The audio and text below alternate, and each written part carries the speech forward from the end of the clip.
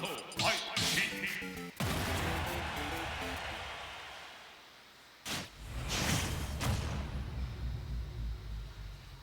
Three, two, one, go!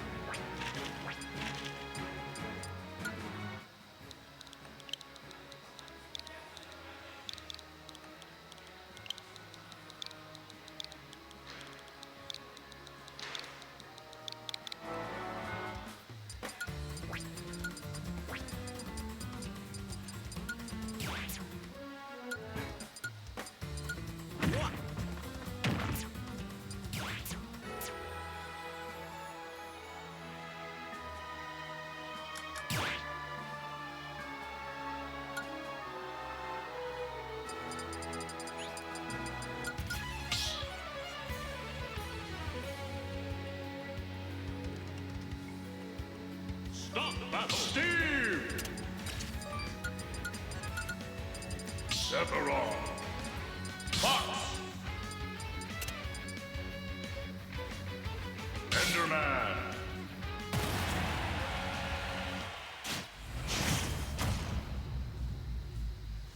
Oh, you hopping? 3, 2, 1, go! Might as well while I wait. I don't really feel like playing right now. All right, hello everybody. This is IRLC once again, and I'm joined here by J-Tank, and Yo. we're here watching Sunfish for Hero Main 69, my fault, versus Temptation. exactly, and HeroMan69, one of the people here who has given into temptation and has gone Steve here. As he should. Yeah, exactly. As you said, honestly, I love his Steve so much. Like, it's so much fun just to talk about and commentate because he goes for the dumb yeah. stuff. You know, he He wants to wants have the fun clip. time He on wants the stream. clip. If Yeah. he doesn't get the clip, he's not having fun, and that's what really matters. Exactly. He runs the entire bracket. For those of you who don't know, so he's here purely to make it fun for you viewers as well. Yep, and here seating himself into Fox as well. Like Exactly. as Don't the TO teabag should. after making that structure, my guy. All right, but no, let's talk about Temptation. I do not know this player at all. I've heard their name a few times. When I was talking to Sun earlier, they mentioned that they were like a pre-quarantine, like they'd come to locals and whatnot. So I Really? think they're just like a little bit of an old head kind of. So it's been a hot minute then, and oh my Yeah. god, look at that shield they pressure. went to grind last night and they got 9th. I did see that. Not bad at all. All right, I now kind of know the caliber of player we're dealing with right here, which is all the more impressive that Sunfish is doing pretty well against him. However, there are no materials on this Steve. Okay, good tech chase grab. Didn't quite get the up smash. Sun fighting his way out of the corner, but 77, honestly, footstool anvil out of shield might just kill Fox here. Exactly. Although I've never seen him do that, but hey, sometimes you don't even need it. Doesn't need the footstool, just straight anvil. 77. Honestly, That should he be deserves punished. to die there. This Steve character, quite strong. All right, but no pickaxe. If he does use his card table now, he will lose his diamond. And I don't know how that was a Kirby down there instead of a Fox down there. It didn't get the launching hit. Oh, yeah, you see him burning iron now. He wants to He just is get as literally much extra nothing. credit as possible. Oh, that you see the Yeah, gold re-hit just the power minecart. Yeah. Or And tracks. Temptation kind of fishing for these up smashes here. Where is he going? Actually, I would never doubt. I should never doubt I Sunfish. feel like these aren't F smashes. These F smashes on platforms, I feel like he's just missing the drop throw. Like it's gotta be. Happens to the best of us. And does get the push off, and instead, Sun still no resources to his name. Does have diamond and 1 iron, but he has no blocks, man. But honestly, Steve with Diamond's scary enough. He doesn't even need Fair the mats. enough. Like Oh. Fox friends in on him, just up tilts, and then you just take 80 and then just die. Yeah, exactly. Actually, I'm surprised we haven't seen him going for any jabs, as that is such an effective move against fast fallers like Fox. And oh my god, he's doing redstone contraptions. He guy's bought the playing- handbook. This guy's playing Minecraft. Yep. Dude, I just got recently re-addicted to Minecraft. Oh no. I know, it's fun. great. It's It's so a great much game. fun. It's a great game. Yeah. Alright, but I think that's one thing, honestly, like having Steve in the game, like as overpowered, overtuned as he Oh, is. I'm like so it happy he's legitimately here. gets people to like play Minecraft. He's a really cool, for as good as he is, he's a cool character. Oh, I think he's one of the coolest platform fighting game characters ever, just Oh, yeah. overtuned. Yeah, if he was like not overtuned, people would love him. Exactly. If he was truly, truly overtuned, he wouldn't be in this percent deficit right now, or DIing like that. Maybe Sunfish is just bad. Nah, we can never say that about playing this RTO. matchup really well, using Actually, the platforms a lot, like really avoiding getting dog walked by Steve here. Yeah, Doing I- a really good job of working around his grounded options. Something I like that he's doing too is that he's approaching over the walls, but he's still dealing with the wall. Like he's trying to get rid of the wall while also going over it, which Yeah. normally you choose one of those two options. But wow, that back. But now he's just running in a little bit too much right now, and I feel like I Yeah. know obviously you can't let Steve just mine get materials, but I feel like he's just not doing enough like fake outs running in. He's just getting forward air, back air away repeatedly. Exactly. You have to be smart about it. Because now look at all the iron that Steve has because they've been able to swat you away. Because again, Steve mining is fine, but Steve knocking you away and then mining, that's the problem. All right, but this should be a big combo. No, isn't able to extend it because of that iron block right there. However, it does come back and actually save him. Okay, good grab by Temptation. Let's see how Sun fights his way back off stage. He's got On fists. stage. With his fists, apparently. Yeah, there we go. Finally, the diamond will be burned, and that means that this is basically an even game. Yeah, I know. Fox is obviously 135, absolutely at kill percent here. Been at kill percent for a hot minute. Yeah, back air will do. Oh, that was a phantom hit on that up tilt. I think basically anything kills Fox. Forward throw a ledge might kill Fox. Up throw might kill Fox. I wouldn't be surprised. There it is. That'll definitely kill Fox. Honestly, does he fish for a jab here? Interesting that he rebuilt his diamond right there when he still had a lot of durability on just about everything. I personally would have saved it, but hey, maybe he just wanted to refresh everything because he knew that he was going to be able to get some of these amazing up airs. 46% now, that's 70%. One This F is smash even. at ledge. One F smash mid stage, he's probably dead. Oh, yeah, exactly. Under the PS2 platform, you're done. And you know Sun's going to look for it now. Watch this. I'm reading F smash in like 5, 4. Well, I'm reading another F smash. Yeah. I'm reading roll F smash. Okay. Maybe not roll. that should be it, though. The swerve! Wait, he's just better? Wait, that was kind of crazy right there, He has actually. no mats. He has no mats. He's scrapping. He has literally no mats. Exactly. Yo, he actually just did an Enderman teleport with that one right there. I don't know how he avoided it. Oh, he missed. I feel like he dies there. Yeah. The dash attack, another one of those might actually take it. Finally has some materials to his name, building one of those blocks. Let's see what he can do with it. And he gets it! He's gonna get it. Thanks, guys. No, but I want to talk about that amazing up B swerve that we saw right there. That actually was so such good. a Such juke great off the reaction platform. time.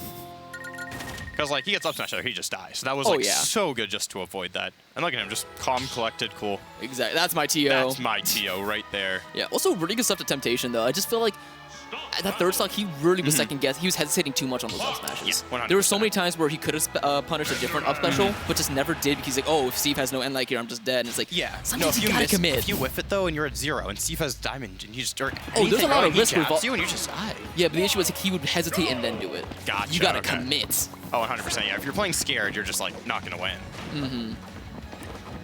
Let me tell you, this Blockman, he feeds off nerves. Oh, 100%. Bro, characters that feed off nerves are so annoying Bowser, to play yeah. against. Bowser, Kirby. Yeah, Holy scary, true. You get it. Not my Kirby, though. No, not your Kirby. Festive. Yeah. Speaking my of God, Kirby, what is he doing? Bro, I finally beat a Kirby in bracket. Let's go, Like man. 2 days ago. So long. So bad against that character. That dash attack beat that Back to forward the smash. match. Hey, Kirby's broken. What can I say? Yeah, I agree. Thank you. Top 10 character.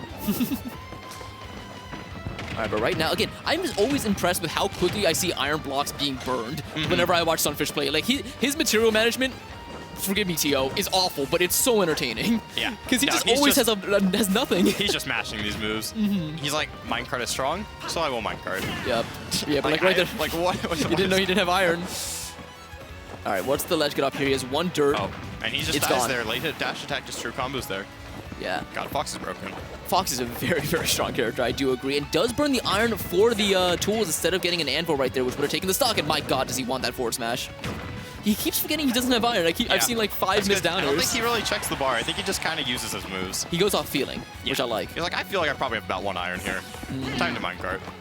Oh, is S-Smash really the best way to take care of those platforms? Look at how many resources you just gave Sunfish right there, Temptation. I think he takes the stock with an up smash. All right, I'm reading down smash then. Check this out. He's going to get a crazy down smash 2 frame. I'm reading up smash. No, I'm still reading down smash. I think he went for an up smash right there too. I'm still reading up smash. I'm still reading down smash. Winner And he's just winner out gets of iron. DQ'd or loser Whoa, gets DQ'd. Yes. No, I'm on stream next. I can't. Oh, too bad. Come on, down smash. On neutral, get up smash. I don't think it's happening. I think it's going to be... I'm Probably going to gonna change be my answer Anvil to or- Anvil or back here, actually. Uh, What is happening? An up smash is happening. Is it now? All right, but I think the up smash is going to be on the side of Fox, though. That's the thing. He's just not going for it, though. Yeah. Oh, that would have been such a sick ping pong. Well, and he's at Fox at 160 versus Steve. Dude, I might see my first ever Steve up air kill. Maybe Steve can't kill. He might. I Holy might see crap. Steve up. You know what? Oh, There it is. It was back here. Dude, there was so much hit stun on that. Holy shit. All right, well, now the stocks are even. However, 107% extra credit, that's looking a lot more difficult, especially with Hiramain does have some decent materials, though, for the first time this set, I feel. But if he just jabs Fox once, he might just die. True. Oh. Good footstool. Oh, and actually able to capitalize Oh, off it. good tech. Great tech and DI from Sunfish. First one to get that tech. Going fully off stage right here. Has to burn a minecart in order to recover. I feel like Sunfish isn't fishing enough for like the cheesy like jab, dog walk at 0 type things. Like, Yeah. I feel like they're so good against Fox in this matchup, and the reasons Yeah, like, that- like right just run a there. jab. I feel like you actually just kill him. Sunfish with is that. respecting him too much, Yeah. man. Nah, you don't do that here. So he's a respectful TO who doesn't want to make his players sad by just killing them at 0. Exactly. And I get it. But no, come on. We're here to win this time, though, right, son? Exactly. You want to win. Let's see you win. I mean, he's at F smash skill percent right here. True. I'm feeling an F smash. I'm feeling an F smash. Nah. Actually, I don't think Sunfish has ever used the move down smash now that I think about it. I think that was a really bad read from me. Yeah. Oh, there's the F smash. Ooh, Not that's gonna the kill guy. though. Where is he? Oh, okay. Oh, there he is. We found him. There Oh, we go. that was Did good a timing on the transatlantic back flight air. down there. All right, well, now, though, this is not that bad. Has a diamond in the reserve that he tried to craft right there. Yeah, there we go. I'm feeling an F smash for this stock. I'm feeling an F smash in the next like 4, 3, 2, 1. Wait. Wait Do it till he again. lands. Time stops when he lands. Yeah. 4, 3, 2, 1. Yeah. Okay, no, he's just getting All right, no, here, no, I'll show you how it's done. Okay, I'm reading it. It's going to be a downer that takes in about 10, 9, 8, 7, 6, 5, 4, 3, 2, 1. Oh, come on, why didn't you footstool downer? That was the perfect time. I don't think he Any does other footstool Steve would have down done there. it. I don't think he does. You didn't even have iron. I'm an idiot. You're like sunfish in a way. Yeah, Oh, there we there's the go. up smash. I called it. I was did call- like yeah, 30 seconds too early, but I called it. I put that in those godlike commentary things, Of course, you know. of course. If I just start counting, he's dead. If I just start counting down from 5 every second, you know, It's gonna work. It's gonna work eventually. Yeah, all right. Probably. All right, but there we go. Temptation looked like he locked in a lot more of that game. So sorry we were kind of goofing off a little bit there, but no, genuinely Temptation, he was playing around the blocks a lot better, and I felt like he got a lot more hits in. But yeah, I do feel like Sunfish, now that it's game 3, I think we might see the dog walk come out. I don't think so. I think Really? he's not I even think he's the type to pull it out game 3. I think he's gonna. Oh, no, he's pulling something else out. All right. And he is a Fox main originally. You know, he is a very good Fox player. So for those of you confused, I understand it. yeah, he always switches around between like Rosa, Fox, and Steve. I think it's just based on how he's. I don't even think it's a matchup thing. It's just how he's feeling. Dude, actually, I think it's been like 6 months since the last time I've seen him play Hero. So good job to Hero Main 69. That's my favorite hero main right there. Oh yeah. All right. So just for those of you confused, Temptation is the one in yellow. Sunfox is the one who just roared out that jab in the white coat. I've already lost track. Yeah. Up. Wow, they both just did that synchronized jump right there. Great minds think alike, you know. All right. So I actually don't know how the Ditto goes. Of course, we've all seen that. Oh, like that. The Ditto goes like that. Yeah. So there's that jab kill we were talking about earlier. Oh, true. He just got it with Fox, not Yeah. Steve. Oh, does get the jab block though. Down Down tilt? to back air. Going for the up air. I like the option. I was 'cause- thinking forward air. I don't know why you. I'm not sure about the. I don't think up air is true there. I mean, hey, if Temptation DI'd in, that would have been an easy like 40+% that he would have That's racked true. off of that. But still, going for a little bit too hard of a read on the DI for my liking. Okay, and let's see if he can get the ledge trap here. Ooh, good reversal by Temptation with the down air. Yeah, no, that down is so good at just resetting situations, mostly in the Fox player's favor right here. However, there is quite a bit of damage being racked up on Hero Main 69 at a greater rate than Temptation here. One good near up smash, which is in the percent window for now, will make this almost an even game. I'm just seeing how Hero Main just fights his way back on stage, and he's gonna SD a second time. Okay, he's a Hero Main, guys. This is a secondary, you know, it's a he doesn't pocket main this character. character. Yeah, He's never played this character before in his life. He just wanted to see if he could do it against Temptation. exactly. He doesn't know what He's he's here doing. to have the players have a good time. That's all, right? Here for a good time, not a winning time. Go for the, come on, go for the, you went for Drag the down fair forward spike? air. No way. Yeah, he got the fair. He got the forward air spike. You didn't know that kill screens? No, I didn't know Yeah, that kill Fox screen. forward I know air, drag down kill just not screens. kill screens. Damn, All okay, right, well, well, that was a quick I'm game number playing on 3. stream next. Yeah, you're on stream next. All right, everybody wish J-Tank, sorry, not J-Tank, yeah. J-Tank a bit of luck right here. He keeps changing his tag, I get confused. But no, now we're going to get J-Tank versus... Who is he versus? So yeah, I hope you guys are liking the little curvy gameplay right here. Look at that arm. Don't we look cool? Who does he verse? Oh, Boat versus Chris is happening off stream. That is so unfortunate. We're getting Igloo and J-Tank. All right, so for those of you who don't know, Igloo, he's out of region here, I believe from Pennsylvania. I had the luxury of playing some friendlies with him right before this bracket started. Very, very good Yoshi main, which I am scared of, by the way, so we'll see what happens. But yeah, and I think this is his first Xanadu in a very long time, so I think this is also going to be his first stream match. So you guys are going to be introduced to a very, very strong player just very shortly here. How you doing, Scabs? Oh, 1 second, a little bit early on that. Not too bad, dude. How about yourself? I'm doing a fantastic. You got great bracket matches to hold me over while I'm waiting for my next one. So hey, I couldn't be happier. I think your next one's Towa, so good Oh luck with yeah, that one. exactly. That's Hey, gonna be a man, fun match. I am on a I have a personal vendetta against Towa real quick. Really? Because What's the problem? The first time we ever fought, destroyed me. Absolutely, just I was waxed. But then he told me that Kirby was Corrin's easiest matchup. Okay. And I almost agree, but I'm on a path now. I'm on a journey to prove him wrong.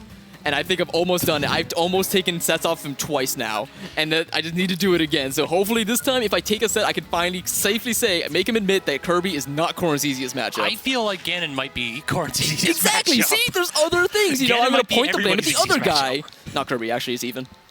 You think it's even? I think it's even for Ganon. Wow. Okay, my Okay. Kirby's even because Okay. I don't suck me cock that much. There If you you go. fully commit to being on the ledge, it's Yeah, Kirby. you hit him with a chew at, where it's just like, I'm Oh, going to yeah, short hop, exactly. inhale, and then just make your life miserable. -5 for Ganondorf. But nah, regular. If you're just scrapping with Ganondorf, I die at 3. Agreed. Anybody that actually tries to play the game against Ganondorf is going to have a bad time. No, well said. That's how to... Ganondorf is one of those little Mac tier characters where, like, hey, if they actually try to fight you, then, you know, you've got a chance. Oh, but if yeah. you just disengage and leave, then the character just gets shut Exactly. You can never fight him on your own terms. Never have that respect, especially in bracket. They know what they signed up for by picking this character. All right. off. Especially the Ganon mains. It feels like They've been doing this for decades. Oh, yeah, exactly. They're used to it. Don't feel bad. Yeah, exactly. Shout out to Bloody Knight. I miss him, man. All right, I do have to go play my set, so I will be leaving you to commentate this solo. But hey, it's going to be a good set. Both these guys are fantastic. Wish me luck. No problem. Good luck. Good luck. Always a pleasure working with the IRLC, but instead, we're going to have to tide you over with some solo comms for a wee bit. As we continue this winner's bracket run, we are on round 3 here. J-Tank versus Igloo. This is going to be an interesting one here. Couple up tilts right there. Then immediately good recognition from J-Tank backing off when Yoshi was able to get that double jump armor out. Tapping that shield, but unable to get too much out of it. I think that's going to be the big difference maker here is if J-Tank can get some safe shield pressure here. Because if he gets these missed spacings, you can just see what Igloo can do here. Yoshi combo game, very good. But punish game right there, lacking a wee bit.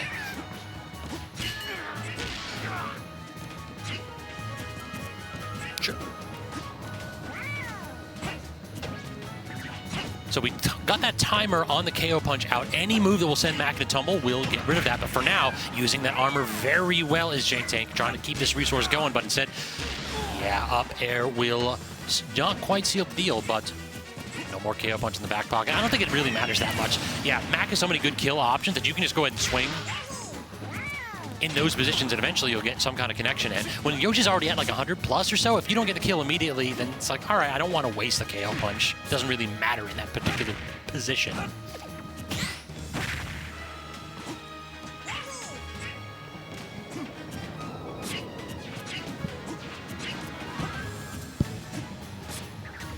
Igloo doing a very good job of using just the vertical momentum that Yoshi has. The air mobility is really, really good with this character. You can kind of like air camp characters that have to stay grounded like Mac.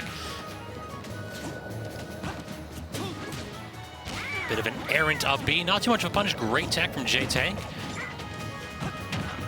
Neutral air, jab to call the spot dodge as well as Igloo gets another, just a little bit of a two-piece right there. I'm digging these little wave lines from J-Tank getting onto that platform ASAP and then staying underneath it as well to just keep this punish game a-going.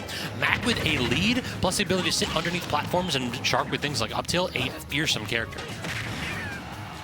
Forward tilt gets full stage control. Igloo yet again in the corner. So far, not really been punished too hard. J-Tank tends to just toss out one aggressive option and then back off and go back to center stage. And that game plan has been working out very well. The aggressive up B. I like that option from J-Tank. Just one of those where let it fly and then use a fast fall through the platform potentially, but no, wave landing back on the stage after that offstage situation. Definitely not the move in that position. Mashing out of the egg and getting a little bit of an up B punish into the down B punish on Yoshi's side. Tit for tat for a bit of percent right there. I think Yoshi ended up coming up on top from that small exchange.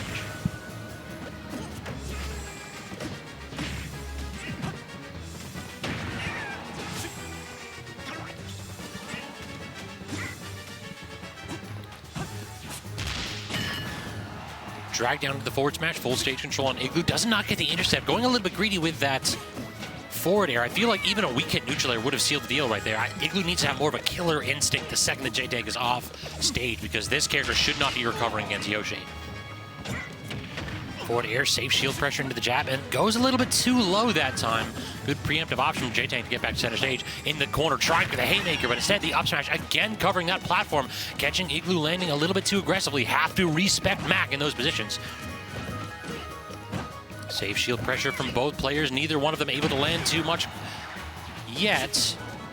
Again, Igloo not willing to risk a trade, and he pays for it very nearly with the stop of that forward tilt.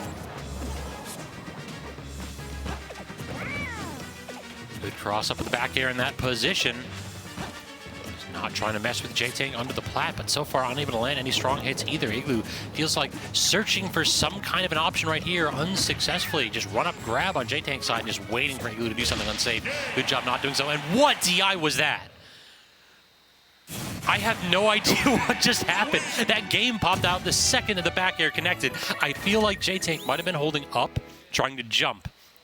And then not only did he get the DI up, but he also got the hold buffer jump because that man vanished the second that back air completed. Good God.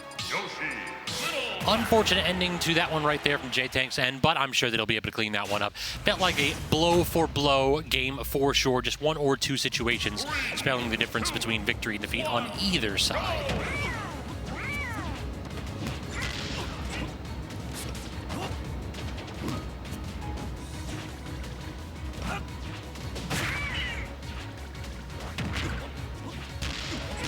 One up air, two up air, solid damage yet again. Igloo starting off strong once more, but I'm curious if Igloo's going to play a little bit more defensive. A lot of those higher PR'd and PGR'd Yoshi players would typically go aggressive early on, get a lead, and then start to play much more defensively. With the KO punch, yeah, it's exactly what you want to do too. Great spot dodge calling that option out. Forward smash getting the punish on J-Tank's stepped forward smash as well, so Igloo a solid lead right here. And this is where Yoshi can just kind of run away from with things, both literally and figuratively. You do not necessarily need to engage the Little Mac. Force him to toss out unsafe options and then get those whiff punishes going. And then also space that back air like we saw right there. Igloo already has a solid game plan, it looks like, here in this game too. Good jump away. Dash attack up air, another one. No, called out the weight, but again, goes for a haymaker with the forward air and does not get the connection.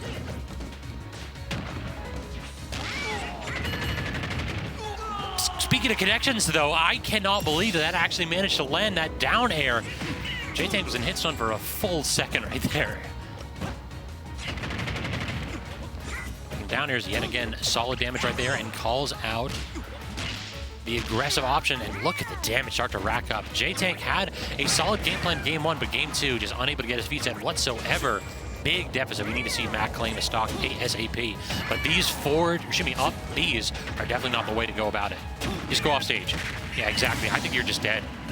That is exactly what Igloo needs to do. Just throw your body at him, threaten those disjointed hitboxes, and force the Mac to respond with either side B or up B preemptively. So, solid connection right there. I think that we saw exactly what makes Yoshi so strong in those matchups. Little Mac, a character that can dominate the ground, but the second that you have that lead, the match tends to fall away quite quickly. So yeah, I had actually hopped on hoping to catch a set with IRLC and hoping to save him from solo commentary, only to fall into the trap of solo commentary on my own side. So this is an unfortunate situation for you, say this for sure. Also, got to go give shout out to everybody that is sticking with us today. I know that Warehouse Wars 4 is streaming on VGBC 1, so definitely hit them up with that dual stream options if available. Why don't we also talk about HelloFresh, since we had some fresh gameplay right there. So they are partnering with Xanadu Games. You get 10 free meals if you use that link in the chat. In addition, I think we get $25 or so for every person that signs up. So there is no better way right now to help out VGBC and help Xanadu keep its doors open than by getting some good food with HelloFresh. In addition to that 10 free meals, you get one free appetizer item per box while the subscription is active for all the U.S. residents. All you have to do is pick your preferences, receive your meal kit, cook, eat, and enjoy. Trying to eat a little bit healthy this summer, trying to get some good food this summer, hit up HelloFresh. And thank you again to HelloFresh for helping support VGBC. And to all of you who might go ahead and sign up and help us out. You know, I might actually have to go ahead and check out that deal myself because I hate cooking.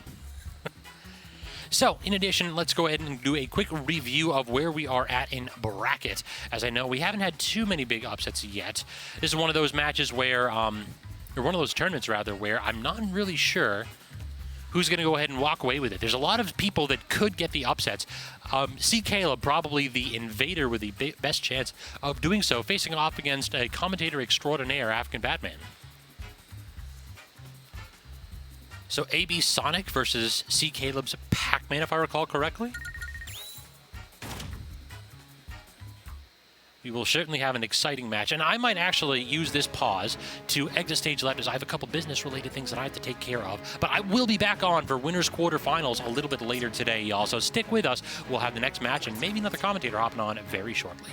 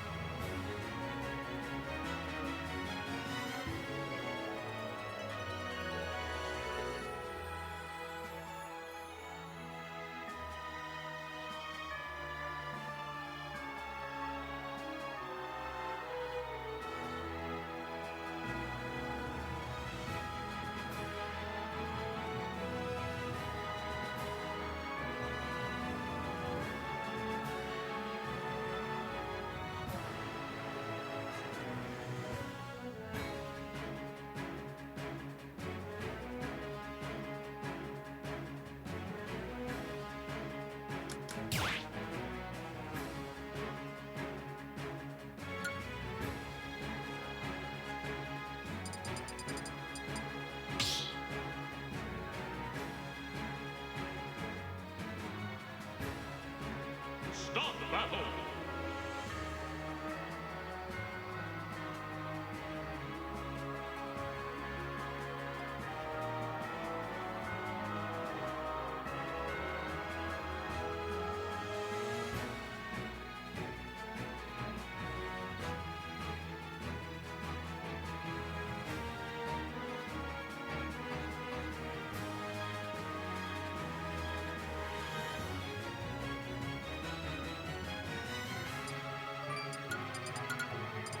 Pac-Man!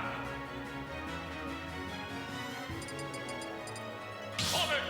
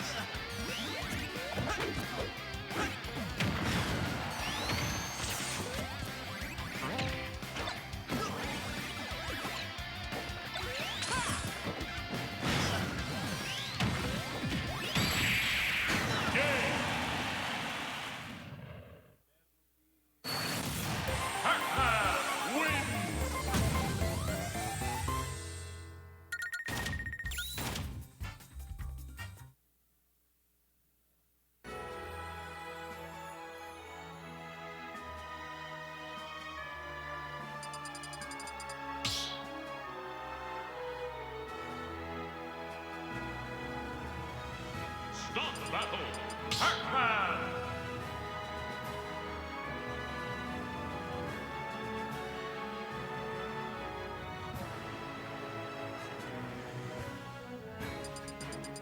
Comet.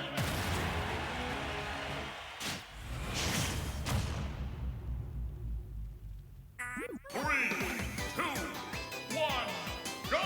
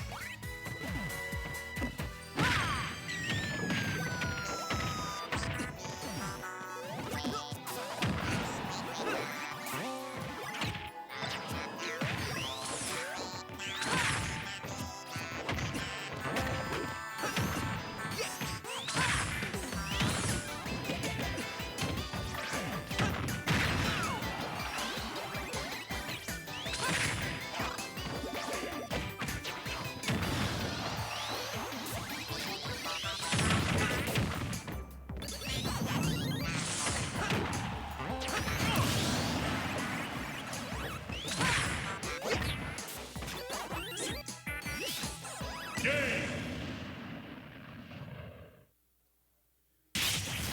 Pac-Man wins!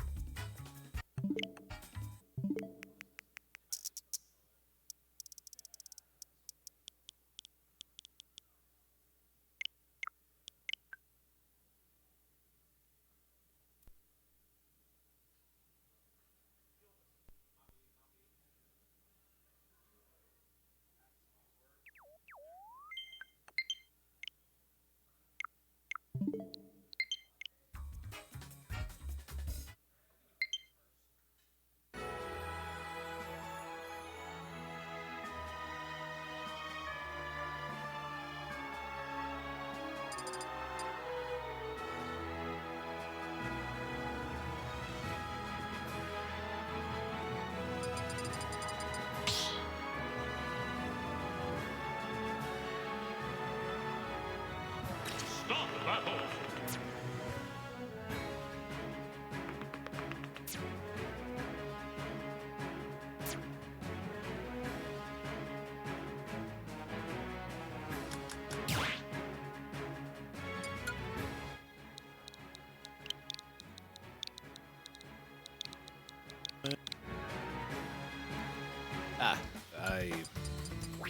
wonder if it's the right microphone. Got tests here. Or this one? No, this got to be the right one. All right. Cool, cool. Appreciate that. Whoever, the voice in the sky, you are the GOAT. Alrighty, so who do we have up here?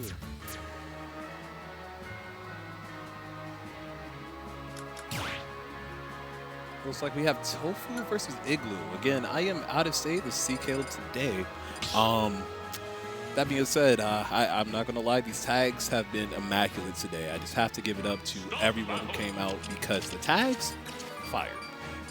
Well, Igloo's more like ice, but you know, I get that. Luigi. That being said, looks like we got a Yoshi versus Luigi, a Mario Kingdom classic going on here. And this will be pretty interesting for Tofu, I think, just because Luigi is so reliant on that grab, and then Yoshi being one of the characters that's more prone to being in the air, has one of the best air drifts in the game. It should be a pretty intriguing battle to see how those combos come about here. Starting off pretty chill. Got a nice 33% going on Tofu. That being said, there's the first combo we see from Tofu. Oh, got the regrab. Looks like you're looking for an up B. Decided not to pull the trigger on a tornado instead. Still 85%. Although Yoshi's a little bit heavy, nothing to scoff at. All right, getting some touches going on with that down tilt. Not able to get too much off of it. Right now, great S smash. Roll in, saw the missed grab, and that's one of the laggier grabs out there for sure. Tofu already with a strong lead to start this game off. That being said, nothing that Igloo can't come back from, especially with the edge guarding game. Luigi's recovery is fairly linear. Not able to get anything off there, but this ledge trap is continuing. Tofu just looking to get out of his advantage right now, try to reclaim that center stage, and doing so with the zoning game. A little bit underrated from Luigi, but those zairs and the fireballs can be really dangerous. It can really force your opponent to stay back just a little bit more than you would expect from a character that isn't traditionally considered a zoner. Oh, and there I just saw some news about that frame 4 dash attack. Absolutely crazy. What's even crazier though, up tilt, up air, one of the bread and butter confirms coming out from Igloo there. And able to really not take too much on that second stock, only 65. And again, Yoshi, a pretty heavy character. Is it going to be an up B? No, it's not. All right, Tofu already getting back to that early percent lead. Got a quick extra 50 in the last few seconds here. Back here, and now we are looking at a back here near the ledge, or maybe even potentially a tornado off the top to get this kill. Oh, and I'm not even sure what happened there, but we are going to definitely take that over Igloo.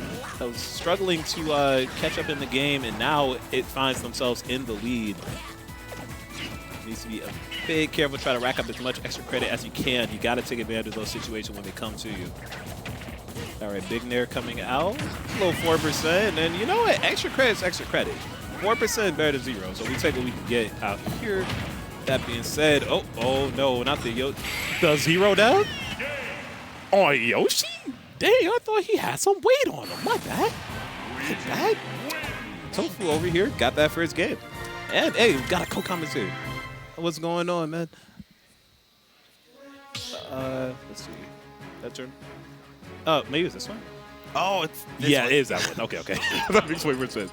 All right, C.Kaleb, and I'm joined by Sora 893. Hey, what's going on, sir? All right, so first game went to Tofu there. We got Luigi versus Yoshi. Are you familiar with these players by chance? I'm familiar with Tofu. I mean, he's a Luigi player, and he's really good with those combos as well. I've seen him play them against me on friendlies. Absolutely. Saw that last combo in the last game, able to go ahead and take the stock off the 0 dash. So definitely a proficient Luigi. He is. Now, I was thinking that the combos wouldn't be as effective on Yoshi. You know, you got that beautiful jump to get out of combos pretty much frame 1. That being said, if the combos are true, I guess it doesn't really matter. It does. Familiar with this matchup though. I mean, Luigi versus Yoshi. Between Mushroom Kingdom, it's really like a 50-50 chance that Luigi might win this one. I don't know. Absolutely. Yeah, I definitely would say it's a fairly even match so far. Just saw that Igloo was barely able to miss that up tilt and the up air confirm off a drag down, but still got the up smash first. And this is a little bit of a departure from last game. Tofu got the first stock off a roll read, or rather rolling up smash, and then kind of maintained that lead throughout before an SD happened, but still won the game. This time, Igloo trying to take an early advantage, see what he can do. Very good parry into the back air, getting the stock. It's already a timepiece. Uh-oh. Combos. Yeah. Combos. That Combos. is what happened at the end of last game, too. And just like that, it was even, and I was not. My goodness, Tofu's cooking right now. Yeah. Oh, I kind of got a little scared. I saw 0%. I'm thinking, are we repeating? I thought we were going to see a risk repeat there, but it didn't happen. Yeah, even without it, though, you got a whole stock deficit to overcome. And Tofu's combo game doesn't seem to be limited to just the 0 dust. So that's one thing that I do see a lot of Luigis have an issue with, trying to find combos and damage outside that 0%. Even though Luigi got the option to do it pretty much whenever, to be truthful. Oh. Ooh, saw that fall in there. I thought it might be an up B. Down throw, up, down B? Nope, just up there. Searching for anything to go ahead and get this kill. And the up smash gets it. Tofu takes game 2. Absolutely. Now, is this best of 3 or best of 5? Do you know? It's best of 5, I believe. I don't know. Okay. So we got one more game then going on here for winners quarters. Good up smash coming out from Tofu though. Again, I would say that game even more dominant than the first one. Gonna take a big adaptation coming out from Igloo here to make something happen and really bring themselves back into the fight. You can see maybe a little bit stressed out, but again, Yoshi definitely has the tools to make this happen, and Igloo has the defers. Just needs to go ahead and capitalize this a bit better to be able to get these first stocks. Oh, I love this song so much. Kingdom Hearts fan all the way. Absolutely. Honestly, I'm so glad they added like Sora into the game purely for Hollow Bastion. I'm not gonna lie to you. Love the stage, love the songs. Beautiful. Dude, no matter what happens, Kingdom Hearts will change your life completely. Not gonna lie. I've seen snippets of the story, a little bit complex for me. I'm not gonna lie. Between the couple games, I've heard that they're like a prequel, then a prequel, or something along those lines. But obviously, the fanfare that Kingdom Hearts gets, crazy. Not crazy as Tofu first stock. Dang, only 44%. Never get back here though. I'm about to say, finishing off with that back air and not really having too much of a difficult time doing it. Oh, good air dodge coming out from Tofu. Very necessary. Oh, and the cyclone coming up from Tofu, followed by the dash attack. Yeah. Now, if Igloo can take this stock, it's still not out of the realm of possibility. Oh, so close to getting that up here, but the cyclone. Yeah, beautiful option, and it has invincibility. You know, why don't we give that to Pac-Man? You know what I'm saying? Like a little iframes on him. Yep. Pac-Man always has it. Always has his targets. Pac-Man always has his targets. Look, you got targets. Oh, very good raw F smash. About to say, caught Tofu being a little bit too aggressive and got that raw F smash. Oh, and jumps right out of the cyclone too. Very good SDI. Gosh, you got. I was wondering if it was just like jumping out or if it's like a little bit SDI, but that's probably more likely, yeah. All right, wait a minute. Igloo trying to make this comeback. 141. Is anything get killed by a sneeze, but Tofu's getting a little too aggressive, it seems like. He is. Igloo 141. Oh, hold up. Never mind. Yeah. 161 already took the stock out of from Igloo.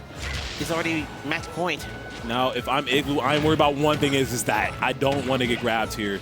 And this time decides to jump out. Great option there because we have seen the 0 death at least 2 times in this set already. Oh, very good parry. All right, and like I said, you're always in the game until you're out of it.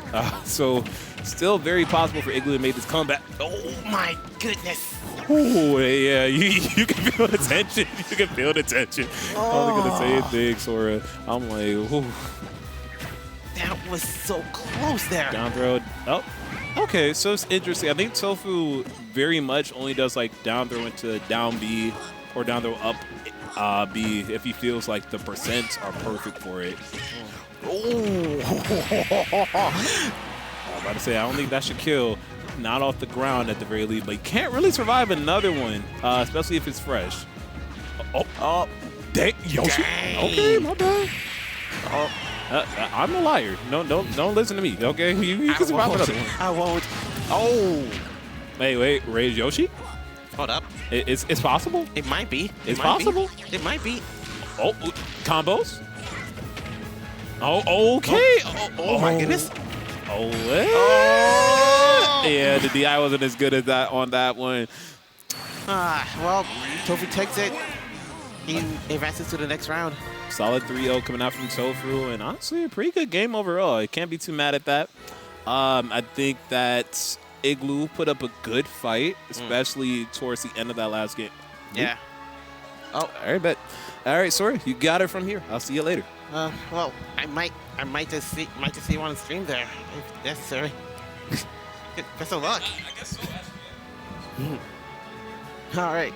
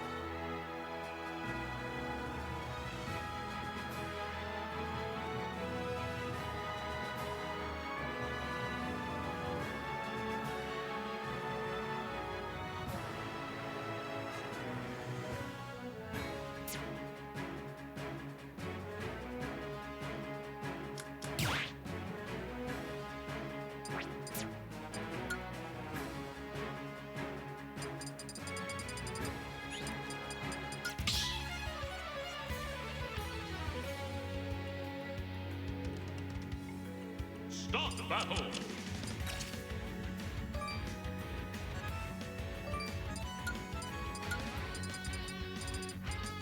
Snake.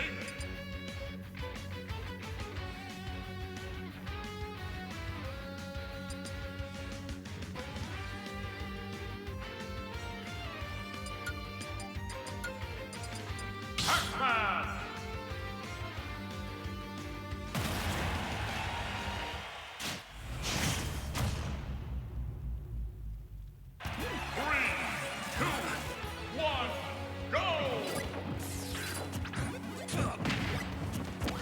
All right, hello everybody. This is IRLC. Sorry, I really wanted to commentate this one, not only because it's Unlucky on the screen, and I'm a very big fan of Unlucky, but also because my co-commentator at the start of the stream, if you guys remember, C.Kaleb, the man himself, is doing extremely well in this bracket and is now one set away from getting a spot in winner's side top 8. And oh my goodness, what a way to start. So sorry I cut off your introduction. Who are you? Sora 893. Hello, Sora. As always, indeed. I've never seen you change that tag. All right, but I'm so... Wow. Okay, so let's talk about what just happened right there, because that up smash was a couple years in advance, I would say, and yet Unlucky still, unfortunately, air dodged right into it. Foresight, a little bit lacking right there, but that's okay. Yep. I'm telling you, Pac-Man has like a lot of capabilities. He has like the it's like the fruits and items and all this stuff. Oh, don't he's forget the fire hydrant as well. Yeah, no, a lot of really good tools on this character right here. I don't think anybody will be doubting anybody on that. Pac-Man has so many things, but hey, Snake has tools of his own, namely that up tilt, of course, being a great way to answer back. Unlucky now back into this game, because leads are so important for Snake when your character trades as many times as you do here. Right? If you're at a % deficit with Snake, and wow, great bell. But if you're in a % deficit with Snake, any grenade trade you take is so much worse. And just again, the roll F smash. C.Kaleb is not afraid to throw out these ghosts right here. He isn't. C.Kaleb is like cooking right now. Indeed. You can see he just has total confidence in where he's placing these disjoints here. And of course, Pac-Man F Smash, one of the best in the game in terms of range, size, speed, skill power, everything basically. All right, but now a little bit of a reset right here. Unlucky fully committing to zoning with the grenades. Makes sense, too, because, again, if Pac-Man chooses to go close and then starts getting trades with grenades, Unlucky's going to be on the receiving end of that. And great sticky right there on that platform is going to be burning it. But, wow, C.Kaleb with the parry, avoiding any shield damage. Luckily, Caleb is not even like scared at all. He's just. I mean, he does have an entire stock to work with right here. This is the time where it's go, go, go against Snake, right? Yeah. Oh, but unfortunately, okay, let's talk about that because wow, that C4 would have killed had the Hydrant not saved him. And wow, we are doing loop-de-loops right now with that Nikita. You know, some very good fortune, some very good luck on the side of C.Kaleb. His Hydrant coming in clutch once again. Just gotta remember that Snake is a heavy character. You just gotta play safely. Yeah, love that choppy left right there. Throwing the bell down to be hit by the water and then cover his run in right there. Just a great way to cover space. And Unlucky has to be so careful because Apple is getting close to killing. If he gets like 20 more %, same thing with that Hydrant, he will actually kill here. But it looks like C.Kaleb is opting for the bell and just gets back and right in the schnoz. Not enough to take it though. I think 3-4 might get it, but oh, never mind. Indeed, and really interesting angle right there, knowing that Pac-Man will actually go a left or right or direction, will not just go directly to the stage. And wow, great use of side B offensively right there. It's rare you see that move used like that. Excellent patience from C.Kaleb. Ooh, do you see that setup that C.Kaleb did right there? He did. Yeah. Oh, that was a grenade. That side B would have killed. You can see C.Kaleb laughing about that. He is. Anyways, it's decided point right now. Yeah, I do like the setup that C.Kaleb did as well with the key, where he did an instant jump off the Hydrant up there to time when to throw the key at the water. So smart. Yeah. Oh, he did get that trick, yeah. Nice one. Yeah, threw the bell down and then rolled with it to hide it visually, and Unlucky was just, well, a little unlucky there. Did not see it coming, got hit, and that's the easiest F smash. And that's going to be 3 F smash on the left side of the stage, taking it for C.Kaleb game number 1. But again, this is winter quarterfinals, and for this tournament, top 16 is all best of 5. So that means that we got a bit more game to play here, and that Unlucky has a couple more, has a little bit more of a chance at bringing this back. Let's see what he can do. I don't know what type of character he might use. Oh, he's sticking with Snake. He does have a hero and a Rob. I think we could see the hero in some timeline. I think we're going to be sticking with Snake though. Hero, Snake.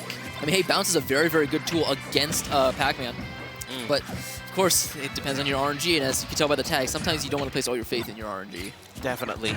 Oh, that's a forwarder, but he still has a grenade in hand. No, it was C.Kaleb with the grenade in his hand. Even I didn't know it, and neither did he. Great job getting that parry on that apple hit on the apple trajectory of the Hydrant, which for those of you who don't know, sends straight up. Oh, very good air.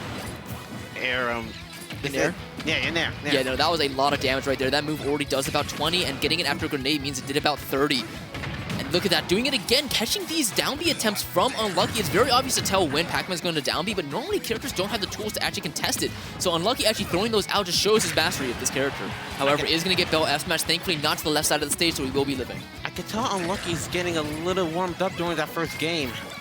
Yeah, I don't know if it's being warmed up. I think it's actually just downloading data, because right now he's punishing the habits that C.Kaleb showed to him in that first game. So now it's on C.Kaleb to adapt, but unfortunately Unlucky not ready for these bells off of the Hydrants. Oh, goodness. He got the key throw, but... Oh. The C4 just totally took him out. Almost. Yeah, well, we are carpet bombing right now, but people forget Pac-Man up air is a kill move. Always has to be cautious of that. Oh, he's right in that Galaga trajectory. Great job getting away from it. So let's take a moment to talk about the stage pick right here, because this is the largest stage in the competitive rule set. Very barely. Like, there are a couple of, like, you know, town and cities very close in size, same with the Kalos. But both these characters love that space. I think the stage might particularly benefit not Pac-Man, Snake a tiny bit more, just because of the C4 placements on those side platforms being so detrimental to any character. Yeah. The other thing too, it's good for Pac-Man, but the Galaga, wow, yeah, this up smash for that trapping, but Galaga does actually interact very oddly with PS2 platforms, where you can get some cool trajectories, but overall I think it's more of a hindrance than a boon. So you can only throw Galaga on ledge or center stage. Don't forget the lime too. I mean, lime with the lime you can be able to throw it a little bit slowly, but it can take the damage melon, a yeah. lot. I like that. It does look very lime-like. Because I don't like honeydew or whatever it's actually supposed to be. I like limes better. I'll take that. All right, but here we go. Yeah, look at the full commit to the zoning from Unlucky right here. Still being in a percent deficit, but he is slowly but surely racking it up again because C.Kaleb, he keeps getting clipped by these grenades, but now C.Kaleb going in on the offensive and actually getting a couple really great hits in. Does he get this arrow? And he does. This is a very, very bad spawn. Oh my god, he went for it. Gosh. That was crazy. Dude, this is the most offensive side B usage from a Pac-Man I've ever seen, and I am a fan. This, dude. Yeah, great job. Right now, he's like cooking right now, but oh. Ooh, wow, great confidence in Unlucky right there, going underneath the hydrant, just trusting that. Oh. Sorry, okay, yeah, great dash check. And suddenly, this is an even game, only 2% separating just about both of them, parrying that, and oh my god, they... I so wish that was different right there, because if Pac-Man back-aired, that was the stock, and if Unlucky up-aired, that was the stock. Yeah, it would.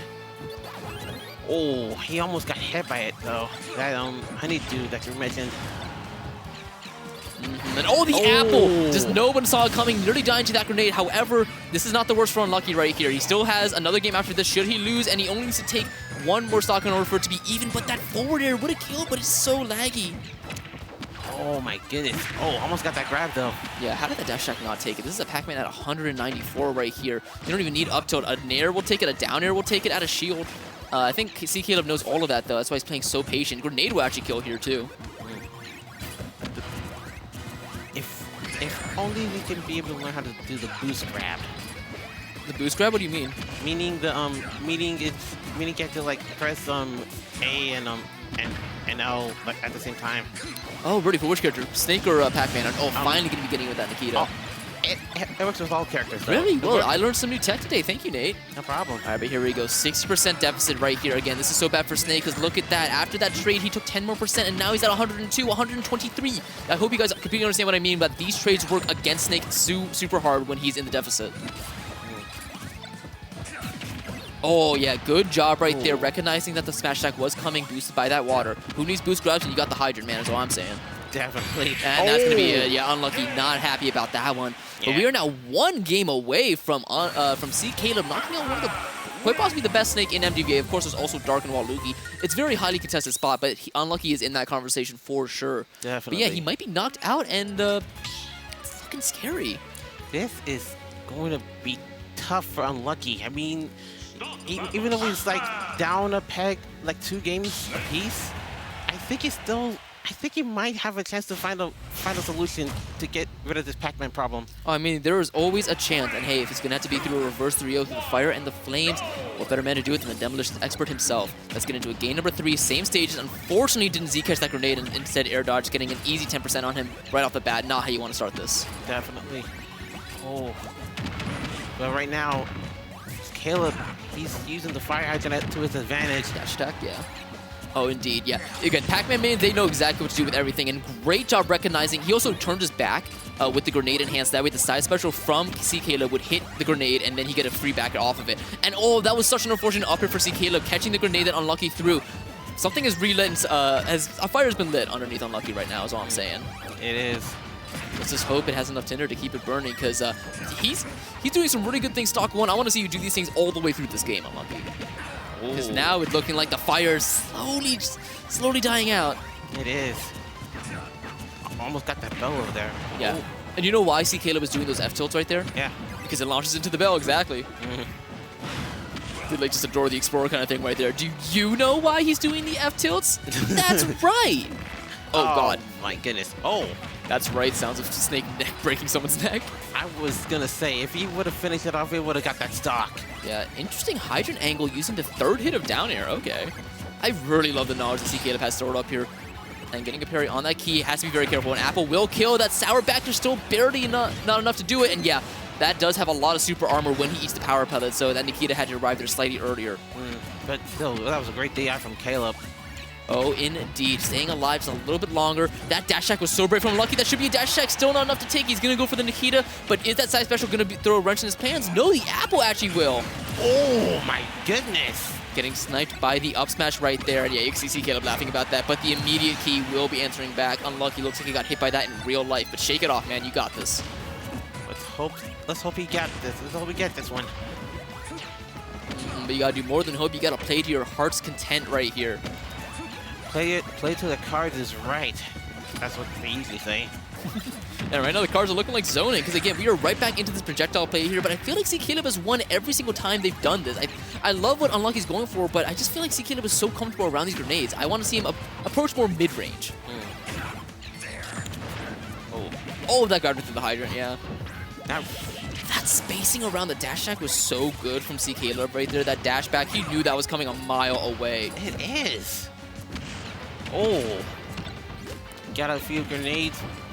Got a few grenade damages over there.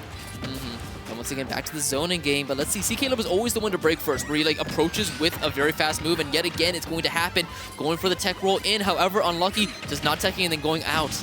Oh my goodness. Yeah, we'll say this is extremely even. 76 now to 58. Anything could change here. That hydrant exploded by a grenade previously. C.Kaleb, though, great reaction times in order to get that shield out before it connected. Does. Oh my. Oh, very good parry from Kaleb. Yeah, they're using as much of CS2 as they possibly can here.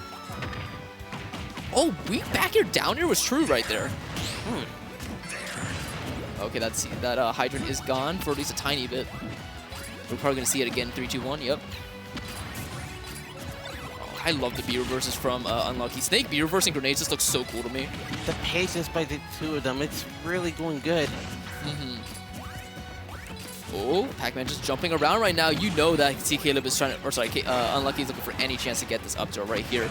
C.Kaleb, though, oh, he keeps hitting himself. This is so unfortunate. Oh my goodness. Bell's going to be out. That's going to be a hit, but the grenade saving him. However, he is at 149%. The good news is you have max range. The better news is that that C4 will be taking that stock at 108 after the hit. Survival point for Unlucky. He might need to get that stock, or he will never be able to make it to the next round. Exactly. The other thing, too, he has to be so... That would have killed him. He has to be so careful, too. Did back air just beat Key like that? That's crazy. Because grenades will kill him soon. Like, 10% more, any grenade on the stage will kill Unlucky. Oh, wow. Oh. Okay, the decided point is dead even. It is, in fact, dead even. However, that 41% kind of came out of nowhere. And now we have C.Kaleb committing more to the zoning here. He is in that percent deficit, so he does have to approach, and Unlucky knows that. Look at the way Unlucky is darting around all these obstacles, though. Yeah, letting the grenades cook to perfection. This man is, in fact, a chef, you know. Not actually, but, you know, maybe he's good at cooking. I heard that cooks really make good food, though. I would hope so. I hope like, the person who cooks makes good food, yeah. But either way, that ain't food here. These are some meaty grenades. It is. Oh. Yeah, Pac-Man more so is the chef with the fruits. I mean, look at that. I can go for that cherry right now. It looks amazing. And wow, the grenade exploding the hydrant. Unlucky using it as a platform to get that up air. This looking like some win in his sails right here. Unless something really bad like that happens. Oh, if he got that second Galaga hit, that would have been it. Dude, that would have been a 2 combo as well. Oh, yes, that Galaga is one of Pac-Man's best fruits, and jumping right into that Unlucky. Once again, you get to see, and oh my gosh, I love how confident C.Kaleb is with these side specials. I don't think this is the first time Unlucky's ever experienced this.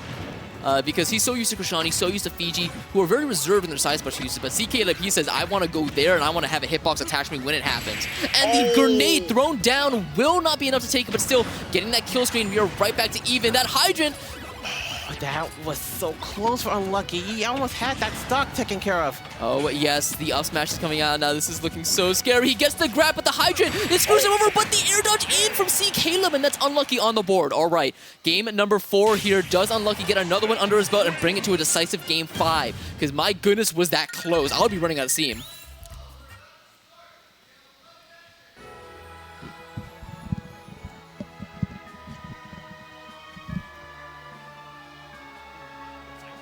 No worries, man. Looks like I might need to head on over to bracket soon. Oh, you're in Redemption. All right. Well, don't worry. It's not starting just yet. Oh, I think it is. Oh, wait. No, we're good. Yeah. Oh, I fight Bra into Igloo. Ooh, okay, that's for top 8. I can do this. All right, but let's see here. Yep, same characters, I imagine. I imagine we were even going back to PS2, considering how even it was. Yeah. All right, let's get into it. Game number 4 here. We could be looking at the turning point in a reverse 3-0, but then again, let's not get too optimistic. Let's let the players do the talking. Yeah. Counter City actually is going to be the counter pick right here. This is a very strong stage for Pac-Man because forward smash kills extremely early as well. But again, great stage for Snake. Down throw forward is going to kill even earlier than it normally does. At an even earlier, and going to be truer earlier as well. And there aren't really too many upward kills like I think Pac-Man gets, so yeah, honestly, great pick. It is. Ooh. But still, it's anyone's game. So Unlucky might be able to reverse this game if necessary. it's anyone's game, why does it say ages 6 and up on the packaging? Or anyway. Oh, Nerdy getting that up air yet again, and already we're seeing the Hydrant portray C.Kaleb a lot. Same thing happened in the tail end of that last game, where a lot of the explosions that Unlucky were throwing out would hit the Hydrant, and then that just added another layer of another obstacle for C.Kaleb to avoid. And already, yeah, something has shifted in indeed. 133% to 21. This is what we saw game 1 from C.Kaleb, not from Unlucky. It is. Normally it might happen, but Unlucky is like really putting up those percentages. Yeah, but again, the percentage doesn't mean anything unless it goes back to 0. How do you get this stock? He's going to be looking for these backers, but he's still very much committing just to these grenades right here. Oh, and a sneaky little orange, someone makes it all the way through. And yeah, Unlucky does not want to commit to any kill options right now. He wants to nickel and dime this as much as he possibly can. All right, come on. What's the option right here? Great point-blank orange, hitting him with the citrus. That nair will be enough to take it off the side of the stage. Town and City working against C.Kaleb. I think he would have lived had that been PS2. And the platform on Town actually ruining C.Kaleb's second backer that I think would have hit had that platform not been there. But now, Unlucky's only taking 92%. One Bell forward smash, and it's over. It is. Or just forward smash, because you know C.Kaleb's just going to throw that move out because he's a Pac-Man player. He is. And that move is kind of crazy. Oh, he's looking for it. He does have a grenade. Good Z-drop, though. And yeah, another thing, too, is that Unlucky's able to... Oh, that would have been so sick. He got a perfect Bell throw to combine with that water. And it did actually hit Unlucky. Oh, my goodness. Look, I mean, the way... I mean, that's a good dash attack from Snake. Very good nair. Hey, why is this so lopsided now for C.Kaleb? It was looking so good for him, but suddenly Unlucky. He's up so much right here. Even if the stock is gone, he's at C.Kaleb's looking at an 80% deficit. 98 now, 99. We are at 100%, and it still doesn't look like he's going to get a disadvantage anytime soon. Does have the Bell in hand, and wow. He thought he got that Bell hit, so he charged that F-Smash up, but unfortunately, he bounced off that shield, and the up tilt was awaited. Unlucky is still on rage, so this is still survival point, or should I say break point for Unlucky. Yeah, let me tell you, Unlucky's gonna go for something stupid, great grenade recovery, but unfortunately right into the Hydrant. It happens to the best of us. Let me tell you, if Unlucky got back on stage, he would have gone for back throw forward air, I know it. Or back throw forward air. Oh my god! Oh my! I don't know if that was intentional, but you have cojones is all I'm gonna say. Cojones. All right, look at that. That's C4 perfectly in the center of that center platform right there. And now we are right back to this game, except C.Kaleb just having to play from such a big deficit and choosing to do so from the corner where you can just throw out all these fruit, have the Hydrant set up, control space, but eventually you're going to have to go in. And look at that. He just jauntily walks to the other side of the stage and restarts. Oh my goodness. The way that I'm seeing right now against Kaleb and Unlucky, this is really a patient match. It's a what match? It's really a patient match for them. Oh, yes. No, again, there's so many actions to describe this match. Right now, some of you say it's slow, I say it's calculated. And look at that, getting the grenade combo into the Hydrant. However, the C4 was underneath it, so not going to be able to use it because Unlucky blew it up. Oh, he's going to get the apple. Oh, I think he wanted the apple for the Hydrant right there. He does. And actually just choosing to keep that orange in his hand. He is loving the orange right now. And you can just see how good C.Kaleb is with the item plan. Actually, now that I'm looking at this is very even, especially when Unlucky's getting clipped by everything. He does have max rage, but he only has 21% racked up. He needs definitely more on the board if he wants to have a comfortable lead instead of just the slim one he has now. Oh, nice hit by the fire hydrant there. Yeah, Pac-Man upper will kill, by the way. Pac-Man backer will kill. Pac-Man down air will kill at ledge. That key will certainly kill, and that Hydrant. There are so many things he has to worry about, especially his own grenades. Up air, great DI, though. Oh, and that apple, once again, getting the snipe, only 34%, and it's even just like that. One Galaga combo does about 60. Let's see if he's going to be able to get it. This is still, anyway, this game, it's the deciding point. Oh, all right, finally some decent damage tacked on for Unlucky. I feel like it's been a while, and like, the Hydrant, once again, saving Unlucky from a huge punish that C.Kaleb would have had ruined. Pac-Man on 50, Snake on 20%. Yep, 30% deficit. But then again, neither of them, they both know how explosive their characters are, and they don't want to be the one to bite first and then lose. They want to make that other one make that first misstep, make that first mistake. And it's always been C.Kaleb to bite first, but right now, Unlucky, I feel like he's getting a little bit impatient. He wants this game to be over. Look at that, 1:41 on the clock. This could go to time if we're not careful. Just one mental note that I just want to tell everyone. Don't panic. Exactly, but hey, easier said than done. No matter how good you are at this game, no matter how composed, being in a last stock situation like this will always get that heart pumping. But again, it's how you use those beats, it's how you put that blood into your fingers, you get these movements down, and you play your heart out. Definitely. Dude, I feel like they haven't been hit in like 20 seconds. Stop, we're almost at the 60-minute mark. I know, right? Oh my goodness, they do not want to approach, but yeah, finally a hit coming in from C.Kaleb on that Nikita with the Hydrant, and now that one hit has happened, we are disengaging. Unlucky, only 11% in the lead. 60 minutes and counting. Yeah, 60 seconds and counting, oh my goodness. I think this is going to go to time. The way they're playing, they are being so careful around each other right now. They don't want to let anything slip, but Unlucky keeps getting hit by his own grenades. There's only a 2%. Oh no, there's an 11%, 12% difference, excuse me. Just remember, if at the most percentage will win this game. Oh yes, 35 seconds left. We are nearly halfway through this last minute. Oh, that could have been a huge punish right there. That downer was so just unfortunate from C.Kaleb, but it wasn't unlucky. That was a stupid thing to say, sorry. 20 seconds left. Yeah, we're playing for the timeout right now. C.Kaleb, you have to make something happen right here. Oh my god, that grenade that that Unlucky had. Oh, that's huge. 83% to 60, but that's 67% to 94. We are in our final 5 seconds set here. Everybody count down with me. 5, 4, 3, 2, 1. We're going to game 5. Oh my goodness. Say what you want, timeouts are hype, people. That's so crazy. Game number 5, all right. I feel bad too because I talked to Sun. I was like, "Hey, do you mind if I commentate this match before I play my set?" Because I have the bracket's kind of waiting on me now because I just said I'll play after the set, and this is like the longest set of the night. This is going to be crazy. Game 5. Game of 5 again. Reverse 3-0 right on the edge here. The good thing is that since top 16 is best of 5, that means that whoever loses this will have another best of 5 set to determine their placement, determine if they get top 8. So you do have that cushion, but you want to be on winner side. Everybody wants to be winner side top 8. We all know it. We all love being there. Let's see which of them is going to claim that prize. Well, this is it. Final game. Town City makes it the final game. This is it, man. This is it. Exactly. So let's talk again. I want to talk a little bit about how that went wrong for C.Kaleb near the end there. He committed way too hard to the camping game. I feel like when Unlucky had that lead, like he let the time literally slip away from him. And I completely get it because you want nickel and dime your way back to at least somewhat even percent before you just charge in blindly.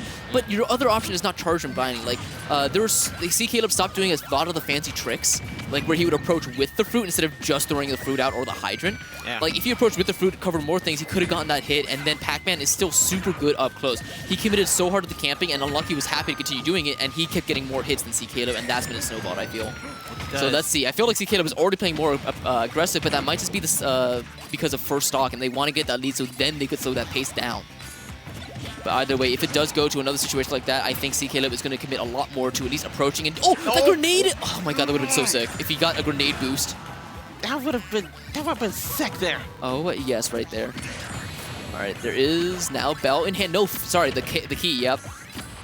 All right, yeah, just going back to that platform, did overshoot it, so good job correcting, and now has bell in hand. One bell from any part of the stage, as long as he's on the ground and in range of SH will kill. It is. Ooh, Unlucky's not happy about that. He now has to work a lot harder than C.Kaleb in order to get rid of this lead before it expands to something like we saw last game. Well, the way that I'm seeing right now, this is like crazy. I think Unlucky might take this one if necessary. I don't know. I mean, hey, it's looking pretty necessary to me, so I hope he does. Oh, once again, placing the C4 and the Hydrant in the same spot. Just to have another option. Wow, Snake getting a little bit of a water slide right there. Oh, the boot, the Dacus? What? What is for you Brawl fans out there, yeah. Ooh. Oh, he wants Nair off the side of the stage so badly, but look at the percents again, 51? This is not looking good for Unlucky right here. And F2 will take it, but it's just looking so scary. And now C.Kaleb has all the time in the world just to go to the other side of the stage. The Z-Drop was so smart on the apple, however, will be getting carpet bombed. Now we are at even stocks, however, 74%. It's every percent matters in this set so far. Well, Unlucky is not on rage though, so he is going to be there at 100%. That was soon. so fortunate for Unlucky, not only getting the item drop on that down air, sadly the bell was no longer a factor, but also C.Kaleb missing that tech and able to get a dash attack afterwards. We are looking at extremely even percent now out of nowhere, and C.Kaleb forgetting where that C4 is. Where did your lead go, C.Kaleb? Because I see an even game. Oh my goodness. Oh, and he didn't, he jumped it through the bell. If he didn't do that, that would have been a free stun. But Unlucky still getting clipped by things. C.Kaleb hasn't been hit in a very long time. He hasn't. Wow, that Town City platform actually saved C.Kaleb, or saved Unlucky from the bell. Dude, he almost had that. Oh, that's going to be a combo. He mistimes the down throw. He didn't have the invincibility frames when the grenade exploded. That would have been a free up air, and it would have been a stock. Oh my goodness, the bell hit him, and the F smash took him out. That was just unfortunate. That was just unfortunate for Unlucky right there, dropping shield at the worst possible time to get hit by that bell, and now we are in his winner side stock. He needs something to change here. He needs an early stock now. Not even early stock, he needs an up tilt. That's all he needs. He wants it, you can tell. Yeah, he really needs it. All he needs is an up smash or up tilt, and that'll be it. Oh, once again committing to breaking that Hydrogen. C.Kaleb, he wants that clock to bleed. We are at 3 minutes and 20 seconds now. Oh, once again, a little ledge cancel with the up smash in the water. 3 Oh my minutes, god, 10 seconds. dude, we haven't seen a single hit in until then for 20 seconds. They're both being so careful, and 28% now. Pac-Man just racks up so much damage. They're really trying to play safe. I know, this is slowly but surely slipping out of Unlucky's control. That C-drop is so smart. Yeah, he's getting too antsy for this kill. He needs to just slow it down. Or not even slow it down, he just needs to be smarter about it. Because, that's a mean... I feel mean saying that, but, legitimately, he's running in way too much. I wanted to see maybe a 2-frame attempt with down tilt, because the ledge trap is not going to work when that platform's right there.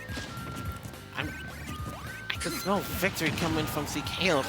I mean... You can smell victory. I see victory with just the way that this is happening right now, and that bad air dodge. So unfortunate, but hey, Unlucky, bringing that to a decisive game number 5. Super great stuff to see Kaleb, though. And now, we're going to get our next minute score set. Oh, yeah, you're in Redemption, right? Yeah, I'm in Redemption. So I'll see you guys. I'll see you then. All right, great job commentating with you. Unfortunately, I do also have to step off. Sorry, Scabs. I am holding a bracket right now, so wish me luck. I got to go fight Bruh into Igloo. So, hey, hopefully there'll be more commentary happening on here. If not, we'll be back very shortly. So, wish us luck. See you then. Exactly. That was a long one, but no, it was so much fun. Let's go. Unlucky. All right, now I'm turned off.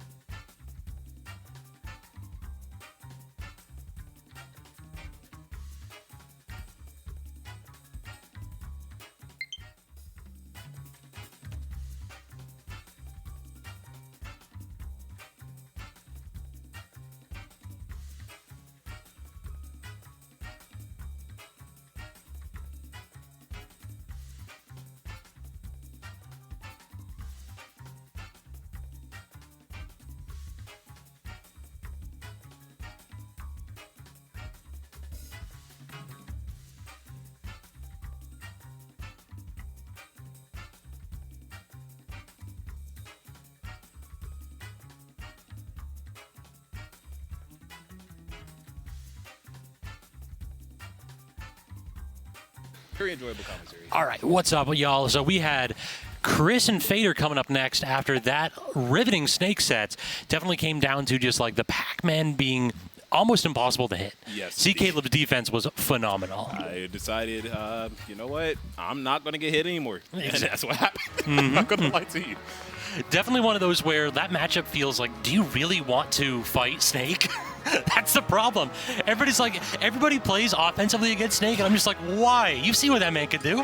In my head, I think Pac-Man should have better boxing, right? We have great frame data, frame 3 Nair, good combo strings, but those grenades make things a little bit more dicey. It's a little bit heavier, so yeah. Definitely. That's always the problem. If you ever trade with Snake, you're losing. It feels. I don't know what Snake's weakness is because it's not zoning. I'll tell you that right now. That man out-zones me for sure. You just pray you never get hit by a grenade, I guess. Agreed. But that's a crazy character. It's messed up. It's like, oh, I guess that the best way to approach this character is to never approach him. Oh, wait, he's got 4 or 5 projectiles to throw at me. Oh, wait, if I decide to approach, he's got a dash attack with invulnerable shoulders because that's fun. Yeah, you know what? Throw some iframes on it. Why not? True. Let's go ahead and It's make balanced. Don't worry about it. Sure. All I got is iframes on up tilt. I'm a little envious. I'm still mad that they took away his Dacus with his up smash in like Brawl and then replaced with a better option. Ooh, what's a better option? His dash attack. Oh, well, It's I mean, like- fair enough. Yeah, set dash up smashes. Go ahead, dash. Just dash Just attack and attack. have iframes. That works. It is a beautiful dash attack. I have to give it up. So who you got next in bracket next? Unlucky Towa most likely looks like. All right. Is that Towa? Corrin. Cool. Another fun matchup. Yeah, I mean, you know what? Honestly, I enjoyed the game enough that every match was fun. True. In some form or fashion. Such as Steve versus Shulk. Probably want to see his few. Matter of fact, he's slated to lose, right? Long sword, able to break through the block pretty quickly. Got the smash art, or I believe the Buster or smash break through walls quicker. I'm not actually sure if it's damage based or knockback based. All I know is that Fader is across the stage swinging at Ghost. This man does not want Chris anywhere near him. It's 100% just like, this is my social distancing stick. Do not come near me, please. And it's now making me think this is a button check. Please. Okay, If this is what our game is going to be like, I'm going to hop off for a hot minute. Understandable. It's like, swing away. No, I'm going to swing be over back to here. You edge. run into me. All right, yeah, thank God. This does look like a little bit of a... Because, yeah, I was shook for a split second right there. I'm like, please don't tell me this is what we're getting. I got that 13% lead, and I hit them 3 nairs. Now I'm gone. You know what? In-game meta. In-game meta right there. And you know the vibes. I mean, truthfully, it may be a possibility. Have to see it on screen. I think it'd be a little bit difficult to just try to stay away from Shulk the entire time, though. Yeah. That sword is huge. It's going to be a bit difficult, maybe to even swing on Shulk or get the time to get the mining materials. I can definitely see that. It feels as though Steve actually has to be proactive in this matchup. Very much so. It's like you can get a bunch of materials, you can get a couple extra diamonds, but how do you actually hit the Shulk? That's going to be the big answer here. If we can actually see Fader play with space and be able to choose the distance that Chris approaches at, then it's going to be very difficult for Steve. But on the other hand, like, you can deal so much damage to Shulk. Oh, absolutely. Like, if he gets one question or one interaction wrong, you're hitting like 6 up tilts and your up air strings, and those are going to do 100 all of a sudden. Buster is miserable when you're the one getting busted. You know, I am kind of curious with the different arts. Maybe a smash art to get out of those sort of screens, you know, Get me it's out. not back. That's actually sick. The old emergency eject button. Yeah, I will take absolutely. additional knockbacks so I don't have to put up with this Yeah, I was nonsense. about to say, I'll take a little bit extra there, but 30 as opposed to 60, 70, well, I think we'll see. Right now, already destroying those blocks early on in this game, but still kind of finding time to mind and not seeing too much pressure applied from Fader there. Oh, the shield was not the option because then we get more up tilts. Absolutely. Again, though, with the percentage, I think I'll take a 30 over 60. And we'll take the shield art and not die or not be near death. I can see that for sure. I'm digging these little like jump and approaches with the jump art too. You just go ahead and have it just bail out if it doesn't work. That's what your double jump's for. Really say pressure against Steve, you can't ask for much better than that. And maybe try to grab the left there with the side beat. I think that might be a checkmate right there if you have that switch right next to it. That's a good point. Is there a way to spread underneath? I don't believe so. I think you have to be reverse and face away from the stage in that position. Ooh, that's a little dangerous to see. Agreed, yeah. Maybe a lava, blows it up himself. Right now, Ari seeing quick 115 on, I believe, Chris is the Steve, correct? I have to make sure. So yeah, Vader is doing a really good job of trying to pick his positions, but really the problem is now that we have such a good enough percentage differential, Chris doesn't feel pressured. Chris is more than happy to say, I'm going to mine, you can go ahead and toss out your save aerials. When it devolves to neutral, I'm confident that I'll get the wins. Absolutely. It looks like Vader maybe expecting Chris to finally try to approach or doing something along those lines, but if you're wanting to stay outside of that threat range, it's also pretty committal. It's a little bit telegraphed, to say the least. Agreed. So now we are just trying to put up any kind of a wall here, but good interrupt right there by Vader. And then the smash art aerial, that will do for sure. Chris has to pay more respect to those options. The second the smash art's out, you're in shield. Absolutely. Just take the throw. Take the throw, hold the shield button, and although Chris built quite a big lead, just kind of throwing it away with that one forward. real talk, the problem is now that Chris struggled to kill. Like, Chris got Fader up to like 120 pretty early, but after that, he just could not actually get any kind of a strong hit. And like you were saying, controlling that space. Oh, that should be able to do. Definitely. Controlling that space with that huge sword, just kind of threatening the area. I believe I go through minecart as well, so there's not really a clear-cut way to approach you outside of trying to time around the different areas that Shulk has. Agreed. It's all about if Fader misspaces. If Fader's spacing on the tip of that hitbox, you have nothing that you could toss at him. I guess try again.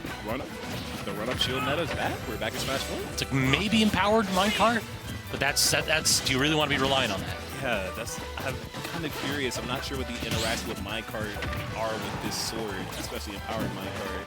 I.e. the Smash or go through an empowered minecart. Is that something that continually would be out the aerials from Shulk? I'm curious to see. Hopefully we will learn later on. Good trade right there, but unable to capitalize is Fader. Doing a good job of just jumping around, applying Sage shield pressure, and as soon as I say that, he lands and gets cute. Oh, and a really good call out on the jump part, actually. Knowing the exact thing he's going to jump on stage, and it's kind of telegraphed, right? You know, you got jump art, you might as well jump on. He's ready for it, though. We were going for a kill right there. That smash art down air, that probably would have finished the stock at 68, but not quite going to connect. Instead, the forward air sends Chris off stage yet again. Smash art is down, but unable to intercept the Elytra. About to say, pretty good coming out from Fader there. Unfortunately, did trade that stage control, and now Wig 44 coming out from Chris. Respect to Chris about recognizing when these smash arts are available. Like 2 or 3 times now, Chris has gotten a throw combo and then just bailed out of it with an up smash, or forward smash rather. Just saying, yeah, I know that the shield art is a threat. I'm just taking max damage and calling it a day. Wig damage, good adjustment from the combo. Love the setups that Chris is doing at the ledge here. Not even just with the TNT, built some blocks on that last stock and was able to just trap him into hitting the little pressure plate.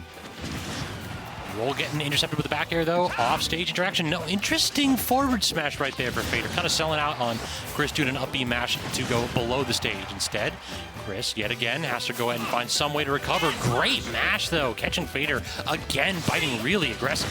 I understand the aggressiveness right now. Chris has no materials online, so really trying to capitalize. But you got to be aware that Diamond is still there. See, with no iron, I get it, but Diamond is not a joke. That should be a kill. No iron and no pickaxe. So finally does get the opportunity to refresh the tools right there and build up that diamond tool. And right now, I would say this is Chris's game to lose. Does have diamond online and quickly getting those materials back. 3 bars of iron, plenty of mats to go ahead and build up if you need to take your time. It's going to be on Fader to really make something happen here. Yeah, Fader going to have to play neutral for the next 2 minutes, and if he guesses wrong ones, he's dead. Legitimately, yep. That's the Steve right now. It's like, if you go ahead and continue to do these retreating aerials, yeah, Chris cannot kill you, but if you miss space 1, Quick, still out of shield. And I was going to mention the timer is actually a factor there too. We're at 140, so kind of the urgency was building for sure. Yeah, neither player was playing for a timeout, but neither one of them were like in a particularly urgent matter of trying to interact with each other. Absolutely. You have to be careful in those interactions, so no issue with the length of gameplay for sure. That being said, I'm not betting on Shulk in the timeout situation. Yeah. I will say neither of these characters really have the ability to like apply passive pressure. Steve can do it a little bit more because he's getting his resources, but if there's like a minute left in the game, who cares? Exactly. It's like your minecart is telegraphed enough where you can avoid it. So is the down air, the anvil. Shulk doesn't apply any passive pressure whatsoever. So if these two characters really wanted to, it's kind of who's got the bigger lead. But legitimately, I don't know if that's a solid enough game plan. It's more just that nobody wants to commit in neutral. That's why we went so long in that match. Oh, absolutely. Trying to be as safe as possible. Got it there with the Nair. Didn't really able to get too much of a follow-up, but actually needs a smash for it to get out. Yeah, you talked about that. Good call out. Pretty interesting. Just hit him with the eject button. Do not want to be here no more. Not taking it. Just because of this sunroof right there doesn't mean I'm going to let you hop in. Yeah, I'm a little bit intrigued about this stage pick. I get maybe the quick kills off the side. Obviously, Shulk has that beautiful forward air off stage. That's upgrading tools, but yeah, it's a lot of space. A lot of space to see. But actually might be enough. Going to force the jump art to come out. This stuff coming out. Fader there. Just Chris trying to exhaust all the resources of this Shulk player and doing a very good job of doing so at that point. He's had him caught in the corner for a solid 30 seconds. Look at the damage, look at the stock. Really immaculate way to do ledge pressure. Absolutely. And even the air dodge, you gotta get that too. It's very well thought out ledge trap procedures there. Right now we're full iron. We have a diamond in reserve. 54. Fader need to come back in this one. It's really just going to be, you have to hit these cross-up neutral airs. You cannot allow yourself to keep getting chipped. It feels like Chris has good shield discipline, but this is another option. Just start doing empty hops. Start making it so that Chris cannot feel super comfortable in shield. Great DI right there, too. That forward smash. I don't want to know what Diamond forward smash does to smash That's forward. hard. I don't either. Caught in the corner, just walk up tilt, and then immediate shield. Our Fader didn't want none of that. Yeah, absolutely. Chris has been immaculate in his ledge traps. He's really comfortable in that position in general. Alright, got the nice. Did get it on the second swing there. Forward air, 84%. Not wonderful, but not impossible by any means. We do know Shulk with that Buster Art, assuming you can get the swings in, can still make that deficit up. I'm stunned that shield art didn't come out. I was about to say, I even saw it on Shulk's little icon. So frames away from Fader surviving that one, but Chris, a full stock lead and going for a little bit more. Very unfortunate. I don't need no shields. We're still throwing hands. Honestly, you know what? The shield art's gonna make it heavier. I might as well just go ahead and hit that up to just a couple more times. A couple more, exactly. It's like, I don't need no gold tools. I got the left hook. We're good. Right. See, this blue probably working. I mean, that man could punch down trees. I don't know about you, but that man's got to have some calluses. Yeah. I'm about to say, some calluses and some strong hands. Not soft hands, buddy. So now we've got a few more resources here for Chris. Fader, he didn't even get footstool there. He just dropped shield, it looked like. Yeah, I 100% agree. I was very surprised because I thought it was going to be footstool there, but did he even drop shield? I guess he had to have, right? I saw like it was a short hop cancel, but I didn't hear the footstool sounds. Definitely not and I just saw a shield drop. So perhaps Chris was just trying to get a jump away and instead get hard punished by the shortest of short hops into the down air. Yeah, I was just about to say, I know Steve had that short and jump height for sure, but I actually thought he landed. I'm not going to lie. I thought he did down there on the ground. That was kind of crazy. All right, so 2-0 for Chris right now. I would actually love to see a smaller stage for Fader, I think. You aren't being able to apply a lot of pressure on that town and city pick. And even on the small battlefield pick, it was difficult, but you can at least threaten the space, control about half the stage. Yeah, it does feel like in these positions, you want room to run. So I get why Shulk likes the bigger stages, so that you can exploit your shield art advantage as you get there. Excuse me, speed art advantage as you get there. But the problem really is, exactly like you said, if you're giving Steve space, he's going to make more out of it. Absolutely. So I think something like a smash build would work out really well if it is not banned. But we'll have to see what the stage pick is. Back to small battlefield here for perhaps the last game on Fader's winner's side of bracket. It's definitely possible here. Right now, got the speed art online. And honestly, looked like Chris was trying to go for the jab. I know that speed art does make Shulk more of a fast follower, so he's trying to get a little bit of jab combos out of the box. Walk him around? Okay, great execution right there by Fader, just getting into the smash art immediately, because those jabs, you're basically turning yourself into Super Fox. You're getting walked across the stage and more. Absolutely. I love the switches from Fader in general. I think they've been pretty accurate in these situations. The actual hits have not been coming in for them. Yeah, just a little bit of problems in Nooch. The tech has been there, but the problem is if you miss space, you're gonna feel it. That's been the problem. Wow, what a lit setup. Had the CNC covered with the block up right after.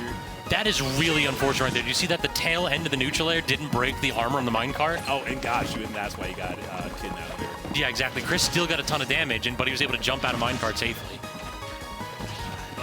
is a rough life. Great parry, though, in the down air. I would say that Chris is starting up. Forgive me, Fader is starting this game off a lot stronger than the previous one. 84, we are right in the range of a smash art forward air, being able to take it through the ledge and maybe even near the center stage. And he's intercepting the minecarts, too. He's putting himself in a position where even if he doesn't... Oh, are we going for back throw? No, up throw. I was waiting to see if that block was going to play in there. I was kind of curious, but I'm like, bounce on to maybe a ricochet. All right. Yeah, I ain't trying to do the trigonometry for that nonsense. We're just going with an up there to try to kill it instead. He's got an up tilt with the smash art, and that's what got the kill for Chris for that last stop, unfortunately. Still, smash art online. I like the attempts. I couldn't tell.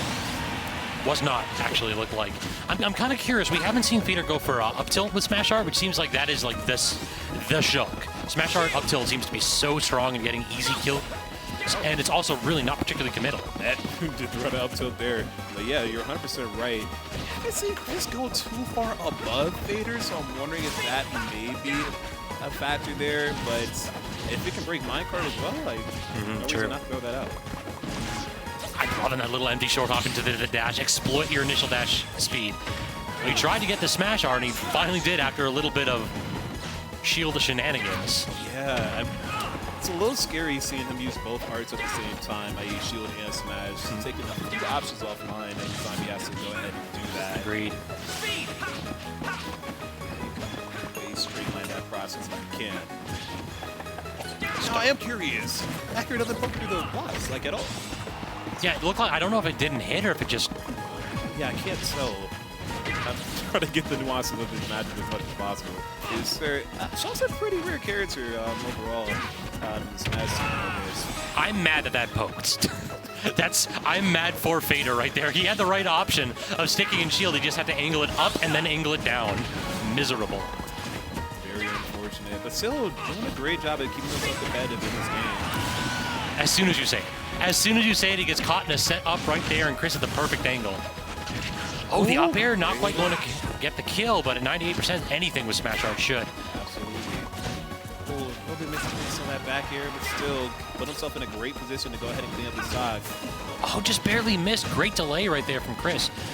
I like the additional pressure. I think it's the first time to see that F tilt after the back air ledge. Speed back online, but the stone wall really burning half of that Monado right there. Not able to get any kind of aggressive pressure. Nuclear out of disadvantage. We're on smash. Forward air not going to connect. Air slash definitely not. So this is big damage potential for Chris. I love the option for Chris there to go ahead and do that forward throw. Recognize the smash art, trying to set up that ledge trapping situation that he's gotten so much mileage off of.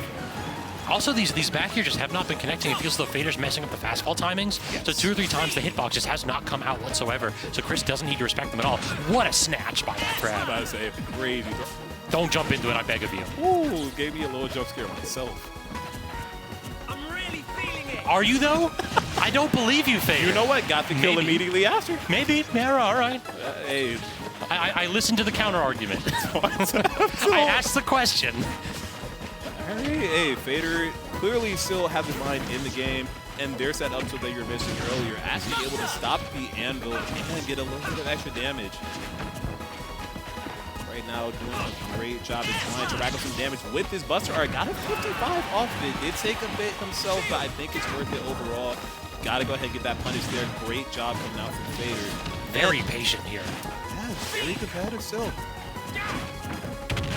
Again, I'm so mad for him. I think you have to roll out of the first hit. All right, we are smash art not online, it looks like. Poke him. Do it again. Oh, he misses a fastball one more time. Oh, it's like I said, if you're going to play neutral against Steve, you cannot make mistakes, and the most minute of spacing errors leads to the 3-0. Very much so. Steve does not allow you to be a human. No. How dare you? How dare you? How dare you err? You made a mistake. You did it. Look me. All right. Scouts have been also commentating with you. Definitely try to hop on, and we'll basically have open commentary for the rest of it. So if you're taking a break, if you find yourself making that deep bracket run, hop back on. Always a pleasure. All right, so we got Caleb hopping back over onto the stream for, I believe that's going to be winners semis versus Towa. So yeah, on one side we have Towa, the other side we have Tofu, who's going to be facing off against Chris in winners semis. Also provide that losers bracket update. We have FTP losing to 2-4 Hijo, waiting on the winner of Unlucky and Laggyninja. Hero Main 69, our Sunfish style TO, losing 3-0 to Random's Cloud. The player's tag is random. He was not random in Cloud there. Broth down 3-0 to IRLC, who's now facing Igloo off stream. So Yoshi versus Kirby. That sounds like one of Kirby's worst matchups, if I'm being honest. I'll have to inquire later. So yeah, that is going to be our bracket. We're taking a minute or two for these players to set up their tags. So why don't we talk about HelloFresh? Do we have that minute for that, Brig, do you think? All right, so Xanadu Games partnering over with HelloFresh. You can get 10 free meals if you use our link. Hit with that exclamation point HelloFresh in chat. In addition to those 10 free meals, you get 1 free appetizer per box while your subscription is active, as long as you're in the US. All you have to do, pick your preferences, receive your meal kit, cook, eat, and enjoy. If you are lazy, like I am, and you hate cooking during the weekdays, there is no better meal prep plan than HelloFresh. And also, I think that every time we get a sign up for that, Xanadu gets $25, which is insane. So there's no better way to help out and help support the scene too than going ahead and hitting up HelloFresh. But if you also have that Prime Gaming in the back pocket, we will always take your sub if you're looking to go ahead and help support that, and also go ad-free. We have a ton of phenomenal emotes as well if you are looking to go ahead and just spam chat with a couple of those. Exactly, we already got Brig spamming the Gimmer notorious stare right there down. So Towa versus Caleb. Caleb, Pac-Man, and me, Gunner. Towa, I'm fairly certain locked into Corrin as of late. A new devotee of Shattuck, who has been putting on an absolute show as of late.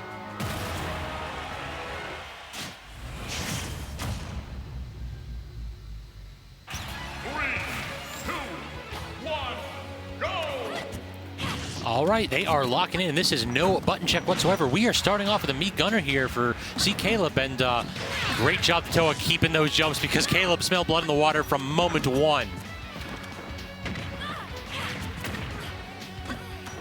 Using a couple B reversals too, like a little back air to get the spacing. This is interesting here. Basically, Sortie versus Pac-Man, perhaps a little bit unfavorable, so we're saying, I don't care about this, since I'm just going to shoot him. What is medieval technology against this character here in Me Gunner?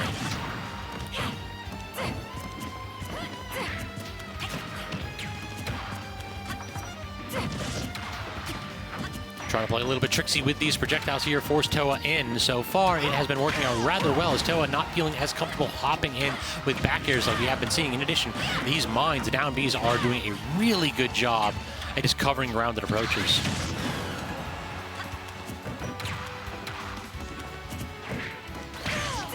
Good pin from Towa, though, keeping it very close percentage-wise.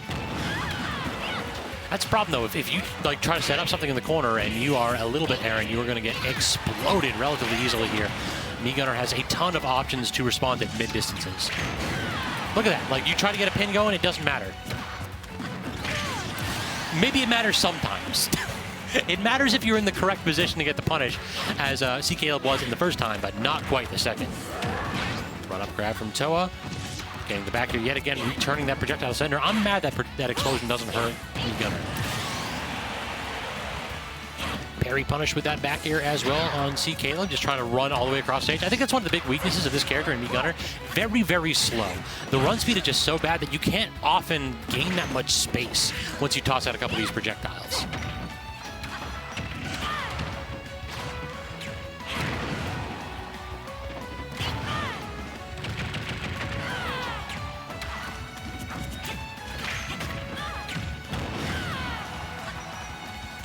Full stage control yet again, but the up air not going to connect, so now Towa gets the reversal.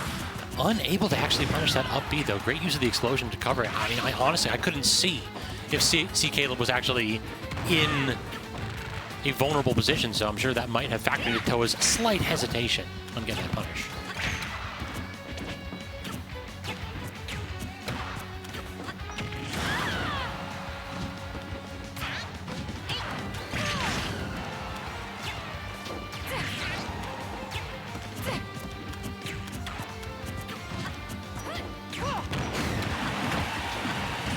Perfectly placed projectile yet again. Towa losing that stock a little bit early, if I'm being honest here. So far, C.Kaleb doing a very good job of not allowing Towa to just stand at that mid-distance and get the punishes going.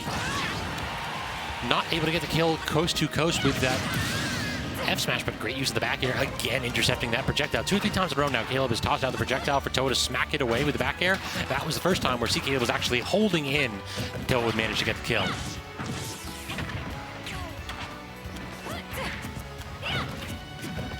Safe shield pressure from both players, and Towa a little bit errant with that grab.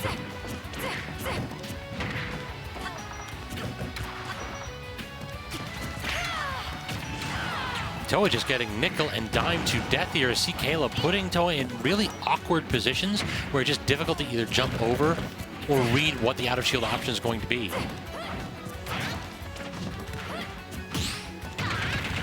Wow, we actually have a tool to punish Corrin back here, alert the press. I've never seen that move flash before. It's usually so safe. Speaking of safe, the pressure right there mid-distance with that projectile. Towa thought they had the opportunity to get the punish. Instead, we had that rapid fire down smash from Gunner to secure the stock.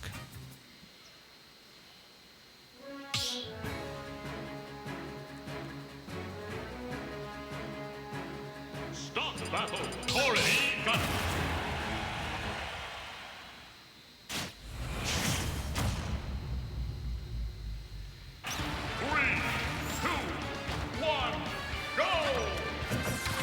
All right, we're heading to game 2 right here.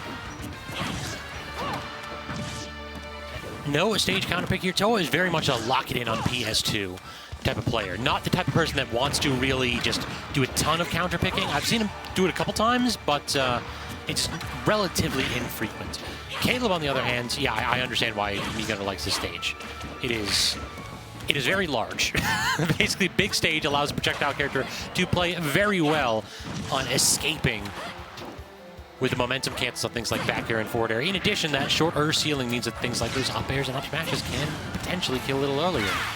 So far, though, this game has been all Towa. Speaking of up air, good God. From the depths there, C.Kaleb.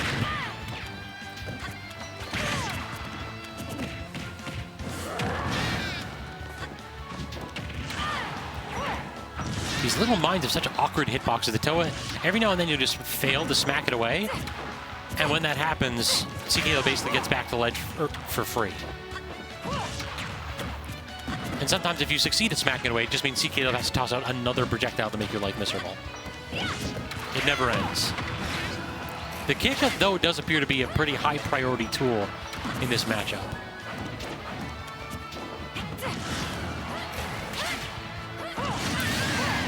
A little bit of an over-aggressive option coming back from the corner there from C.Kaleb. Great punish from Towa, the up air. Very disjointed and pretty safe coverage. You can usually just fast follow that to get your double jump back. It doesn't have a ton of landing lag, so it just allows you to keep the pressure going there. I'm digging that option from Towa. We are back in Nooch. Is Kaleb going to be able to claim the stock here? Fully charged shot.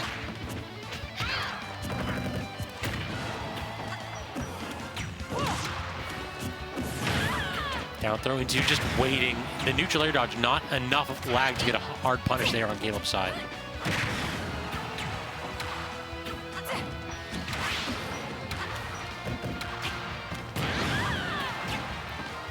Up tilt also not going to kill. I feel like this is like 80% solely from neutral. C.Kaleb untouched so far on stock number 2, and Towa, meanwhile, more than a kill percent.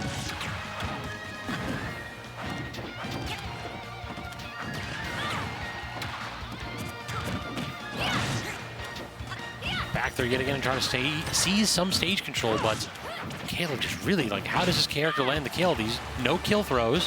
The projectiles have not been connecting because of the disjoints that back air can afford. Towa. And the up tilt hasn't been connecting. Finally retreats with the pivot at 200%, though. Towa still alive.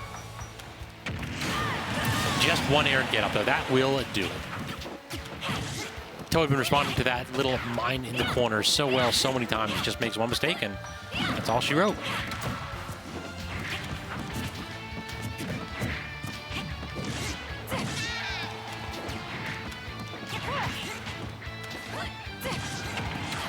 I don't know that there's a double jump here, so no real punish opportunity from Towa, though. Instead, just the fully charged forward smash. Solid damage from that. Kaleb in yet another awkward position offstage. Does use the projectile to delay that pin setup, though. So I'm digging that option from Kaleb. Oh, using that up air as well to try to disjoint that. I like the theory from Kaleb. The execution is ever so slightly off. Almost a full stock lead from Towa, too. This is in awkward positions. I'm joined by AB. What's up? What's up, man? You know, saw some hot sets going on. Figured I'd hop on a little bit, throw my 2 cents in, you know. Appreciate it, as always.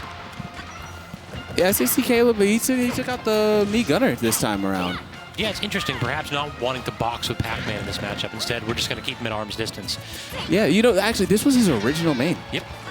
So, yeah, do some work with Pac-Man and, keeping the original main in the pocket for some of these sets. Took game 1. I felt like he looked pretty in control for most of it, but Towa's making some pretty nice adjustments here. Yeah, definitely. It feels as though in game 2, the neutral adjustment has just been the big difference maker. Towa's been really in charge for quite some time. Does drop shield there when the up smash will take that stock off, but the first stock, Towa lived to almost 200%, so we'll have to see C.Kaleb make a couple more moves at the very least here. Yeah, I mean, no fear in Caleb's heart. He's at 80%. Yeah, I got that up smash in me. At 0 too. Yeah. My opponent says, this ain't killing. This is not going to kill, but I got that. So Caleb actually stuck in the corner now. He's a little, as soon as I say that, commentator curse, right? Towa swinging right back, getting Caleb back in disadvantage. It seems like he's really struggling this time around. Oh, get up attack on the F smash. I like that call out, though. I think Towa's done that twice now in a row. So good adaptation from C.Kaleb. Yeah, now we have... Catch the Me Gunner. It's a new game. Yeah, 48%. So this is not out of comeback range. I want to see Towa walk forward. Like that, Towa's dashing and deciding whether or not they want to approach or just play defensive and force C.Kaleb in. I think you have to go in here, but you cannot be super aggressive. Oh, going for the down air. Super slow, though. Not going to be able to time that properly that time. But not the charge down smash. Towa's still alive. 105. C.Kaleb all of a sudden brought this back. And it feels like he didn't even get anything super strong. He kind of just nickel and dimed until he found his advantage state. It does reflective mind, though, so stage control back for Towa. We are going for a back here. We are committed to it. Instead, the redirect yet again.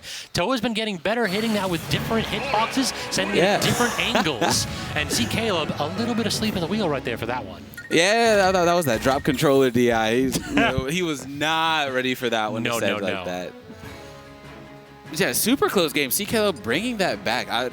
These are really the sets that you like to see in this kind of competition here because they're just back and forth. Towa had so much control a lot of that set with that adaptation, and C.Kaleb, even before that game ended, made that adjustment to be able to almost bring it back a pixel away from killing on that down smash. That was 100% one of those moments where you have the read, you made every decision correct, but you just needed 2% more. Yeah. It's that's what you think back to yourself. Did I pummel every time I had the opportunity to do so? What tiny little thing could I have done better? Yeah, we're going back to the Pac-Man this time around, though. Perhaps recognizing that the adaptation was there from Towa in game 2, so we stole one game with it, but now we're back to the tried and true. Oh, into the grab. Pac-Man's grab being a tether grab will never not be insane to me because you feel like you should be able to just dodge it because it doesn't look like a normal tether and you just get sucked up. Just it lasting that long and lingering like that, definitely super annoying. Yeah. So we're trying for some fancy nonsense off the top instead. Forcing the corner. And is able to roll away from that bell. I was terrified. I've seen Kaleb get super early kills with that bell in corner. Oh, yeah, super early. Oh, the down tilt up air. Kaleb now above Towa, dropping Hydrant there. Not going to be able to find anything off of it, but he does get advantage. By the way, that down tilt up air, I think that would have killed if it wasn't for this stage. So great counter pick from C.Kaleb. Yeah, he's getting that extra percent. Oh, not able to find the bell in time. Bad DI again. Caleb's going to have to find the, he's going to have to find the directions on that left stick, right? Is it just me to that combo? It looked like the up B, drag animation comboed into the up air. You very rarely see that happen. Yeah, one of those things that are super tight, but knowing that it is true in that situation, really nice adaptation. You can definitely tell that is practice players, honestly. Definitely. Towa knows his character inside now. Don't you love when you try to walk up to the bell and pick it up and it's it's still bouncing. I just didn't realize that it was active a minute and a half later. Oh, that was it. That was so active. What? It's I thought it was my turn to play with the toy. Yeah. Oh, Towa still alive at 156. C.Kaleb at 42, trying to figure out how to close that stock out. Getting caught by the melon there. The melon is such an annoying tool. Yeah. It's so slow. The slowest projectiles are the ones that tilt me the most. I don't know about you. Yeah, it just feels like slow-moving projectiles seem so much stronger than fast ones because the fast ones, they're out and then they're gone. Yeah, you might get jump scared, but then you have the slow-moving ones and you're like Bowser Jr.'s cannonball. I always want to dash shield it, and I always get hit with it every single time. It's I guess it's a little bit slower, might be. Yeah, and then now Kaleb back to 65 on 88%. finding the back air, getting Towa back in the corner, shielding that neutral B. Now we have Bell back on deck. Towa's going to have to play extremely defensive here again. Getting rid of the ability to roll out into the re-grab and catching the landing with Bell. Now Kaleb back having the stock lead on this set. Towa not able to find that bear. Almost Wait a second. dying. Towa used that trampoline. The presence of mind right there. If I was C.Kaleb, though, I'm fastballing and trying to get that red. Oh, yeah. I want to steal that stock. Great jump away right there by Kaleb, too. But the second up air is going to connect. Not getting too much going there with the pin. Just trying to call out the jump yet again here. Towa definitely wants his stock. You can feel how hungry this dude is. Up air not connecting that time. So Kaleb's not jumping. Oh, the nair out of the pin. Towa delaying a little bit to try and not get punished. But it's not going to work this time around. Now we have into the very, very good acknowledgement from Towa to recognize that he needs to be between Pac-Man in that, because that could have been a very, very bad situation. Pin that time not working out. Good placement of that hydrant right at the edge of it, the hilt of the hitbox. Instead, we're going for up tilt. We're going for shenanigans. Steve ain't the only one that builds walls right here. C.Kaleb just showing what you can do with a tilt and a hydrant and a dream. He says, hey, Steve might build walls, but I was the original. Put the hydrant down. And Towa taking an additional almost 30% off of that. Kaleb now kind of playing the keep away game, trying to make sure he doesn't take too much damage here, make sure he doesn't die to anything. In all fairness, Pac-Man does tend to do that. Yeah, yeah. It feels as though Kaleb is playing with the perfect positioning, too. It's like you're just out of pin range. Like 2 or 3 times in a row, Towa's tossed out the pin, only for it to just hit just in front of Kaleb's face. Is he dropping? No, the up throw. Into the up the apple. That's why I love watching Pac-Man players, because they have these crazy setups. Every time I think I know what's coming, it's like, oh, no, I get something. Wait a minute. Into the apple, and Towa didn't DI properly because the apple sends straight up. That is a rough way to lose a game. I felt like Towa was, at the last minute of that match, starting to get a little unsettled. Yeah, yeah. You could definitely see he was playing a little bit shaky there. And then you, just the setups that Kaleb was getting that entire last stock, because he wasn't going setup heavy until the very end of that game. Oh, it's Trixie's time? I got a couple of those. Made sure you hit him with that yoinky sploinky. He's like, well, can I swing? Have you seen one of these, though? It's very interesting because Pac-Man players in this region don't normally go for those kinds of setups. It's very unique. Like Kershaw too is a very setup-heavy Pac-Man player, but even you don't even see that kind of stuff from him, where the up B into the apple already pre-placed. Yeah, that is we are 3 stages ahead right there. Oh, we're running it back to Town and City. I'm kind of questioning this pick here from Towa, because Kaleb just made such good use of this extra space that he was getting off the platforms here, and just making sure that every time he got hit, he was getting hit in spots where he would die at the latest possible percent. I agree. This is definitely one where I understand why Corrin likes this stage, because neutral air back here kills in the stage at obscene percents. But if you're relying on Jank against a character that is such solid neutral as Pac-Man, I don't know how good your game plan is going to work out. It's just that this character does not afford you the opportunity to hit that nair back here particularly frequently. Yeah. He's at mid-distance running away charging fruits. And then on top of that, at this point in the set, Towa only lost neutral before that hydrant drop, of course, one time, and he took 126, whereas he won neutral against Kaleb twice, and he's only at 69% now. That is kind of the problem with Corrin as a character, is that the B&Bs don't do a ton of damage against characters that are getting hit by the hilt of the hitbox. You want to keep them as close as possible.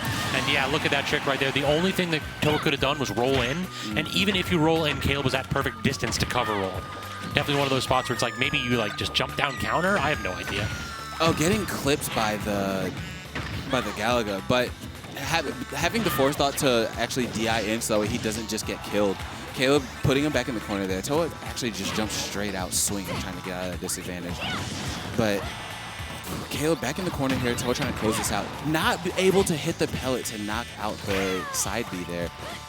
And again, look at that jump away right there. Yet, standing at pin distance is Kaleb, just waiting for it to come out and then able to take to the air to dodge it.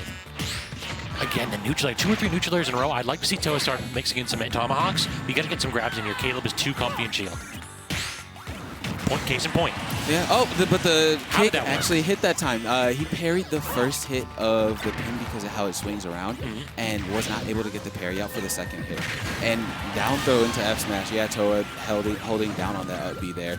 Definitely should have waited a little bit and just flipped the coin on the Z drop bell off into his up B.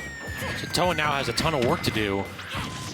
Yeah, Kaleb having a full stock, like an entire stock lead now, very low percent, with a character that doesn't even do a lot of combo damage. But combos not mattering. Towa getting some of these setups out of the corner here, racking up that percent.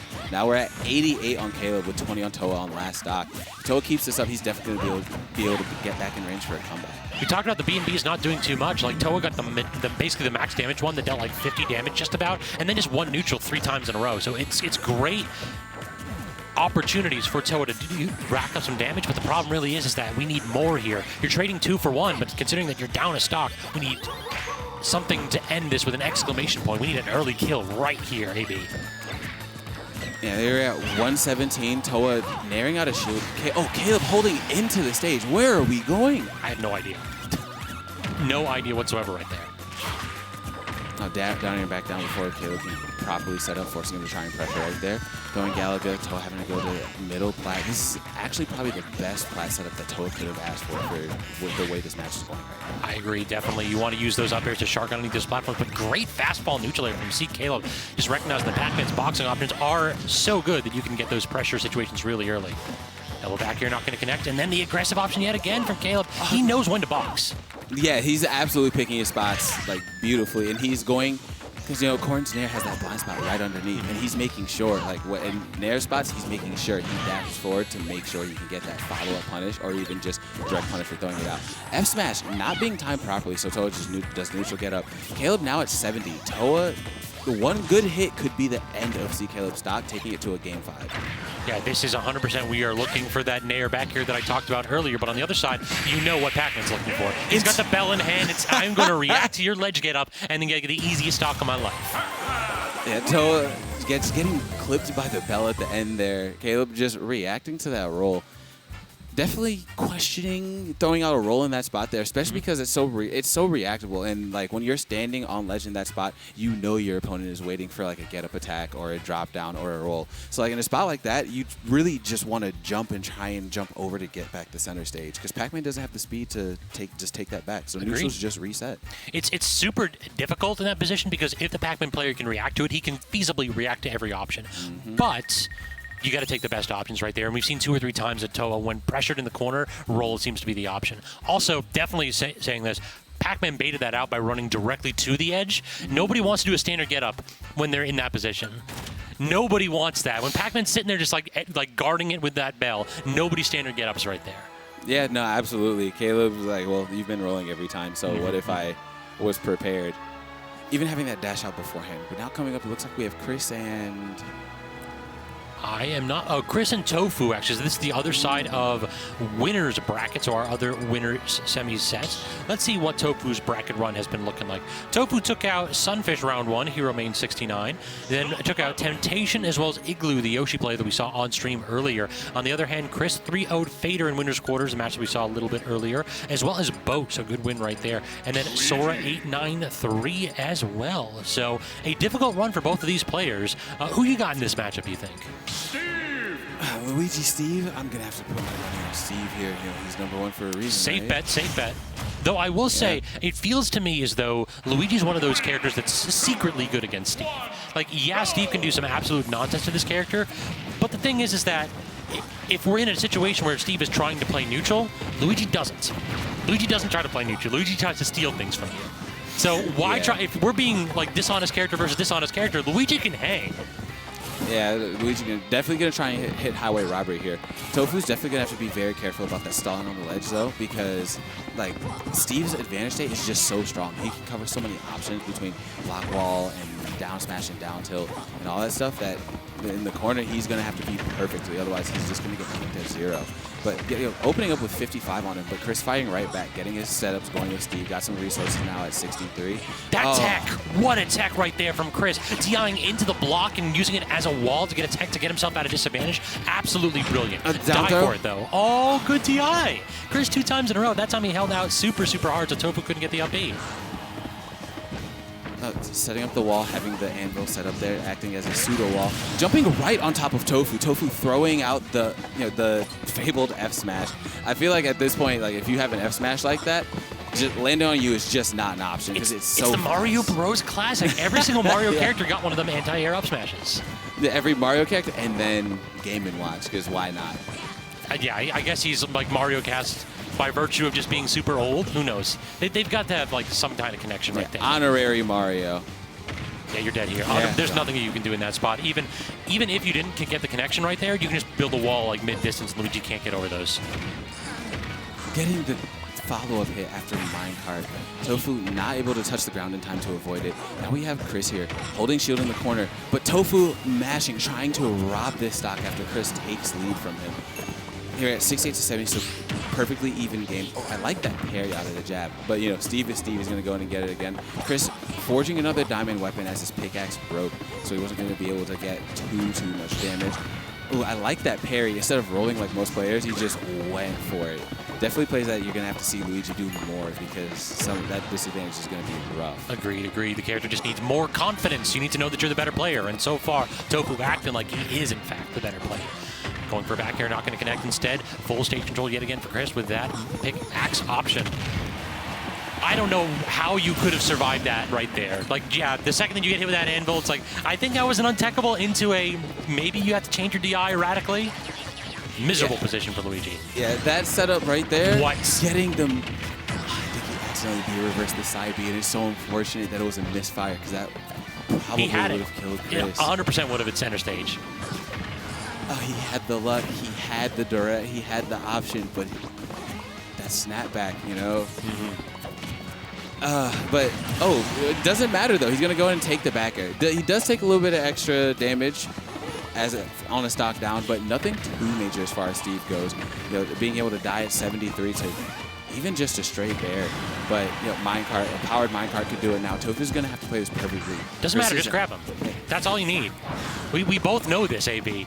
If Luigi gets that one button, game is over. But instead, Tofu's neutral has been immaculate, untouched on that last stock, leaving Tofu flailing. Yeah, and you definitely see at the end of that game there, you see Chris was catching on to some of Tofu's habits there because Tofu was definitely a little too roll happy on a lot of those options and rolling the wrong direction. Like if minecart's coming at you, you gotta roll in. Yeah, that's definitely a good call out. It feels like 2 or 3 times Tofu did that. Tried to roll out, get caught by it. Or you saw Chris start to like preload minecarts. Like, I know you're going to roll in this situation. Here's a minecart. Have fun.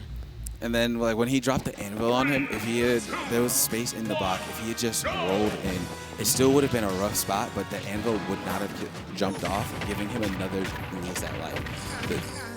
Chris opening up with 49, messing up the nil at the very end, so he's not going to get the full combo.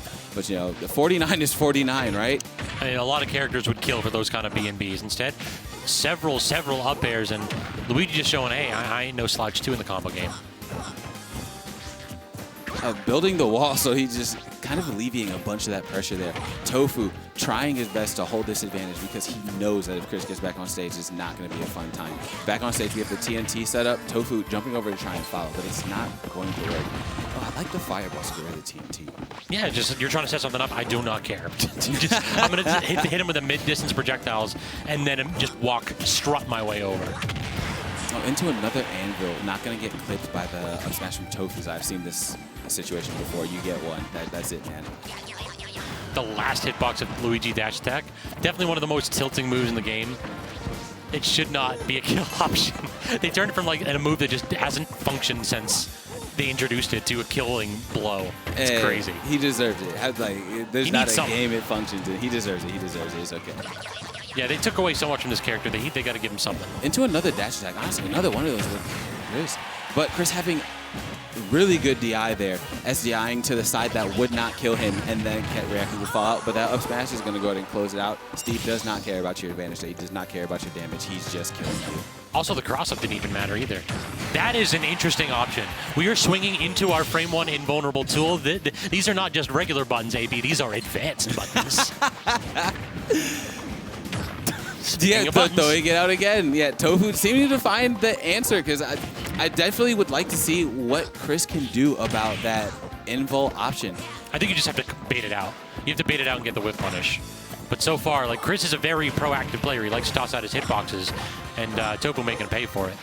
Yeah, oh, Tofu almost getting a kill combo there, but just a little bit off on the drift for that last up air. And now Chris back is... to even. Yeah, we're back to even. Tofu bringing it right back after such a rough up smash. Let's see where does... He should have upbeat there. He sold out on the hard DI out again. He thought 100% that Chris was going to get the hard DI out, and he would have to get the back air. He didn't make the call on the DI. That is so sad. But the back air beating out minecart from Luigi. I'm liking these little adjustments that we're seeing from Tofu as the set goes on. Okay, I guess empty short hop into Tornado. Okay. For the star KO, no less. I'm gonna need to run the tapes back. Yeah, exactly. Let me see if that DI could have saved you there. Now, the back air into up tilt. Yeah, people not recognizing that's safe for Steve. When in doubt, all of his characters' moves are safe. Like, it feels as though once he's got that empowered diamond tools. Oh, do we have a kill? We don't. Yeah. Oh no, not calling out the drift again properly. Oh, but we spot dodged the grab there. Into the grab. So, yeah, a little bit too laggy on that down B. So Tofu's going to have to throw that a bit more sparingly. I do desperately want to see Chris go off stage and interfere with this Luigi's recovery, though. It feels to me like...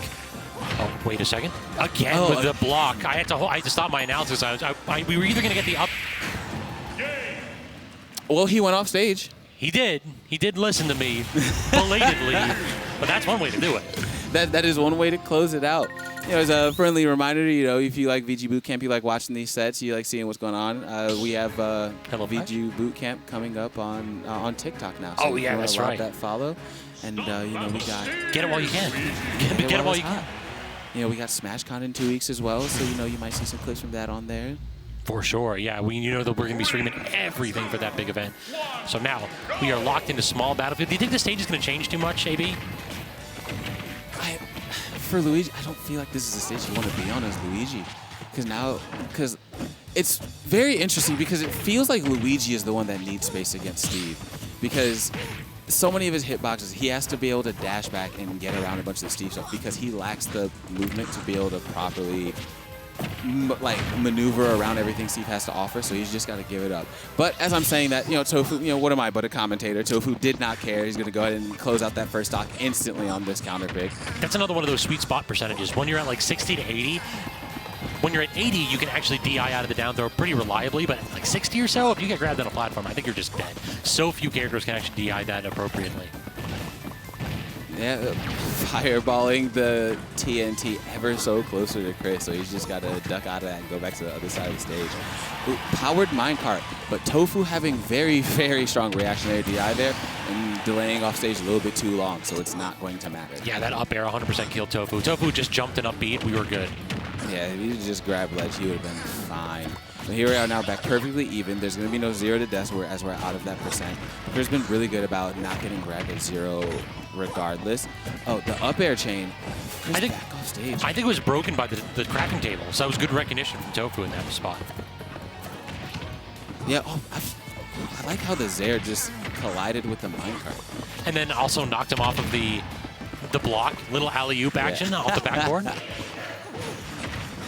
We do need to stop jumping, though. If Tofu needs to recognize that air-to-airing Steve at like mid-distance is not the option. It's not working. He's going to have to ground to air and try and get some of those anti-airs going because it was working so good in game 1. He just wasn't able to close it out. And it feels like he tried to adapt the game plan a bit early. Like you see again there, like staying on the ground is what saved him.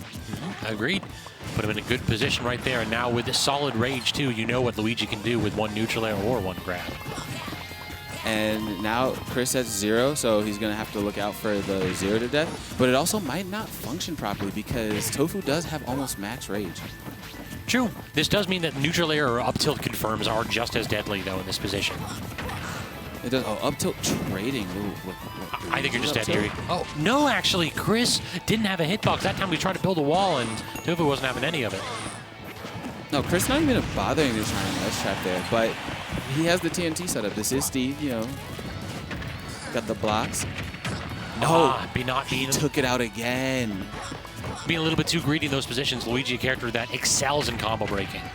Instead, solid damage here from Chris all the way up to the top 66. 66 is wild. Oh, Snatch, up B? No, great DI again from Chris. He tried to get the up B, but Chris has been so good about mixing up his DI. And oh, you're dead. He used a double jump. Might be dead. Yeah, and there's the wall. That's going to be it.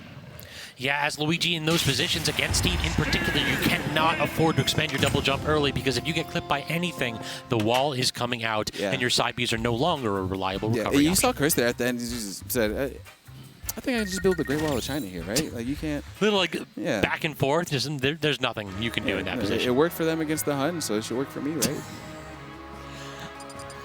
It's like, I mean, Luigi Italian? So what's the equivalent there?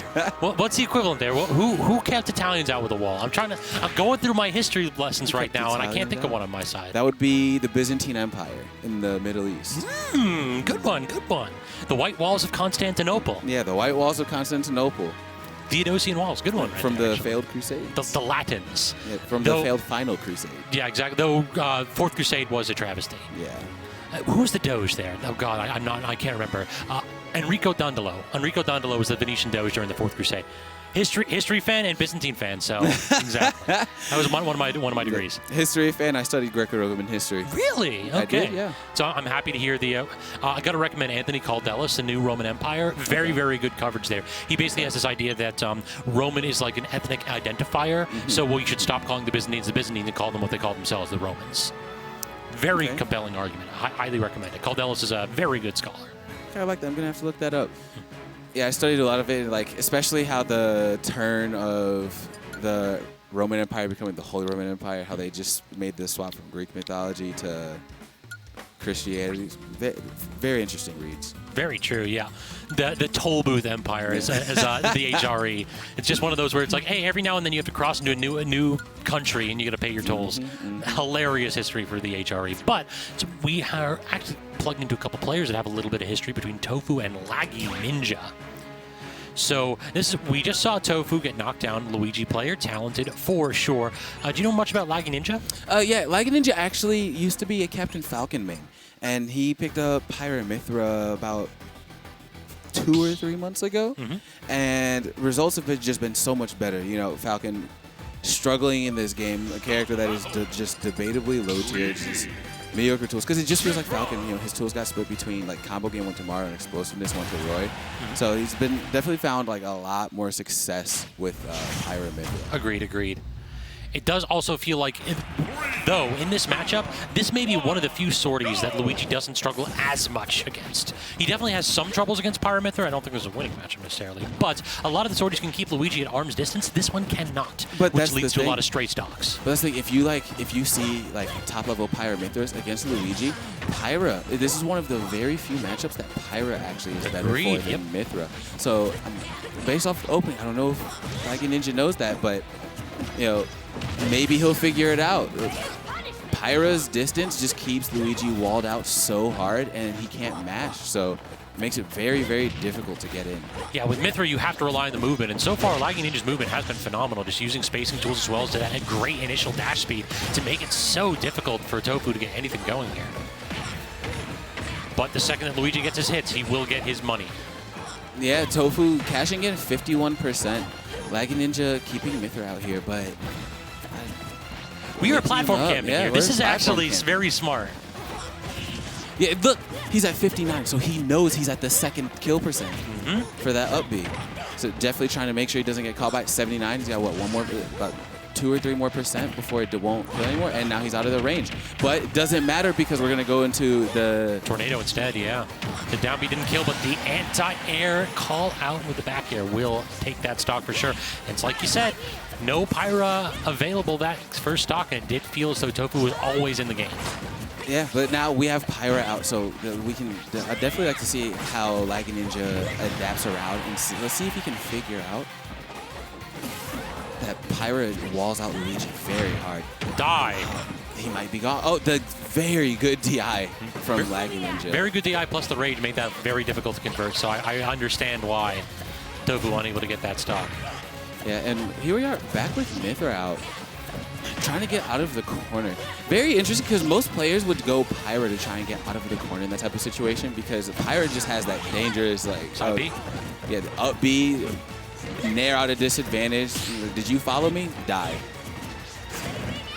Oh, into the side B, running away from Luigi. But that back air going to go right through shield. Did you see the snap shield into instant drop? I did. Very good option from Laggyninja. Just recognizing Tofu wants to jump, wants to get these anti-airs, and it's just not working out so far. Oh, I like the walk forward into the jump there. Oh, shielding all of these Zairs, recognizing that quick short hop so he can just shield it instead of trying to just maneuver out of the way, trying to inch forward to get that space. Dropping shield a bit too early on the jab. I like the neutral getup. Look at how safe Laggyninja's playing too. It feels as though Luigi's a character that's kind of difficult to get safe shield pressure going on, but so far, Laggy's not really had that much of trouble. That forward smash millimeters away from clipping that stock. Definitely would have closed it out. Man shouldn't have gotten a pedicure. Yeah. Hey, I think Luigi needs to talk to Incineroar about that range. Exactly, yeah.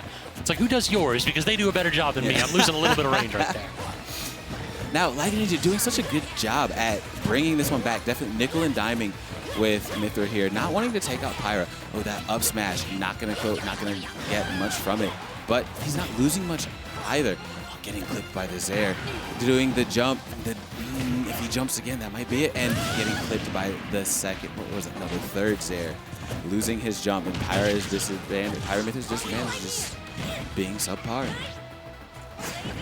Laggy didn't jump high enough for that dare.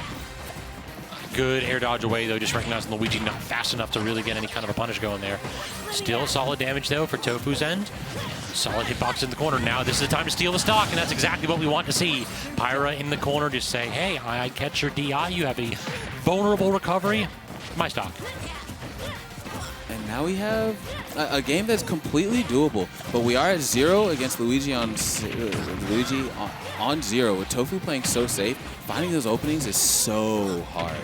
The weakest hit of neutral air. I think he could have gotten an up B there if he was prepared. That might have been an instant up B. Oh, just pulling the trigger on that dare a little bit too fast. Trying to jump above him again, but we're gonna go ahead and throw out to Luigi's Cyclone. Side B, saving him. He has not done that Cyclone all set. Running into it, dropping shield a bit early, trying to get probably an up B, honestly, right? Potentially. Multiple blazing ends here, though. Laggyninja unable to get any kind of a footstool to guarantee anything out of it, but instead, full stage control, not going for the down air either. Another blazing end, trying to retreat away. Tofu unable to get any kind of a strong hit going so far, and can't actually get any kind of a hit either. Great use of the Cyclone, the invuln there. Yeah, bailing Tofu out, but not enough. It definitely looks like you see at the end of that set how, like, Pyra just walled Luigi out.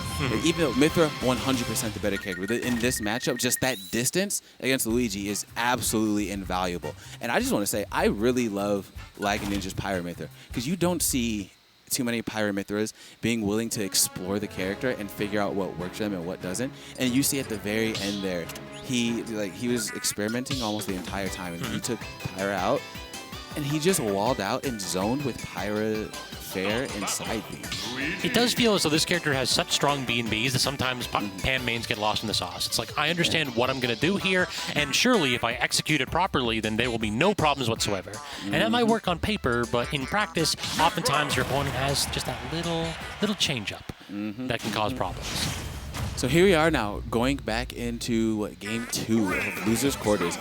And we went to Smashville. I'm very interested in this choice because Tofu was typically the one for most of that playing slow. And this is a stage that advantage state is very, very volatile. Like, this is one of those stages that people would consider in contention for Pyra Mythra's best stage next to Battlefield.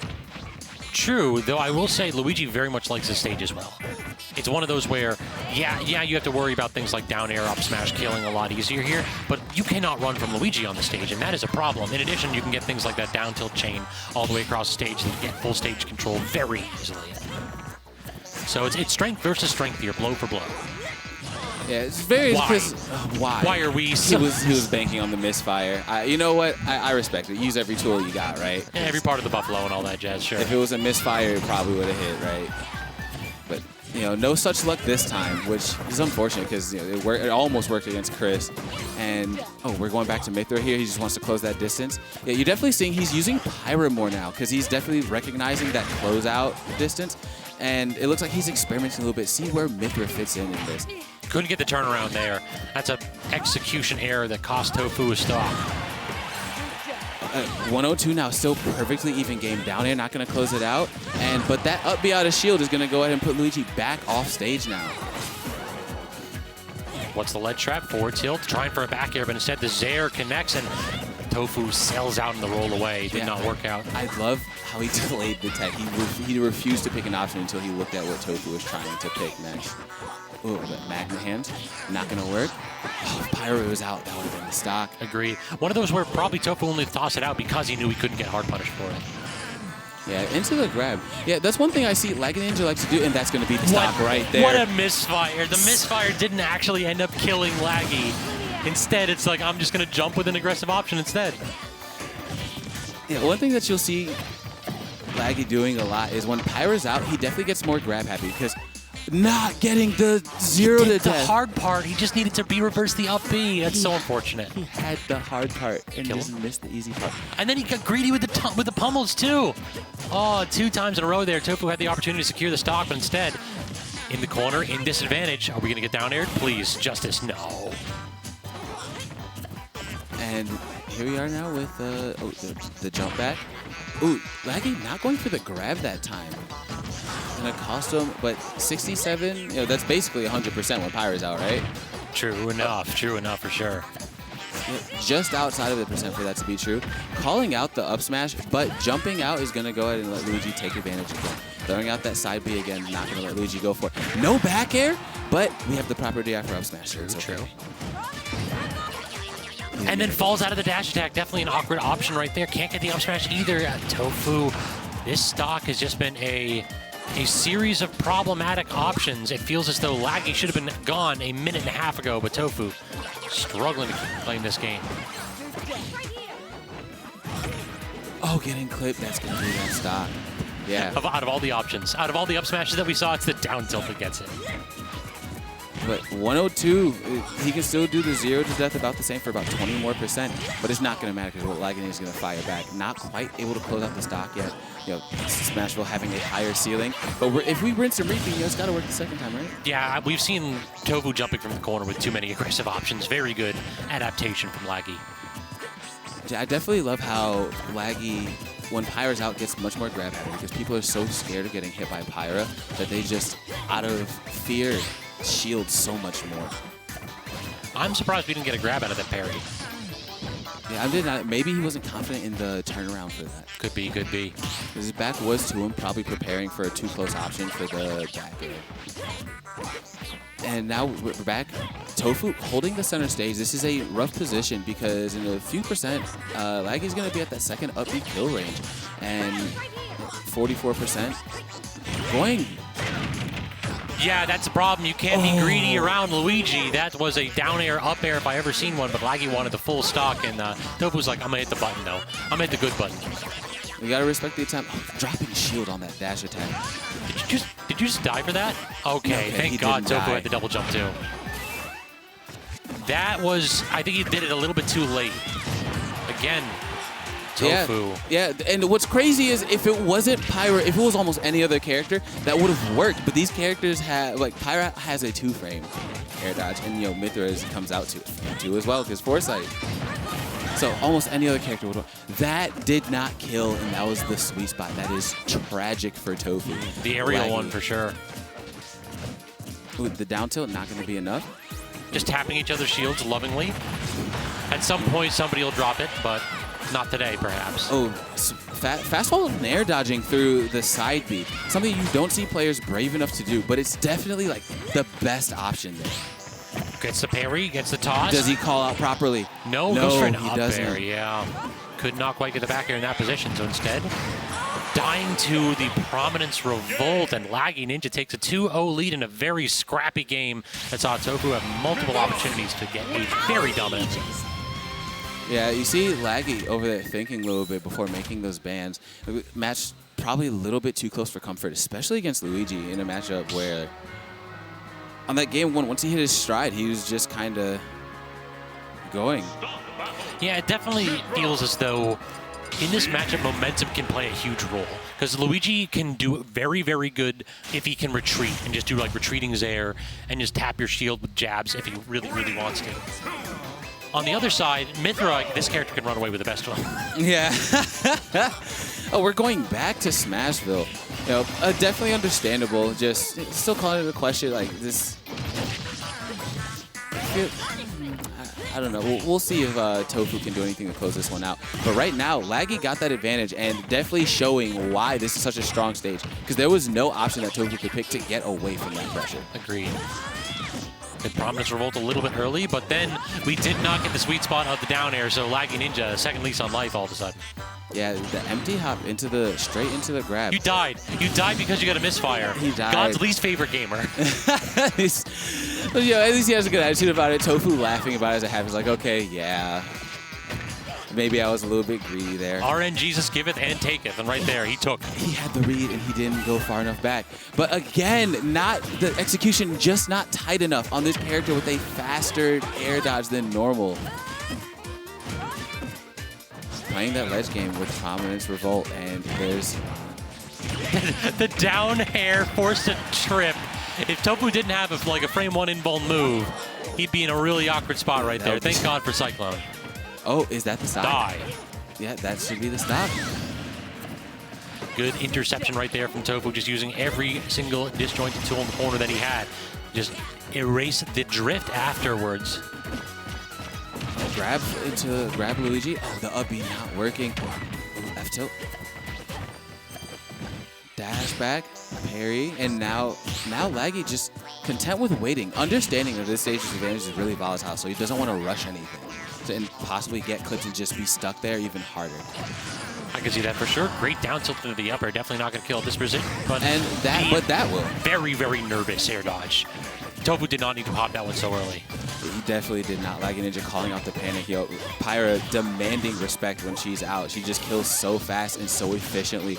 Nair into the back air. We're running forward now, and Laggy trying to take center stage back, but then reconsidering. I have advantage. I don't need to fight for this. Can't get the 2-frame, but does get the perfect spacing to outspace that get-up attack and just continuing to apply pressure, continuing to apply damage here. Now, this is going to be the awkward spot where even if Tofu manages to get his feet set and play neutral, the additional rage is going to make this combo game a little bit less potent. Yeah, and then what you see here, like, this is exactly why people do not fight Pyra on this stage, because Tofu has been in disadvantage for almost a full 2 minutes, and he just now back on the stage.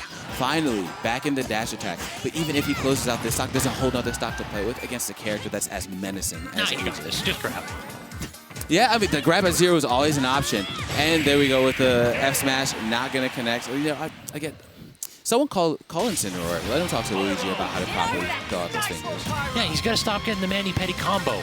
That's really the problem right there. You got to get the Incineroar claws going. Yeah, he's just not long enough, and he was just able to shield by the time it reached him, and so he just closed it out with the up B. In addition, that really does feel as though that was a spot where at 54% you're not getting the kill with the forward smash. So what are we doing there? Yeah, you have faster options in that area. Yeah. So awkward spot though. Let's see what we got in losers bracket on the other end. So let's see what we have. I am stuck in the HelloFresh ad because I definitely hit that link on my side. It's like popping that up, just like maybe later. All right, so it looks as though. To the 21 people that are watching us, thank you all so much for stopping by. I hope you have been enjoying the content. On the other side of bracket, we have Fader versus Igloo trying to wrap this up. Winner of that face up against Towa, and winner of that is going to face up against Tofu. So most likely, we'll be doing winners. Yeah, so we're going to go ahead and lock it into C.Kaleb versus Chris. See, would I be wrong to say that I wanted to see Towa and Tofu? because their names are just so similar. I confused them like 2 or 3 times here. Also, where's IRLC? I know he was trying to get a couple sets. I'm going to hit him up to see if he wants the next one. Because I just don't want to bogart the commentary spot. I've been here for a minute and a half.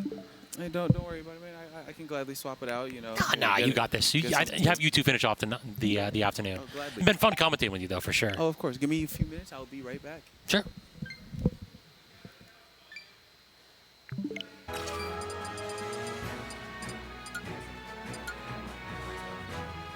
Gotcha.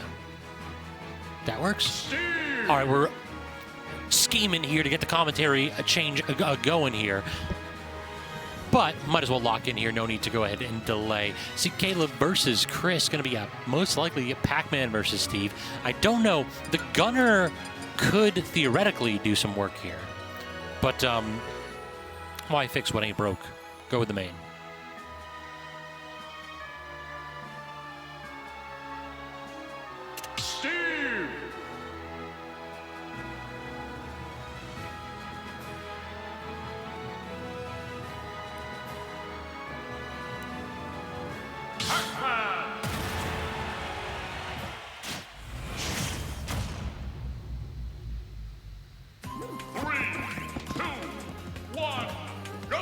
All right, locked in here. Small battlefield. C.Kaleb versus Chris. And what interaction was that right there? Actually just bouncing off of that block to start the game. This is going to be a weird one, folks. 2 times in a row, though, C.Kaleb has done a really good job of just running up to Chris, recognizing that in previous matches, Chris has been a little bit too shield happy and just sending a message right now that you cannot be comfortable in that position.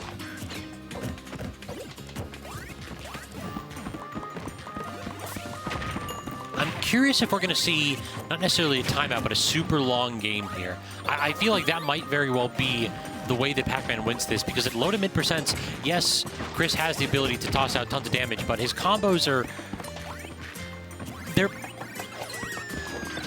It's easy to understand what he's going for with things like up tilt and up air, so just do not be in that position, and Hydrant can actually bail you out of those positions. So because they're so telegraphed is the word I was looking for before I just had my brain shut down entirely. Because they're so telegraphed, you can put yourself in spots where you're not necessarily intercepted by them constantly. And so far, that is exactly what we're seeing. Kaleb doing a very good job putting himself in spots where he just doesn't have to deal with that nonsense. IRLC, good to see you back. How is it going?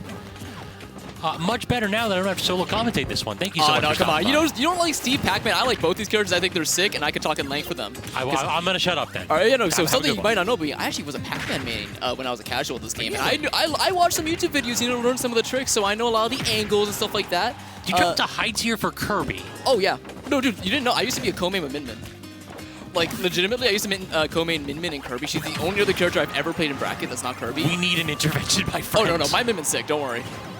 My Min Min plays exactly like Kirby. No, there's no Min Min here. Some of you may be happy about that. You guys are cowards. But let's talk about Pac-Man. He's going to send the apple right here. Yep, that angle is just so nasty. But yeah, honestly... And the Z-drop and hopping over, that's very nice. My Pac-Man wouldn't have done that. This guy's different. I don't think that Chris could have jumped out of minecart in that spot either. I don't think so. You have to, like, it's a couple frames before you can even jump out. Yeah, and it's also Steve has very, very bad jump height on anything, so I think that was a true confirm right there. And the fact that hit on the top as well meant that the minecart could not have plucked it for him at either. That was just a perfect play. Some suspect DI on that back air, DIing a little bit too in, nearly died off the top for it. I've seen way too many people DI Steve back air like that. But well, something I have commentated C.Kaleb a little bit. His side Bs are incredible. Like, have you noticed any of those thus far? His side Bs with the... with Pac-Man. Okay, yeah. He's a very aggressive side B user. I don't know how that much is going to come into this set in particular just because of how Steve works. Yo, the geometry on that was kind of crazy. But no, he uses that move very offensively. Yeah, I've seen it a couple times. He also uses it to bail out a disadvantage pretty frequently. A lot of Pac-Mans don't want to rely on the armor. You know, but he chases people with it, and he loves this bell right here. And oh yeah, he's doing a little dash back, dash forth to Fiji. And interesting there how the forwarder sends him straight up because it combined with the bell knockback angle. Also, he's playing very patient. I've been very impressed the way that he's approaching these neutral situations. It does feel as though he hasn't been beaten out in neutral. Chris is really struggling to get too much going here. Great air dodge to catch the fruit. Easy moment, but who gets back to center stage first? Chris. So solid pressure then in this opportunity situation. I will say, Chris's ledge trapping is just really something to behold. He uses down smash a lot, like in conjunction with the blocks, of course, but he always like just does some mix-up with it. And wow, back air from center stage will be taking that, and that lets C.Kaleb get a 3-stock to 1 lead right here in this game number 1. Yeah, it's just he's never putting himself in positions where Chris is able to get those like 60-80% combos that Steve is known for. He's being very, very patient, reacting to what Chris is tossing out, and not allowing himself to be called out by things like up tilts and up airs. Exactly. You could see the experience against this character right here, right now. He knows exactly where to put his hitbox and exactly how to fight the block, man. Because it feels like Chris, he's the one who has to do all the adaptation right now. All these back airs are whiffing. That up smash. Whoa! What happened? I feel like I know there's a blind spot like directly at Pac-Man's wrist. Yeah. So maybe that's what it was the water from the hydrant pushed him forward. Yeah, guys, we finally found out how to beat Pac-Man forward smash. He just uses hydrant against him. Oh, yeah. Oh, that's it, yeah. That'll work too. Oh, the forward throw, not trusting the up throw to kill just yet. And yeah, that side B, I'm telling you, he uses it so offensively. And the little short hop, too, directly beforehand to make sure that you get above the stage. That is a really good option right there for a Steve who was trying to set something up. Yeah, exactly. For those of you who don't know, Pac-Man does have super on that move the instant he eats that power pellet. So if you do want to try to intercept it, it has to be early. And in that case right there, Chris is just forced to respect it, because there's nothing he could do that would throw him out of that super armor. And if it hit, as you guys saw, it was a stock. So that's probably going to be really good that happened in game 1 as well, because that's going to be on Chris's mind. Yeah. Like, he can, C.Kaleb cannot throw out that move, and Chris will probably play scared of it, just considering what just happened there. Yeah, if you're going to learn something, take the data from game 1. Exactly. Because if you keep that in your back pocket and actually reveal that game 3, it may very well end with the set getting a nice little clip, a nice little exclamation point to finish it all off. Yeah. I'm actually interested, do we see the Game & Watch here maybe from Chris? Because that is a very good matchup into Pac-Man, considering Game & Watch has debatably the best reflector in the game. He's thinking about it, I think. Okay, no, we already got the Steve. Yeah, I did talk to him, and he does say that he is mainly committed to Steve right now, but he does pull out Game & Watch for certain matchups. I wasn't able to catch what matchups are specifically, but maybe the yellow ball's on there, so who knows? Yeah, I don't know. In this position, it doesn't really feel as though Game & Watch is like super, super good against characters that Steve is super, super bad at. Like, I don't know that Steve loses any matchups like -2 or -3, for instance. Oh, yeah. It's like we have a minor inconvenience matchup. We have a first world matchup, and I don't want to put up with that. It's like, oh, that dirt block's about to explode. Yeah, the little covering the TNT with the blocks is a bit of camouflage. The landmine. Oh, we're not going to be able to get that jab into that forward and normally such a consistent combo, and Chris actually dropping a surprising amount of things. However, he doesn't drop the next thing. 103% racked up with those iron tools. And so far, in game 1, Kaleb was able to play passively a little bit more defensively because he had that lead for so long. Now, I'm curious if Chris can double down on building walls and keeping C.Kaleb at arm's length, or if C.Kaleb is going to play a little bit more aggressive. Exactly. Oh my god, look at the amount of materials that Chris has. He already has diamond, he has powered up minecart available, and then some, and then look at all of that iron. My goodness. We're about to see a lot of down throw side Bs and down airs. You know, yeah, it looks like the blocks are being a real thorn in C.Kaleb's side here. How do you get over them? Great Z-drop opportunity from C.Kaleb, but Chris just not biting here. The neutral is starting to go C.Kaleb's way yet again, as Chris hasn't been able to land that powerful blow with diamond to get the kill. Oh no! Sorry, I always just panic whenever I see a Pac-Man land a bell, because that move usually just spells out your death. Oh, I'm just not going to take it. Yeah, I just have to do the forward throw and set up an edge trap situation, has the wall out. I'm curious about what you think about building that wall there. I actually kind of like that, because that would force a lot of people to do a jump get up, which you could then very easily cover with back air. But C.Kaleb, though, trusting in the neutral get up, and then Chris is ready with that down smash, and just a little bit slow. Finally, that up throw will become a kill throw here. Final Destination tied with a number of stages as having the lowest ceiling in the game, so that move is extra scary here. Yep, same ceiling as like PS2, which was renowned for having that lower ceiling, but the platform is really what helps that out. And again, C.Kaleb using the hydrant as well as a number of other projectiles to make Chris respect him at mid-distance. It always feels as though Chris wants to go to mid-distance and mine, but he just can't in this matchup. You have to keep your eye on the Pac-Man. Oh, that's something unfortunate just happened for C.Kaleb. When you have Galaga and you Z-drop it, it actually hits the hydrant twice and is able to completely break it, but the blocks has gotten in the way right there, and that would have completely trapped Chris in the corner had it worked. Now having to go back to the thinking board a little bit. And there we go. I like seeing Chris scrap right here. The trampoline interrupting that combo. We've seen stock 1 what Chris can do in those situations. So you just see that he hit the bonus fruit as it was charging and gave him extra end line, so C.Kaleb would get the punish. Also, I want to talk about how Steve forward here brought the trampoline all the way down to red, just from blue. That's kind of a very strong move. Yeah, very, very strong. It wasn't even back air; it was forward air. Uh-oh. That L intercepted the minecart? Was it because it was bouncing up? I think it just beats it outright, honestly. That's insane. Because if so, that is going to be a huge boon in the favor of C.Kaleb here. And yeah, good job. Just shoring up your defense, making sure no projectiles can even think about getting over them. C.Kaleb is kind of content to be in this corner, but does get the up tilt back air, diamond tools. We all know the rest. I don't know if you should have been content to be in that corner right there, RLC. You saw him like smiling to himself and chuckling a little bit at the end of it. He got put in the bad box. Yeah, and the box where it's like, there's Steve, there's the projectiles, and there's a hole that the projectiles can drop into. He made a sunroof for himself to drop the anvil down into. And he just tried to find the silver lining in that scenario, but unfortunately the silver lining is just diamond back air. Great parry, still not getting anything out of it because Pac-Man's boxing options are good. Oh yeah, that forward air carries. That was going to be able to launch them back into the hydro. There should be a stock. No, not yet. Just please jump into the down air. I'm begging you. All right, using that side B just to reposition a little bit. However, it's going to give Chris a lot of time to mine. And again, the funny thing about Final Destination 4 Steve is that he gets a predetermined order of all the materials he gets. So a lot of teammates do actually know that order and know exactly when they're going to get diamond, iron, and so on and so forth. Yeah, that predetermined order happens on just about every stage. It just depends on whether or not the stage has other areas that can deviate from that. Like Hollow Bastion, you get like iron in specific spots. Yeah, same thing with the Palace actually. Oh, yeah, but if you don't have a stage that has that, then it's the same pre-positioned order on every stage. True. No, actually Town City, Smashville both give you more wood. Yeah, the materials are different. Yeah, but the order is the same. Oh, I see. Yeah, you are correct. Yes. All right, there we go. This one trying to trap Chris in the corner, but instead he just put himself between a block and a hard place. Also, the golden up tilts. Those are gold. I thought those were wood. Oh yeah, no, that's gold. Oh my god, exactly. It's so fast. You saw why he was mashing it. We hit A buttons. Kill? Wait a minute. Yo, honestly, gold up tilt just reminds me of Brawl Meta Knight up air. True. It looks very similar. It does actually. It's already as fast. Frame 2. We just gotta get a mod right there that has that the sound animation too. I miss that sound though. Say what you want about Brawl Meta Knight, he had some great sound design. It felt so meaty to hit anything. He had some great sound design that you were going to be hearing every second. Oh yeah, you had to get used to it. So you should be thankful he had good sound design. It was nice to listen to. It was nice to listen to unless you weren't a Meta Knight main. Fair. Oh, something I'm thankful for. Imagine if the anvil, like in this game, had the Minecraft anvil sound effect, just that piercing, just like iron thing. That would be the most annoying thing they could have done. Missed opportunity for sure. I'm so glad. Imagine getting hit by that and hearing that noise and knowing you're dead. Like that's gotta feel awful. I mean, you might as well inflict a little bit of mental damage to go with the physical. I think you already do. That's the thing. But no, yeah, I do agree. Instead, they hit you with the base boost that like deafens me ever so slightly every single time. Actually, does it have the same sound as like Ganondorf Nair or something? I think it does. I think it does. Yeah. I've noticed that a couple times. Was like the first hit of Ganondorf Nair has a similar sound effect. They just turned it up to 11 for Steve. Mm-hmm. As with most things. Good point. Good point. All right, so I don't think that we're going to be seeing the Meat Gunner here. Most likely sticking with the Pac-Man. I'm so sad we didn't counter that Meat Gunner. I love Meat Gunner. Hate me, Sword Fighter, but love Meat Gunner. We are going to go right back, or we are going to Hollow Bastion here. I think we're going to be getting a complete tour of the rule set. Yeah. Can't eat that, Pac-Man. So yeah, we mentioned here that basically this has different materials available in different positions. So Chris may very well find himself setting up in different spots just to get a little bit extra iron. Exactly. Where's Nick District in the chat? He'll be able to tell us exactly where.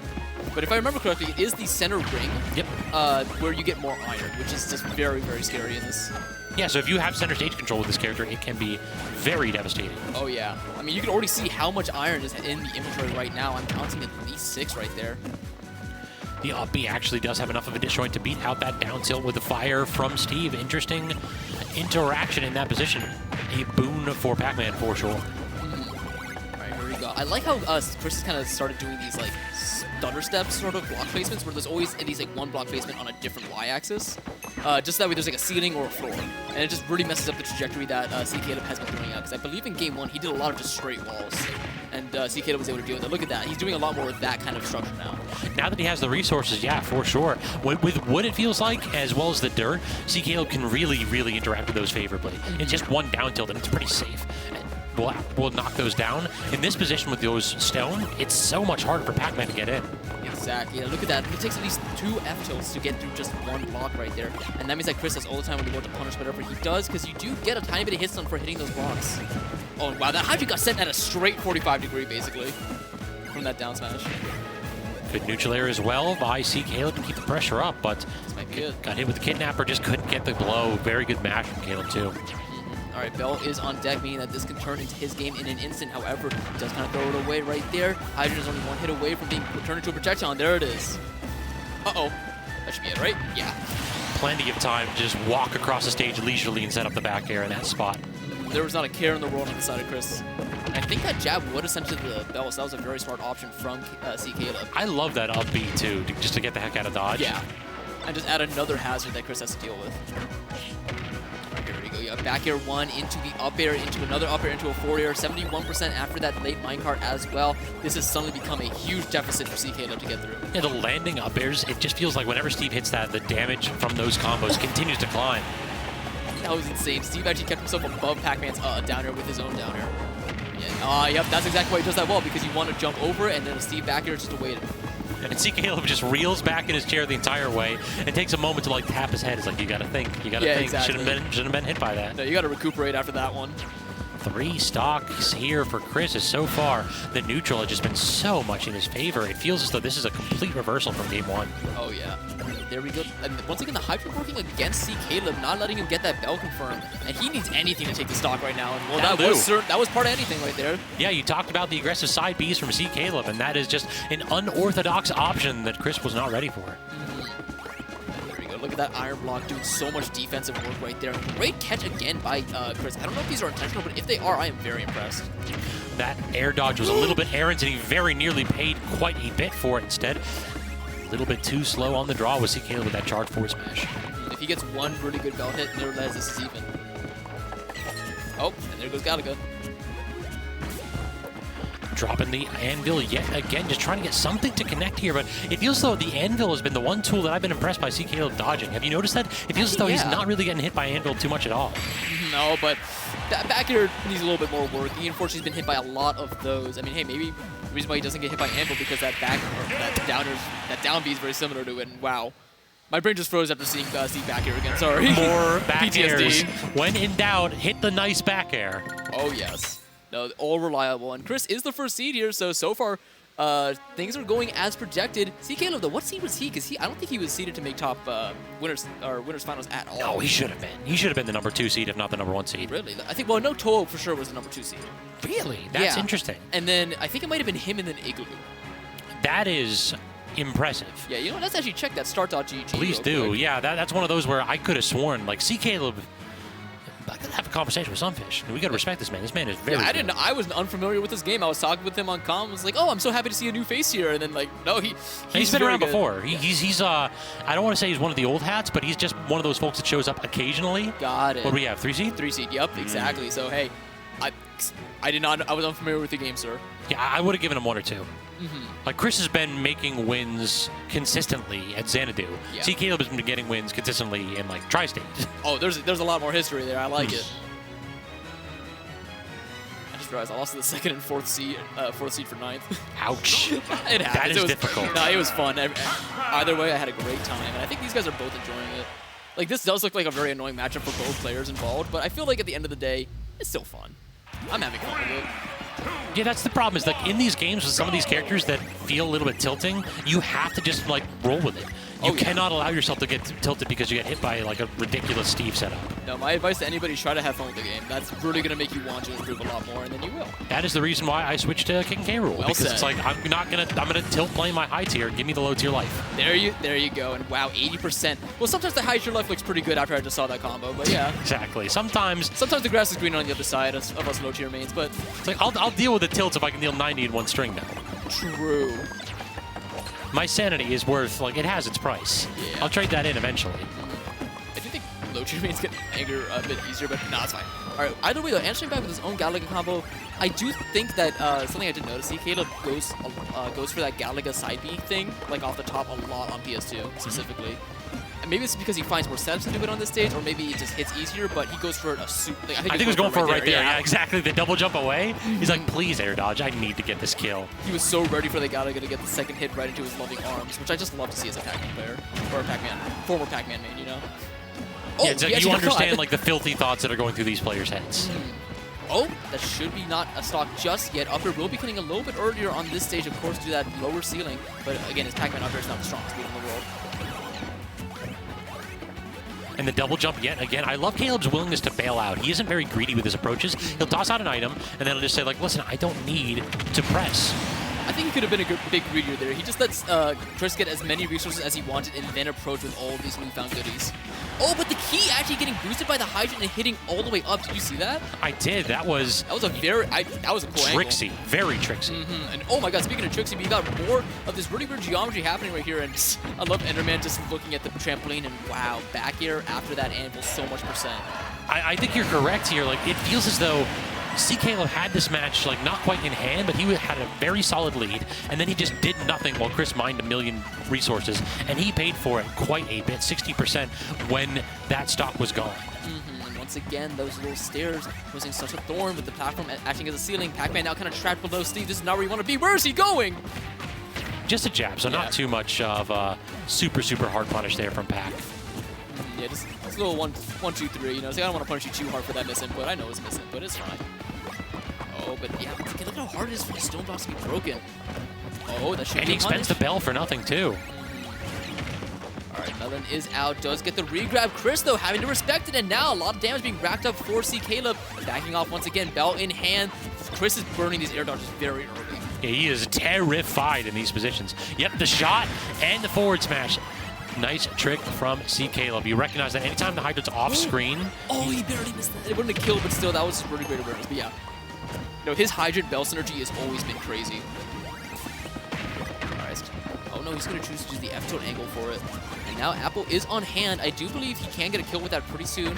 Does choose to burn it, but I think we're going to go back to looking for a bell confirm. Yeah, in this position, it feels like that may very well be the answer.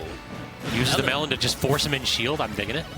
Yeah, Chris is shielding a lot of these fruits right here. And yep, look at that angle. That stopped the mine, or stopped the craft at least. It stopped the mine and did not stop that, though. It feels as though Chris is now going back to that defensive game plan, and yet again, C.Kaleb unwilling to pressure. Okay, so what he was trying to do right there, C.Kaleb, he was trying to shield so that way the water gets put over his head and then throw the bell. So that way when he throws it at the newly heightened water, it actually gets a steeper angle. I don't like that. I don't like that you know that either. I saw him. I saw the gears turning and C.Kaleb said it right. I was like, wait, I know what you're going for because Pac-Man's. Oh wow, that should kill. No, wow, great DI from C.Kaleb. But yeah, if you ever see a Pac-Man throw the melon up next to a hydrant, do not jump. Because he's going to shield and that water's going to push that melon up and it's going to hit you and you jump. Recycling the apple now to bring the melon back out. That's compost, though. I mean, he has the percentage lead at this point. Oh, where are they? Okay, they're just way down in the stands. Oh, this should... Oh, I thought for sure that was going to be a stock. The down B off the top. The block of the down B, too. Yeah. I can't remember the last time I've seen that one kill. Exactly. That's a Steve move right there. That wasn't supposed to happen. Unironically, it looks like Anvil. Did he get the footstool? Oh.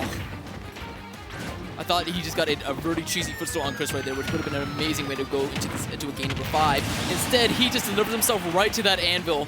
That was 100% where Kaleb was cooking something, but he didn't stop to think about what Chris was doing. Chris was sitting there with an anvil. It's like, eventually, this is going to get you. No, that anvil stayed like static for a solid like 1 second too. It hit something, it hit the hydrant, and then it hit Chris. Or, I mean, C.Kaleb. I think it hit the fruit too, yeah. Yeah, exactly. That's what it was. Alright, anyway, we're back to a pretty even game, especially considering that Diamond is on deck. We've seen just how explosive and damage-doing the combos that Chris can land are. Although maybe you don't even need a combo. Maybe you just need a couple of back airs, because I think that's what he's looking for. Uh-oh. Good jump away, though, not expending any additional resources in that position. Are we going to just recycle the fruit and then allow Chris to mine? Yeah, if I'm Chris, I'm building as many walls as possible. There's a minute and 40 seconds left. It feels like C.Kaleb has to be the one to press. Oh, yeah. Like, he is in the percent deficit no matter how shallow it is, as in 2%. He still has to approach at the end of the day. And it seems like they both know that. Chris is actually going in with that minecart, getting a huge man grab into that forward air. C.Kaleb going up high, but the more of that timer you bleed, man, the scarier it becomes for you. I feel like you can just waste so much time by doing these 2 block-thick walls. Like, you're burning 30 seconds right here, just about. Yeah, he's even at that spot where he has too much. He doesn't have any inventory space left. Oh, what was that water boost he was going for? Refreshes his tool so that he can keep mining without issue. But now the percentage has been flipped. Oh, that does just beat, or not beat Mario Kart, it just destroys it, which is so good for Pac-Man. Is it just me, does Chris keep the momentum boost, though? Because he feels like he's still getting launched forward. So now it's C.Kaleb in the 11th hour that has a very commanding lead. Gets the bell, gets the back air, and no timer needed. We're going to game are- number 5. Exactly. Yeah, exactly. How many times? We're 45 seconds left on that clock right there. Both players were probably very conscious of that and were ready at a moment's notice to play for that clock. But C.Kaleb seeing the light and seeing that backer after that bell, getting a beautiful stock, and now we move on to a decisive game number 5 to see who sits pretty in Winterside Grands. Yeah, if I had to bet, this is the time, if I'm C.Kaleb, where I'm pulling out all the nonsense. All of the You mean Pac-Man me gun- shenanigans. Oh, yeah, that's what you mean. All right, let's actually take a quick look at the losers bracket here. I want to see how that's going. Start battle. So let's see, who got 7th? He had 24 Hedgehog, Great Banjo Man getting 7th, along with Fader. Wow, Igloo beating Fader, and then he will fight Towa, which is probably going to be our next stream match. Impressive. Dude, right there. Laggyninja beat I beat Laggyninja round 1, and he's in losers semis now. That's insane. Great job to him.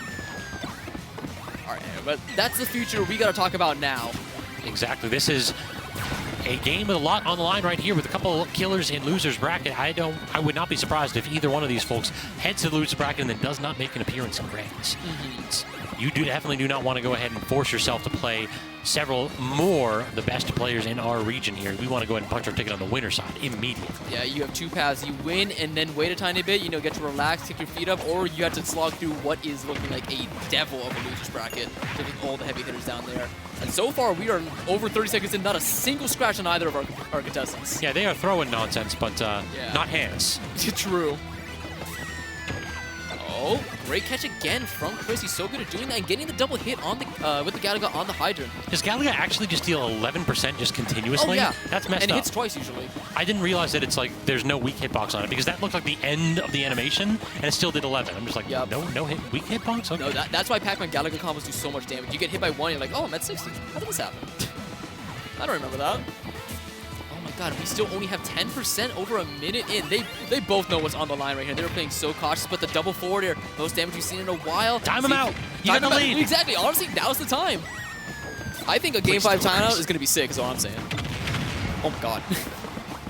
Just joining the Hydrant as well, so Chris being very judicious about replacing his tools too. I'm really digging that. Instead of allowing like the stone pickaxe to just get chipped away, anytime you have a spare moment, refresh it so that you always have that back air available because that appears to have been the tool that you need to secure these stocks. Dude, I'm just watching Chris build Stonehenge right now. Like, just across the entirety of PS2, I've just been seeing stone blocks being erected. All right, but now, yeah, this is looking like C.Kaleb just has forgotten how to deal with the blocks entirely. Like, he keeps throwing his fluid, he keeps, like, doing tilts on it, but again, look at just how much he's letting Chris mine. Look at how much Chris has gone off of it. 70%, 86 now, nearly getting a backer that might have even been the stock with bad DI. And anytime C.Kaleb is trying to go ahead and charge the fruit, Chris will do this. He'll build a wall, and then either he has the ability to tech off of that, or he'll build a house, and then he can just build more resources. Sorry, why did that Galaga do a 180 in the air? Did you see that? I don't know what angle that was. Yeah, I think there was a little man in that Galaga, a little pilot, who just directly tried to attack Chris there. Intercept. True. Oh, that might be a stock? No. Great double jump away by C.Kaleb, just recognizing that defensive options are necessary, but cannot escape the minecart. And C.Kaleb starting to talk to himself a little bit. Anytime that happens, I feel as though the player is either gassing themselves up or just saying, I'm a few choice words that I cannot repeat. Yeah, exactly. But hey, sometimes those choice words, that's the way you stack yourself back into the game here. I like that fruit cancel into the grab, but this is now looking like a very, very solid 3 for Chris, especially when the pace has been this slow and this, like, any mistake gets exploited. C.Kaleb needs to play perfectly, legitimately. It is a very pensive pace to start this game. Exactly, very thoughtful. So you need to consider every option in neutral because if you guess wrong, you're going to get hit with his back air. That's really been the difference. That C.Kaleb has to jump over the blocks, and he has no disjoints to challenge Steve back air. Oh, that's you're looking very suspect, getting ping-ponged around a lot, but no down air, while the down air still there. Shh, he needs this bell. All right, that's not going to kill. No, but definitely not. Look at all of the iron reserves for days. We can minecart out of the corner innumerable times. Yeah, no, he's actually just, dude, the infrastructure on PS2 is getting a full remake right here. All right, he's gonna stick with that belt. That should be a stock, but the minecart still active and with momentum and able to stop that stock from happening. C.Kaleb he's still talking. Yeah. After that, he just had more than a few choice words right there. He was very unhappy about that interaction, and I understand why. I had no idea what the heck happened. I know. Oh, still alive. We are almost halfway. We are actually more than halfway through. Finally, no, still the key doesn't kill. C.K.O. is just as shocked as I am. Or C.Kaleb. And Chris just, we'll keep building. Dude, I feel bad for Chris's thumb. He's been holding down that B button for a long time. Uh-oh. This is so bad. What are you doing this Look at it, he just built Pac-Man? he just built himself a house.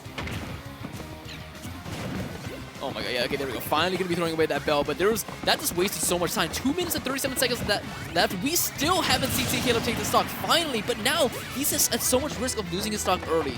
I genuinely don't think that Chris is going to be, like, Chris can take 2 of C.Kaleb stocks. I don't think C.Kaleb can take 2 of Chris stocks in 2 minutes. I know, right? But maybe he doesn't have to. Maybe this stock could be the last one we see. He just needs to get Chris above what he is right now. A tall order still, but it's also an option.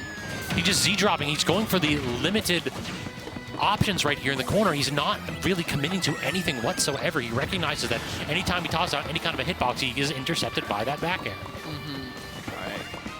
Once again, we are now at 2 minutes on the clock. Second stock for both players, but C.Kaleb is at such a high percent that Steve back air will certainly do it. Steve minecart will certainly do it. Steve down air, he has to pay so careful.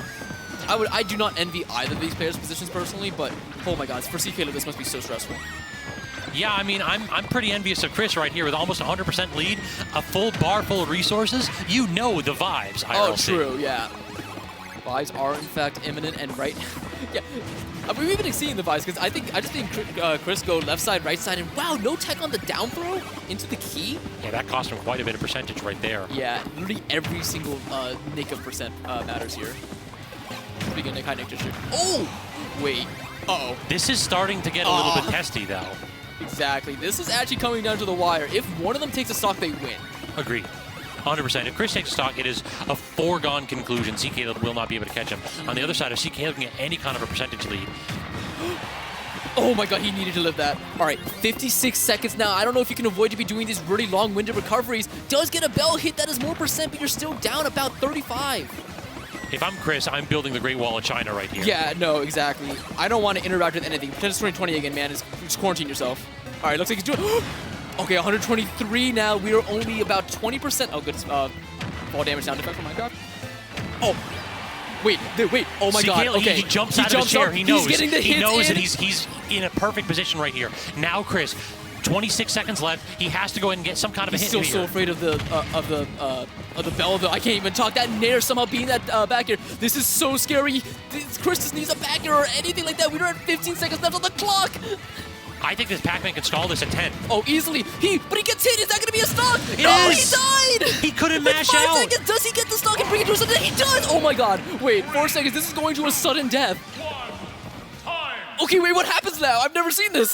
Sudden death situation, Game 5. You know what that means. We're headed to Game 6. I'm so down. Wait, do we just get a... I think it's just last... We just do a one-stock game It is a one-stock playoff situation right here. Oh my god, dude. How did everything go wrong at the end there? First of all, the SD and then the immediate apple snipe. I mean, to be honest, that was 100% a unforced error from Chris. All he needed to do was to go to the corner and build. Oh, go off stage and build. Yep. Like, there were so many situations where all you need to do is put a ceiling, put a wall, make yourself some real estate, my friend, and you would have had the investment necessary to secure that game. Exactly. He had that analysis paralysis, man. There were so many options that could have won you it. You unfortunately couldn't pick the right one. And now that means that we get this exciting one-stock game here, looking like Elite Smash with those jerks who do that rule set. Anyways. It's always a Pikachu main. It's always weird. But anyway. True, actually, it is. Pikachu main's trying to time you out. Yeah, exactly. With one stock, it's like, okay, cool. So it has been a minute and a half since I've had to cast a Game 6. Oh, that's so cool, though. That it is 3 minutes on the clock, too, so I don't think we'll be seeing a timeout. Though if Chris continues that pace, maybe. It would be so funny to me if they do another timeout here for last stock. That would be so hilarious. We're going to have like a 30-minute VOD and only 6 games. Yeah, I could put this VOD on my resume. Like, that's If this goes to another timeout. All right, let's get right into it. Did he always rock the blue sleeve, Pac-Man? I'm not sure. Or is that maybe the Game 6 Pac-Man that he's bringing out here? All right, here we go. 3 minutes on the clock. Already starting off very similar. Wow, that Hydra is playing Dig Dug right there, just going through all the dirt. Yeah, the dirt is not good in this matchup. Hydra just really eliminates that super quick, and the wood's not much better really either. Like, look at this. C.Kaleb has the mentality swap. He understands that via Z-drops and hydrants, he can destroy these blocks relatively risk-free. He doesn't get too much out of it, but he just forces Chris to continue to mine, continue to build. Oh, yes, but so he is letting a lot of mining happening. Great job getting that forward back to the Gala. 63%. That's already more than half of Chris's life. That is a Steve-esque combo right there. Oh, yeah. Oh, my God. Chris is getting hit by everything right now. This is looking so good for our number 3 seed. However, oh, he tried to up me out of it. What is happening? It was the melon. It actually slowed everything down in that position. And oh, my God. That looked like it hurt for Pac-Man. He just tried to chomp on stone. Yeah, gonna chip a teeth right there. Percents are looking slightly more even, only down about 35 here for Chris. If he gets Diamond, which he does in fact have, I didn't even realize. Oh, you can see, yeah, he just needs to get as many materials as possible. Yeah, at 95, you're in the position where just get Diamond. Just get Diamond tools and kill him at 50. Oh, that might be it. That's gonna do it. All right, C.Kaleb getting a comfy spot in winner's side grand finals after what I can only say was the most unique Game 5 I've ever seen.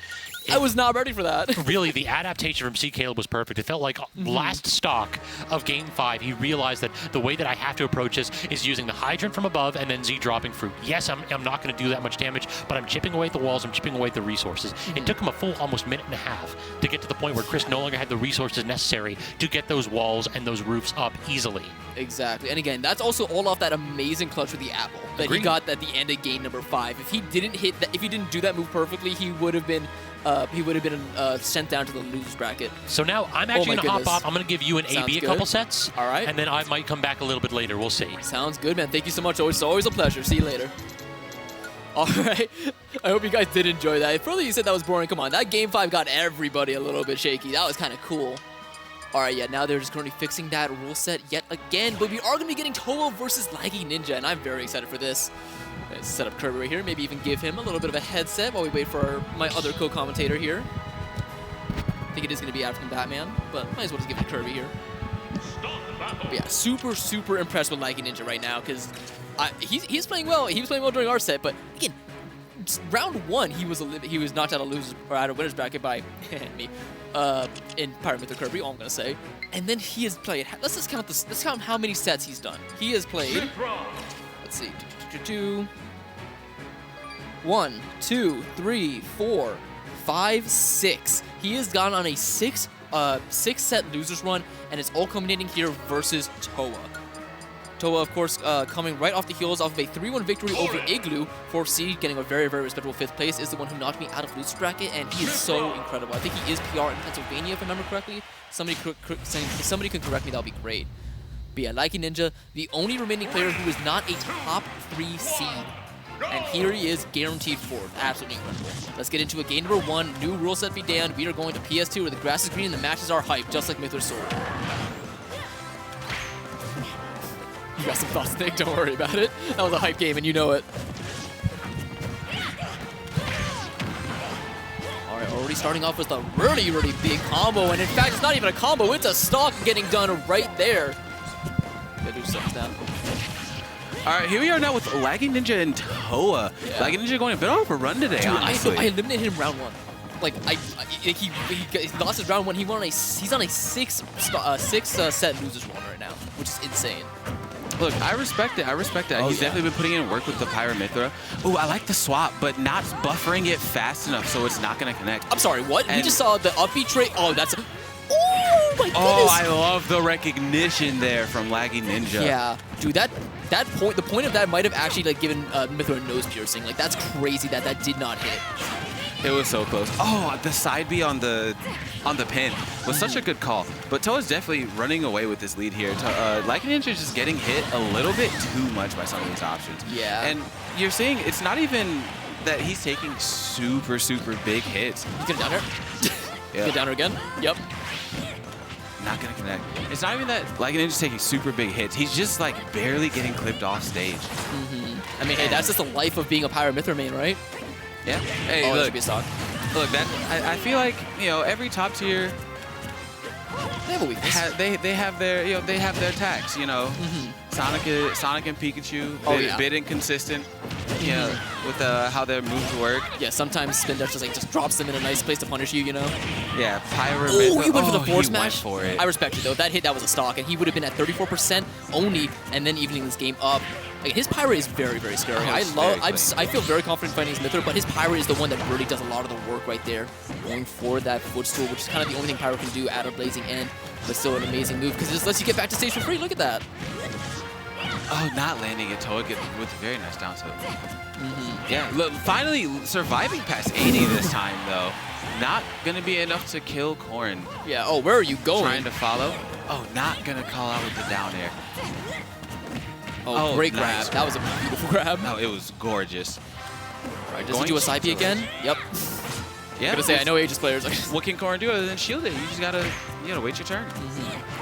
Honestly, I'm surprised we haven't seen a dash attack from Laggyninja. I understand why, because it is a commitment, but I feel like it will completely catch Towa off guard here. Yeah, I agree.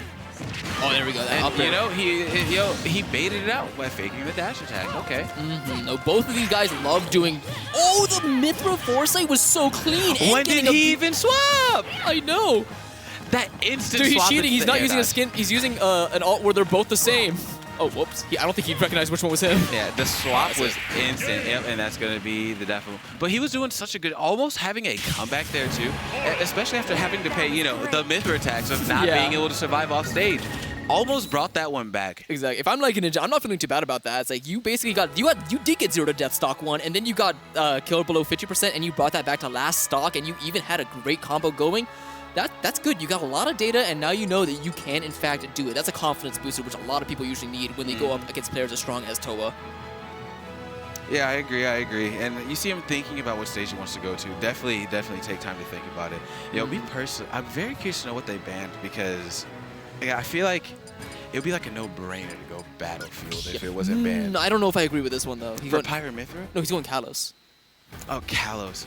I don't know. Like that's like the one advice every Corrin main tells you is never let them go Kalos. I don't know because Pyra Mythra does have that full stage thing, so he can definitely play that slower game that he did against Luigi when he wants to. There is and that, then, but sorry, go ahead. And then on top of that, you have Pyra getting so much better extensions and kills off of those platforms off the side as well. That is. Then you take in mind it's just easier to recover because you have to worry about getting sent under the stage. This definitely could work, but.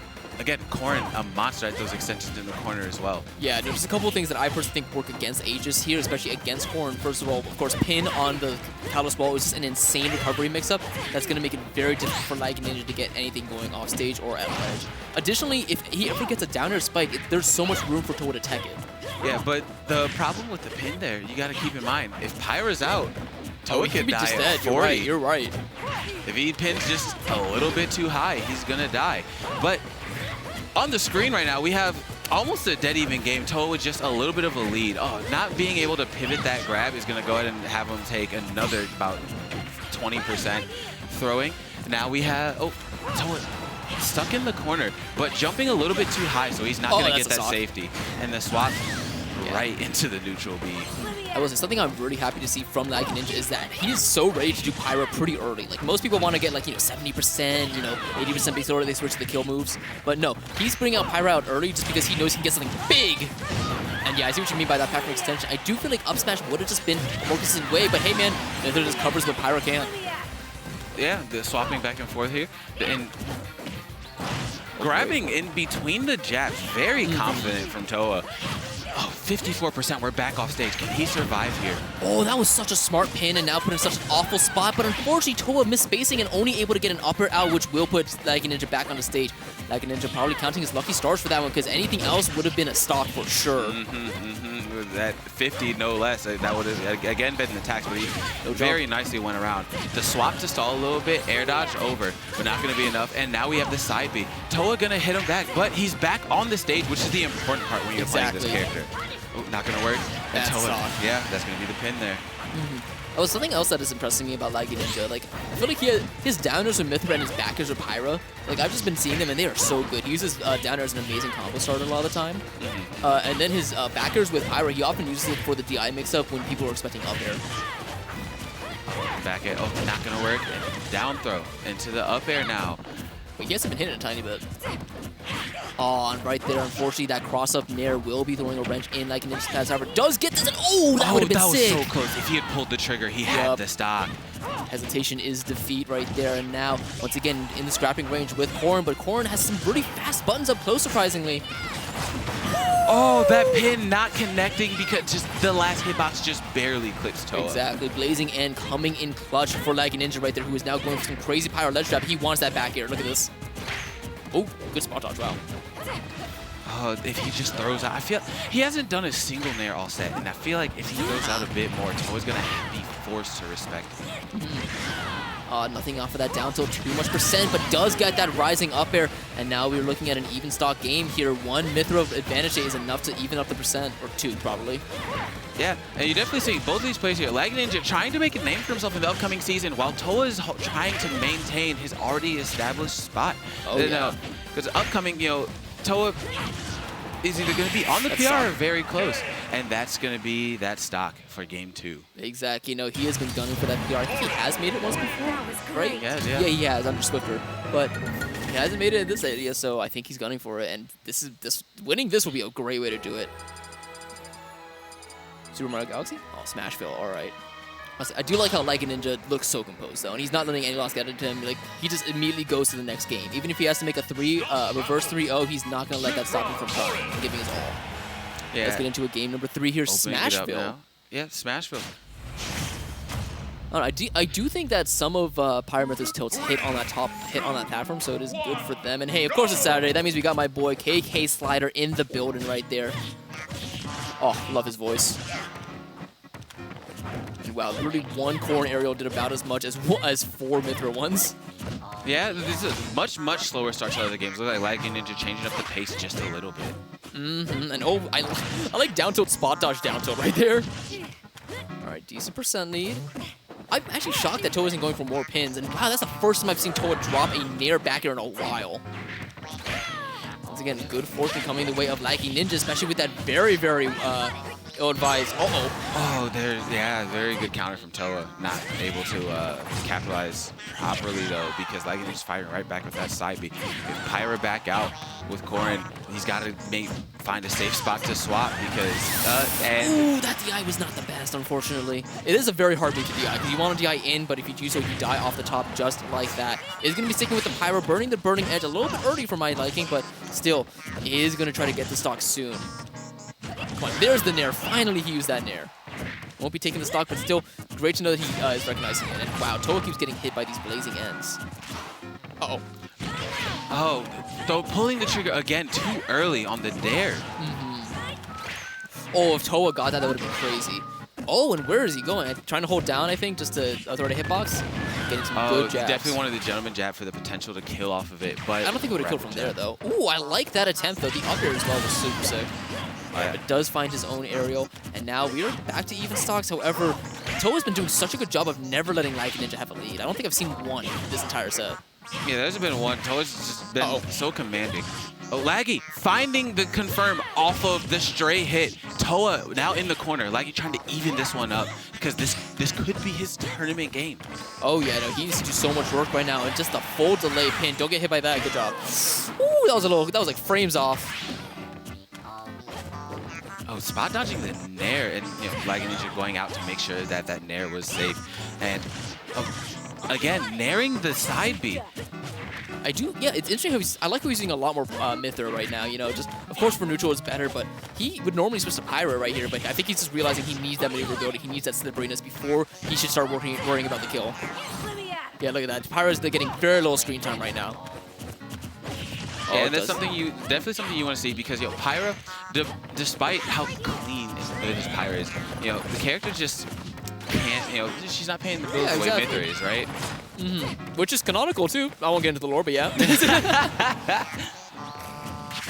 Alright, does he get this G-frame? Nope. Nope. Oh, but he gets clipped by Towa there. Up being to make sure he's safe. Ooh, the side beat makes it up. Towa being forced to respect it. We're back here playing neutral. But the kick the wrong way. I think there was no way he would have gotten the strong hit of the kick hitbox with just that really weird angle. Yeah, but calling out the jump, yeah, Laggyninja been jumping there the entire set. Towa finally calling that one out to again take a commanding lead. Going under the side B, the jumps into the not down airing that time, baited. Down airing that time though, still not connecting. He's just unable to find it. Towa running away with that little bit of an opening, making it back. Oh, he full committed on that one. That's going to be not a big punish, though. Just a gentleman jab. Towa going for something crazy, though. Oh, that should have been at least an F-tilt that would have killed. Instead, he's going to be getting weak hit back here. And this is a Pyra Mythra off stage, and this is very scary. Oh, the lowest blazing ends I've ever seen. And I think we are in double digits now for the amount of times Towa's been hit by. Not ready for the tipper F smash. I wasn't. I don't think anybody was. I don't even know Towa was ready for that. But the angled up tipper F smash as an anti-air from ledge. Okay, Towa, you got it. That was sick. That was insane. The fact that he angled that up at the last second. Wow. All right. Well, that was a clean 3-0 on the side of Towa. But real quick, round of applause for Laggyninja. Yeah, that was 6-set losers run. And now, moving on, let's see who we have up next in this bracket. Oh, I think we're getting, we're down to our final 3, so it's going to be Towa versus Oh, no, it's going to be Towa versus Chris. Yeah, Towa and Chris. Dude, you saw the ending of the winner's final set, right? Oh my goodness, is that crazy? All right, just like Towa's taking a quick water break, so it means we have you guys a little here for a while. Oh, wait, he's walking back. Do I have time to do a HelloFresh ad? Let's see. Nah, he's walking back. Later then. Later. But while we have this brief intermission, I would like to remind everyone again that VGBootCamp is now on TikTok. So why don't you go ahead and give us that follow on TikTok VGBootCamp. And we got SmashCon coming up in what, about 2 weeks now? I think so, yeah. 2 A weekends. lot of things a lot of moving parts for that are in preparation. It's gonna be very exciting. And I believe this Saturday at the Hill, the bus is gonna be at the Hill too. Yes, that is another selling point. Is that next Saturday or this Saturday? This Saturday. Wow. Yeah. So 1 week. Mark your calendars, which I know I'm gonna do. Go to the Hill. Really great free tournament directly on the red, yellow, and green lines at Gallery Place at the esports venue owned by Team Liquid. Again, great tournament. Go check it out. But either way, we have losers finals here. Towa versus Chris. I actually really like how this worked out because our top 3 seeds are our final 3 here. Just not in the way you would expect. The second and first seed are now fighting for third place, while the third seed, C.Kaleb, is sitting comfortably in grands. Yeah, Towa opening up with 71 on Chris right here. Chris fiending for his run back after a nail-biter set against C.Kaleb. Oh, yeah, I want that run back. I would want that run back, too. And great job running away, recognizing the CNT was about to explode, so he couldn't chase with that down after that down throw. Yeah, TNT doing the work, finishing off that confirm for him there. And got that cool cinematic zoom in. I love it. I love the moves that do that. Throwing out the grab, but Towa showing zero fear, going all the way out there just to make sure that Corrin back air clips. Yep. Oh, there we go, getting a couple uppers. And by a couple, I just mean 1. Because that crafting table. Had that crafting table not been there, that would have been at least 2 more uppers. Oh, God. I love Towa's platform drop through uppers. I think this match actually happened like a week and a half ago. I think it was either the grind or an SAX. But Towa did end up losing pretty handily to Chris. So I'm already very surprised to see how dominant this game number 1 is going for them. And nearly getting another charged F smash. Yeah, Chris just unable to find the opening. Maybe some of that nail biter set taking its toll, getting a little bit tired, especially on a run when you're on a run like this deep into the bracket, having to they had a timeout and then the run back on the timeout because the percents were dead even. I want to talk about that real quick. After my set with Towa, I missed a neutral B confirm with Kirby, getting his neutral B, and then he actually taught me the timing for the strongest way to do forward neutral B. Oh, that was so sick. Oh my God, wait, I need to stop talking. We need to talk about this edge guard right here. That's a stock! Oh, he missed. He didn't commit to the full drift. Chris finally taking a stock, but 82% extra credit. He's going to need some extreme diamond shenanigans in order to bring this one back. Because this is such a big lead for Towa that even Steve would struggle to bring this one back. Yeah, I love the little giggle that Towa did. He knew he had a clip brewing and unfortunately just couldn't close it out. But hey, man, we all saw the vision and we all thought it was sick. All right, we'll say though, Chris is almost that stock. No diamond to his name. This is almost as bad as it can get. Still has a lot of blocks and a decent bit of iron. Has to use them very sparingly though, because Towa's pressure has been unrelenting. Oh, does get a pin. 121. You can't take another one of those. Will you get back here? No. Great job getting a shield out using the block. Yeah, being forced to shield on the block. Very nice recognition and outstanding timing from both of these players. Getting clipped by the bear, but Towa, a little bit of sus DI, but not at the percent where it's going to cost him yet. That one's going to cost him. Sus DI again, not ready. But that's something you got to be ready for. Chris is so close to making this one back, but at 121%, he's got to be more careful. Like, that pin could have been the end of it right there if the wall wasn't there to save him. Exactly. He needs literally like a why-do kind of like level of Steve clip to bring this back, I think. He almost had it right there. That's it. And that's going to be it right there. Untouchable off the block. Corrin. That was great.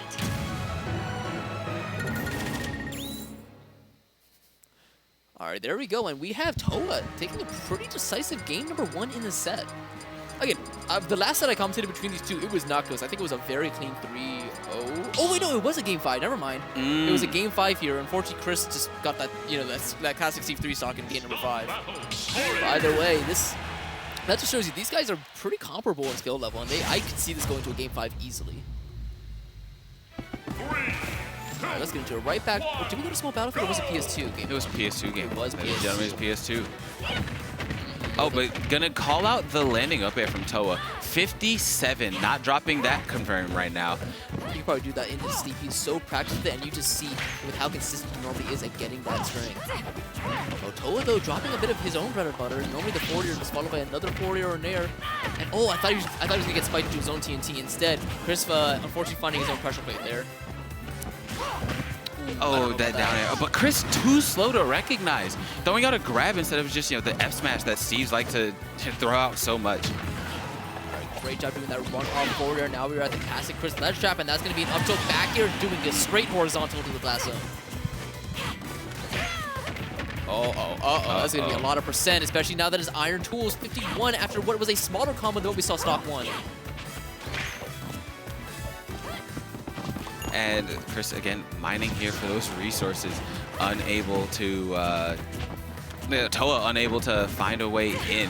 A complete opposite of the last match. Throwing out the grab. But Chris, our pre-DIing before the hit even came out, rolling through. Yeah, for those of you who don't know, Corrin force match like that is normally a very true, it is a true way to cover the goal from ledge and neutral getup, but just barely mistimed it, and now Chris going to be losing his stock. I do like how Towa is destroying the crafting table whenever it's you know, available and convenient, because that does remove a decent bit of Steve's building materials. Yeah, that it does. And now Towa trying to bring it back. We got 28 up airing through the minecart, but Steve just getting around it with the jump out into dare. Oh my god, that air dodge was so risky. But a big whiff grab, as amazing as that grab is, it does have a lot of end leg, and Corrin is certainly a character that can punish it from most every distance. Oh, for clipping with the up air through the cart that time, Chris not able to react fast enough. Breaking the cart now. Chris being forced from corner to corner. Goodness. That grab, that's a good fishing rod. Mods, right roll back the tapes. I need to see. Alive. No, he's not. The block. All right, well, either way, 70% not the worst in the world. Definitely not good, but yeah, you do get this knock to kill.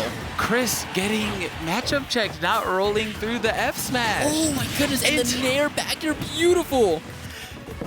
All right, this is coming even out of nowhere. Towa has evened it up after getting destroyed on first stop. Yeah. He is trying to make it to C.Kaleb down. Yeah, and the thing is, too, there's no diamond on this Steve yet. Has not gotten it just yet. However, doesn't look like he needs it. 91% racked up, and yeah, there's nothing you could do there. Just 8-0 to death.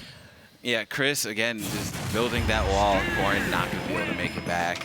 So, though, great play from Towa right there. Like, legitimately able to bring back that huge deficit. Even though it didn't work out in the end, that's, again, feeling good about himself, I'm sure.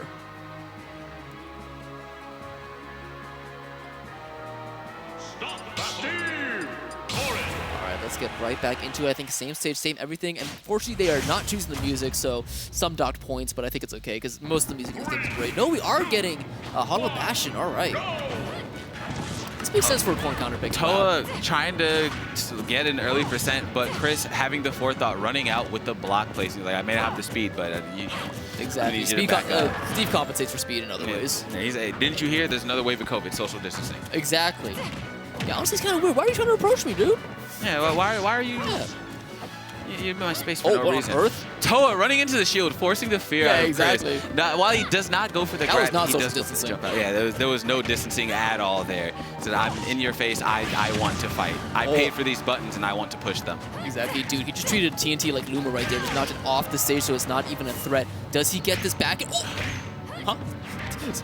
First of all, I love that Towa actually went for the up smash, which was the correct option, but then the block, like, if that block wasn't there, that would have been it.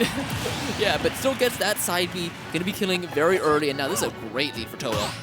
Especially since Chris only has one iron, but big whiff grab. But can he keep it? Because Chris, after that first game, was so close to bringing it back, and he had a commanding lead of that second game.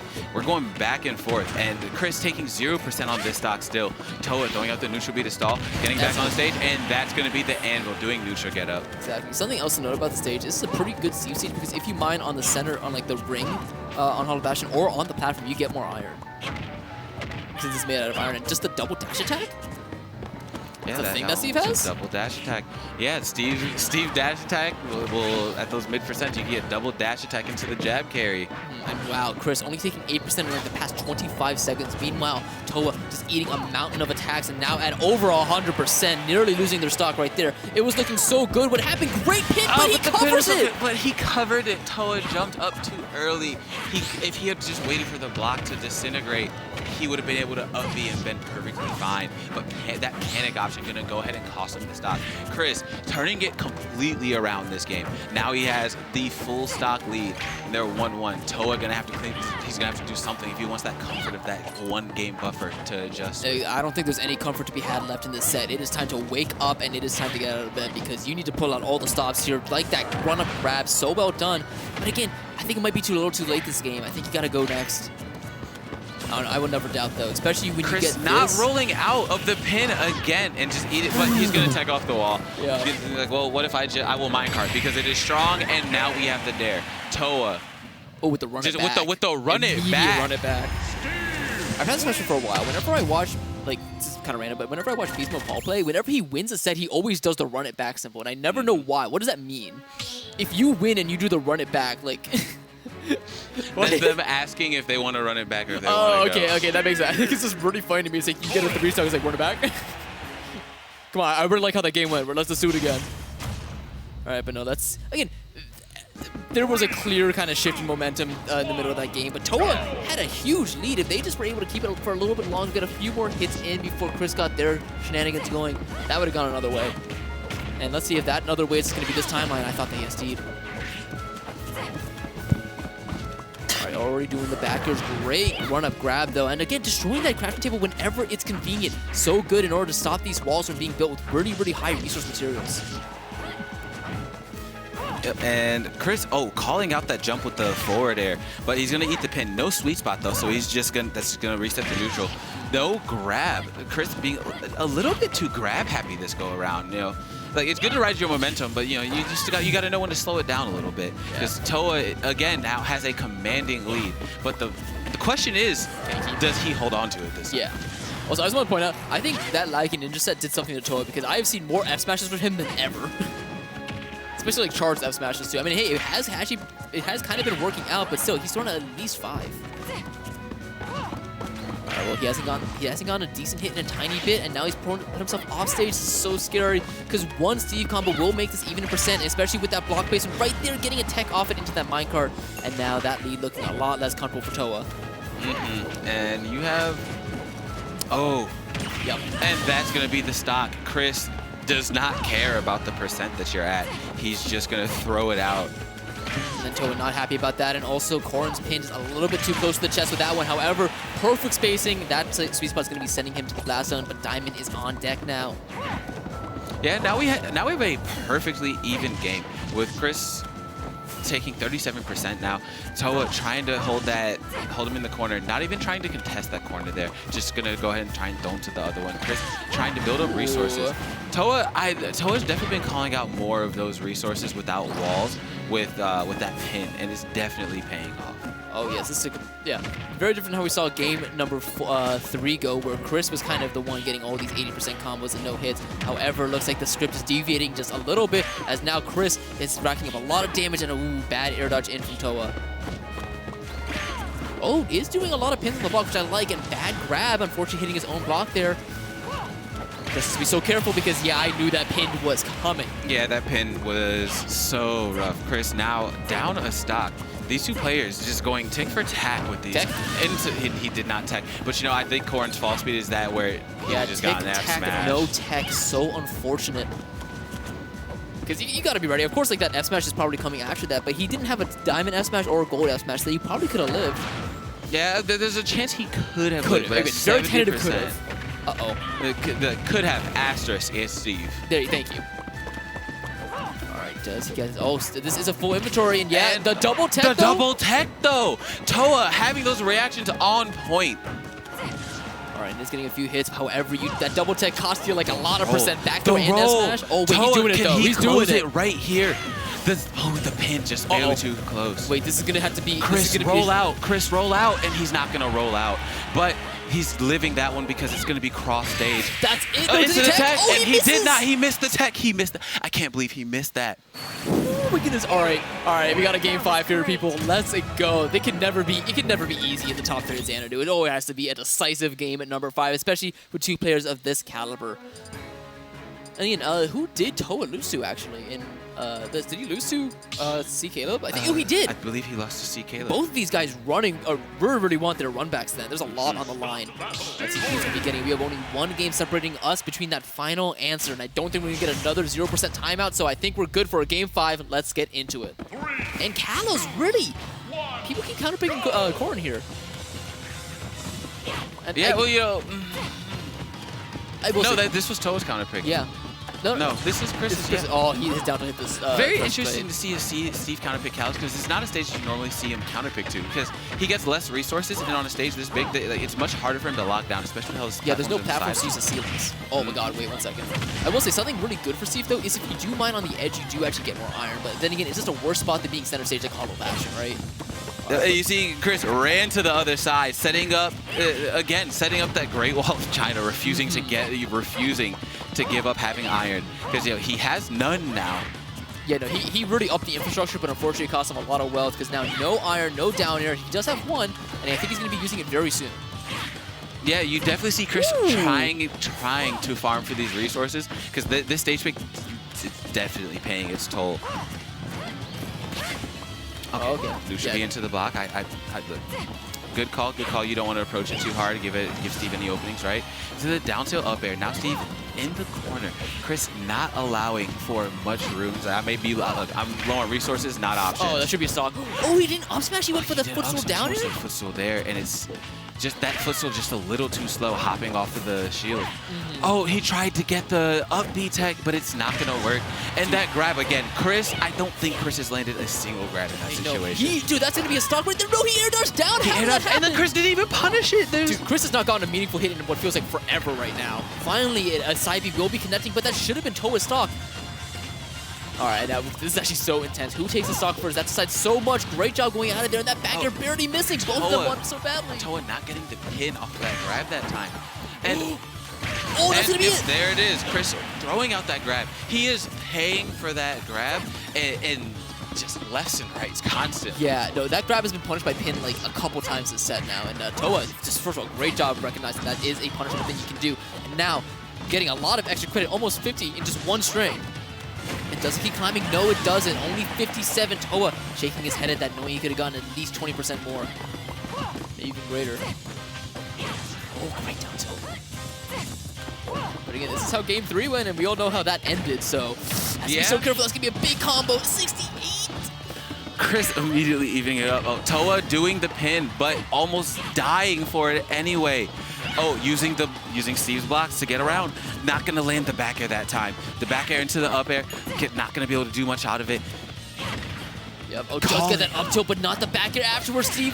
Chris is just looking for that back air no matter what the cost. Great job from Towa avoiding that down air and now getting a back air. This is so even. However, I just feel like Chris is just going to have that one random back air that's just going to hit. My goodness, they're both spacing so well. Towa throwing out the up air, such as fast falling. And that's going to be the stock. Towa getting caught by the wall. Why? Who? Towa, come here. Yeah, come on. Come I know closer. it worked against Laggyninja, Hey, but I just think you got to do something else here. Yeah, hey man, talk to me real quick. Who's over there? In what square universe was that F smash ever connecting? Steve couldn't be there if he wanted to. Talk to me. Brother, I understand, but like, look, you're in losers finals. You got to lock in. Yeah. Well, there's no pickaxe. This could be huge. In fact, he And does there's get the that up air. up air. I think he heard me. He listened. And now 61. One good hit from Steve is all it takes. But Towa being so evasive right now and calling out so many of these options, all it takes, again, is like one of those bad grabs from Chris, and he's just in a rough spot. Already stuck into the corner, mashing jab out.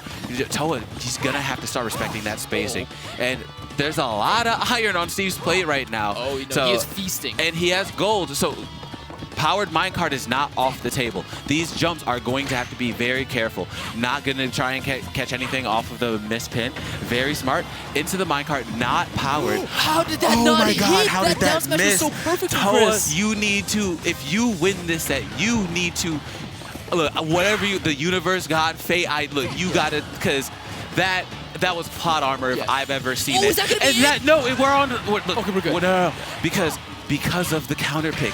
That's not it. But that might be it. He lived on Living Kalos. because of Kalos. Dude, the counter pick actually worked. The That's counter it. pick, There but we go. that's Towa it. That's it. wins. Towa taking the stock last game. Sigh of relief, grabbing the hair. Oh that my was such a goodness. tight Dude, game. Towa, you got to spend the next week inside because I think you use all your luck avoiding that down Dude. smash right there. You walk outside, you're getting hit by Oh a my truck, God. man. Like you got to be careful Look, because holy crap. Look, he's gonna have to go to church on Sunday, Seriously, tomorrow you gotta because think, you gotta that was think the big man up there. like you got like. Thanks, brother. Yeah, no, God Like, played favorites is all I'm gonna say about that that, set. was- All right. That was pot armor if I've ever seen it. That was like that peak MK Leo era. Yeah, plot seriously. armor. Dude, second coming of MK Leo, it's Towa. How could we had hit the MK Leo Corrin? It migrated here. It went away from Leo, but it landed here. Yeah, look, I'm just saying. Look, hey, where's Cosmos at? Is he taking notes? Cause like, I missed the Cosmos Corrin, man. I think that thing was sick. yeah. it was All good. right, well, oh my goodness, it's been nail biter after nail biter, and here it goes. It culminates all into grand finals. We have C.Kaleb sitting pretty in winner side. Towa hungry for that run back from winner semifinals. Let's see who's gonna be taking this home because this has been a crazy Xanadu homecoming. Yeah, and I mean, both these players, C.Kaleb, very, very strong player in his own region here. Actually, it's funny, I didn't recognize the tag, but I No, recognized same. his I face. didn't know this guy was our first seed. Like, I was unfamiliar with this game, legitimately. Oh, really? See, I recognized the tag, but I didn't recognize his sounded face. familiar. Because I met him at Big House, but I know him through No Tag because, you know, I love No Tag. I talked to him in No Tag server a lot. I see. You know, I was just here. He was my co-commentator for the first couple of stream matches, and I was like, "Oh, is this your first time at a Xanadu? I don't recognize your tag, man." Yeah, really, very good dude. Very good Oh dude. no, an absolute joy to talk to, joy to watch. I hope you guys have been enjoying his gameplay because guess what? There's more of it. Same thing with Swifter/Towa. And yeah, it looks like C.Kaleb's getting things sorted out. Towa's still taking a quick break, so while we're here, might as well quickly say thank you guys all so much for checking out the stream and supporting us. If you are missing a couple of the sets and you want to know what happened, then please go check out our YouTube channel, youtube.com/VGBootCamp.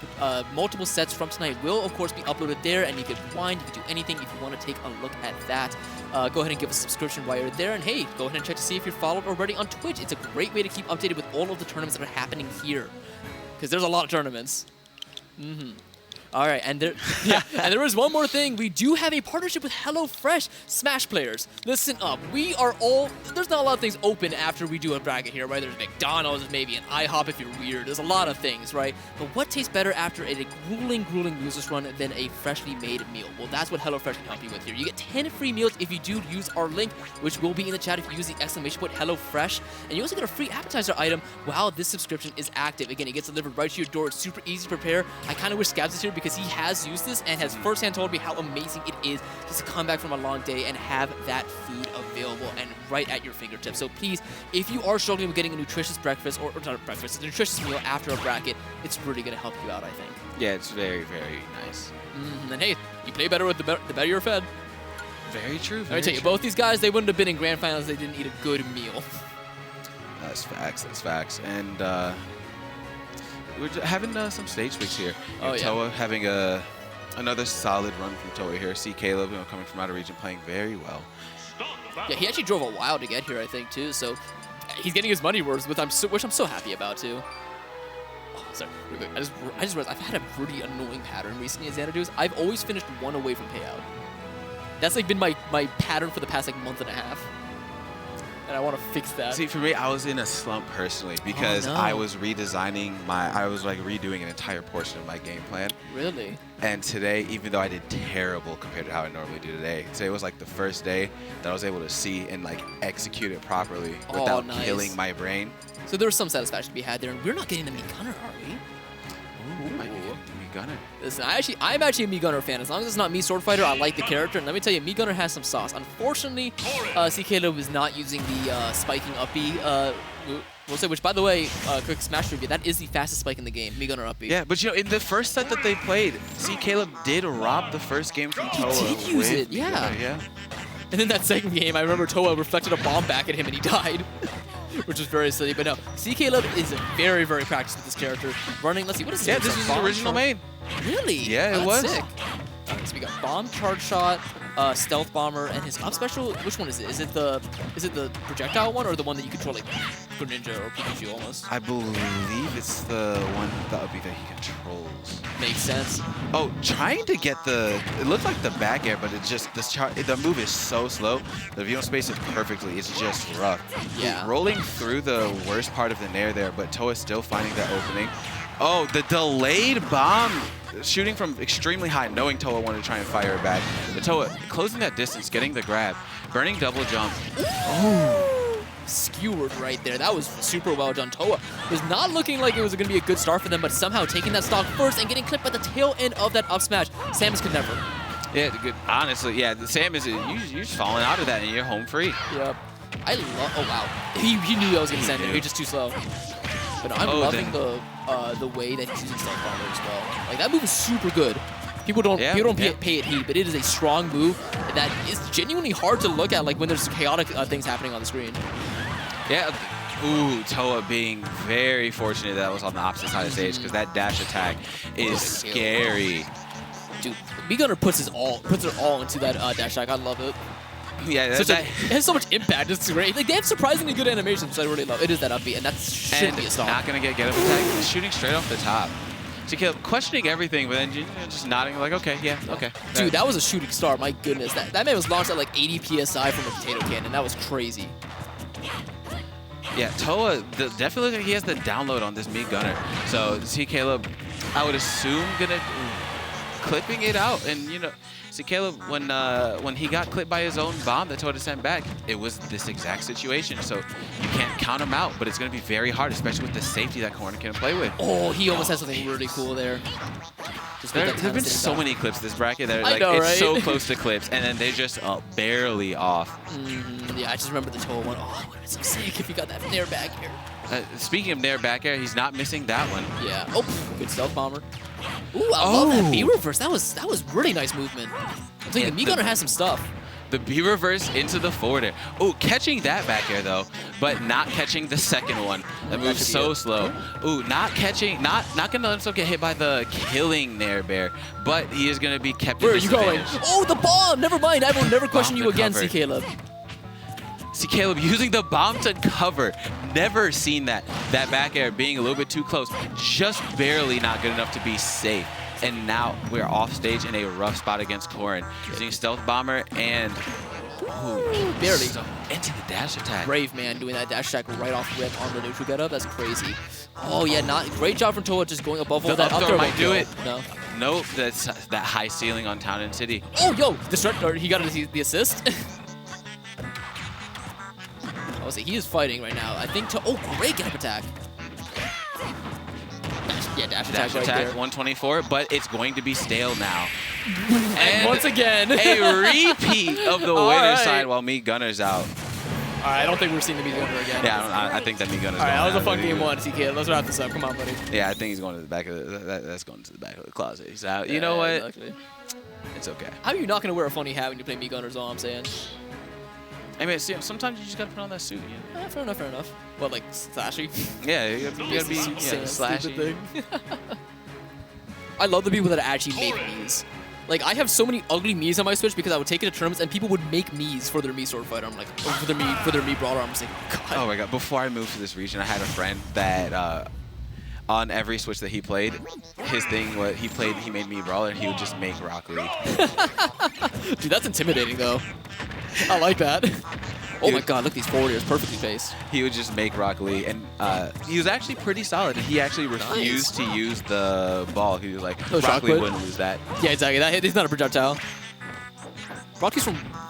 No, not Naruto. But Naruto, that's it. Yeah, sorry. I don't watch Naruto, but Hurt is good. You know, the drop weights. Oh, that's what it... Okay, no, that's sick then. That's actually sick. I know that scene. All right, well, let's see here. The weights actually have been dropped because MeGunner's off the table. We're going full force with the Pac-Man. Oh, re-catching that item. Yeah, that's clean. Ooh, look at that. Getting the reset. Wow. Ooh, but he didn't get the strong hit. Dude, what is happening right now? Stage. Not going to catch. I'm surprised he didn't try and drop the hydrant. He wanted the clip, that's why. He did not get the turn on the grab, and that's going to cost him his stock. Towa taking lead now, making good use out of the run back. I love that throw down on the bell too. So many people would like air dodge or roll in there and they would have been caught by that. And now going for a grab, but still able to get out of it. Pac-Man grab, notoriously one of the best in the game, if not the best. Oh, forward tilting the hydrant. Very nice recognition, knowing exactly how much damage that would have left. Running away from the hydrant, using the apple to stall it and to get back center. Yep, that forward tilt being very safe. Yeah, that forward tilt dash tag, yeah, what are you swinging at? Pac-Man literally is just like the wind there. But no, that raw backer, super clean. Also a very high call out on the jump. And wow, fair. Yeah, 74%, getting the max damage. Oh, he called out the power pellet that time. You know, because in that first set, missing that power pellet was the difference between Towa winning and losing. Exactly. In my personal opinion, if you hit the power pellet, it should... Whoa. Did you see that like super dash that Pac-Man just did? But in my opinion, if you hit the power pellet, it should be like Ness Lucas up B where they just go into free fall. If you hit their own... Oh, wow. I don't know where, how Pac-Man got sent that direction, but somehow he did. I'm going to chalk that up to hydrant shenanigans. Don't get hit by this. Throwing it up, getting so the smart. full, almost got a full combo. He did down tilt instead of the up tilt. But that's gonna get him the opening he needs. 76. This is death percent right here. Towa needs to be very careful, especially Pac-Man with rage. This is a rough situation. Now we have Bell. Not gonna find anything off of Bell. Towa throwing out the up air, and that's gonna be a stock off the top. Corrin's so good at doing that, and let me tell you, nobody's better at doing it than Towa. Oh, sorry, Corrin's so good at doing that. Anyway. Oh, we're going deep, are we? Yeah, we're going deep, but if he had just dropped the hydrant, Towa had no way to make it back safely. Oh, he's definitely looking for a tendril in. However, Towa not wanting to give it to them. He's going to go for the apple. Yep. Not going to do that. Careful of that. Yep. Slow-moving projectile. Slow-moving projectile. Dude, slow-moving projectiles in this game are honestly better than like fast-moving projectiles. Yeah, that's time. It's crazy. That's something that a lot of people don't know. In like most fighting games, it's like this fast-moving projectiles. Okay, yeah, you're annoying, but you have the slow-moving projectile, and you're like, oh my god, you threaten two things at once with yourself and that projectile, and it's crazy. Why do you think Ryu Shokunetsu is so good? Yeah, you're like, look. Universe, if you can hear me, let me get around this, please. Fair enough. Taking the fruit. Ooh. I like that down throw that Towa did on that platform, actually catching C.Kaleb trying to do a close range aerial against it. All right, now this is looking decent. I don't want to say great, just decent, because I've seen C.Kaleb get so much offstage shenanigans and also just crazy combos, but Towa's doing a great job not letting those bonus fruit really be an issue. However, as I say, that the re-catching into the confirmed Towa holding out. The nair connected, no back air. Into the side B. He would have armored through anything Towa had to offer there because there was no time to back air. Hydrant. Oh, he misjudged because he thought Towa hit the hydrant earlier. But there is Bell on table right now. Towa, you better be very careful. Oh, I think he threw it the wrong way. Yeah. He's gonna. Oh, yeah, she just threw it. Oh, just oh my god, he called it out, but the distancing was just wrong. Into the back throw. Yeah, Towa tried to spot dodge it. That people don't recognize. That is a tether grab, and that misjudging the grab is going to be the end of that stop. We are now 1-1. C.Kaleb having a very, very well-adjusted set there. Me gonna have to go to the back of the closet, but it's okay. Yeah, Pac-Man's out of the closet. Okay. All right, a great. That was also just a really good comeback. He was down a tiny bit in that last stock, but really just ironed it down. You can see Towa getting a little bit antsy for that stock kill, and that all culminated in that unfortunate jump get up from ledge. Towa, you only have one more game you can afford to lose here, unless you want that beautiful cash prize and the honor of winning. How many homecomings is this now? Let's actually see. Xanadu homecoming number what? Oh, it just says July 2024. All right. Oh, we're getting the small battlefield pick here with the battlefield melee theme. Love this song. Unfortunately, none of our players chose it. I just want to see people pick music, man.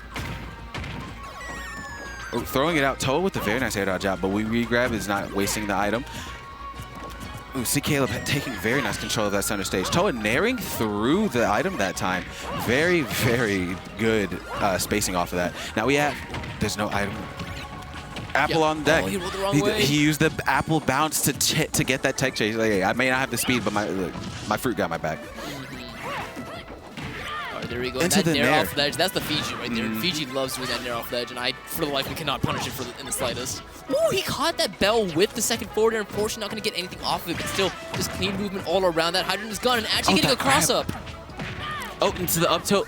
Towa not recognizing it was going to poke just barely through the stage. These platforms just high enough. That was not true, right? There's no way. That was 100% true, but it doesn't matter because Kaleb just makes it back into the belt, into the back air. Did not make it back to recatch, but there is the hydrant forcing the early recovery. C.Kaleb taking control at center stage, but Towa with no fear in heart. Throw the apple? Yep. Yep. Not enough to kill just yet, but that's what we're certainly doing. And where are you going? Oh, he tried to get the second hit, but Towa's back air came out just fast enough to get the win box and clip the hydrant from him. Yeah, I think that was super unfortunate too, because he got stuck in the hydrant with the side special. Like, normally the side special goes through it, but it was just the perfect justice for that not to happen. That forward tilt shouldn't do it, but this orange certainly will. Yep, Towa was trying to get the trampoline.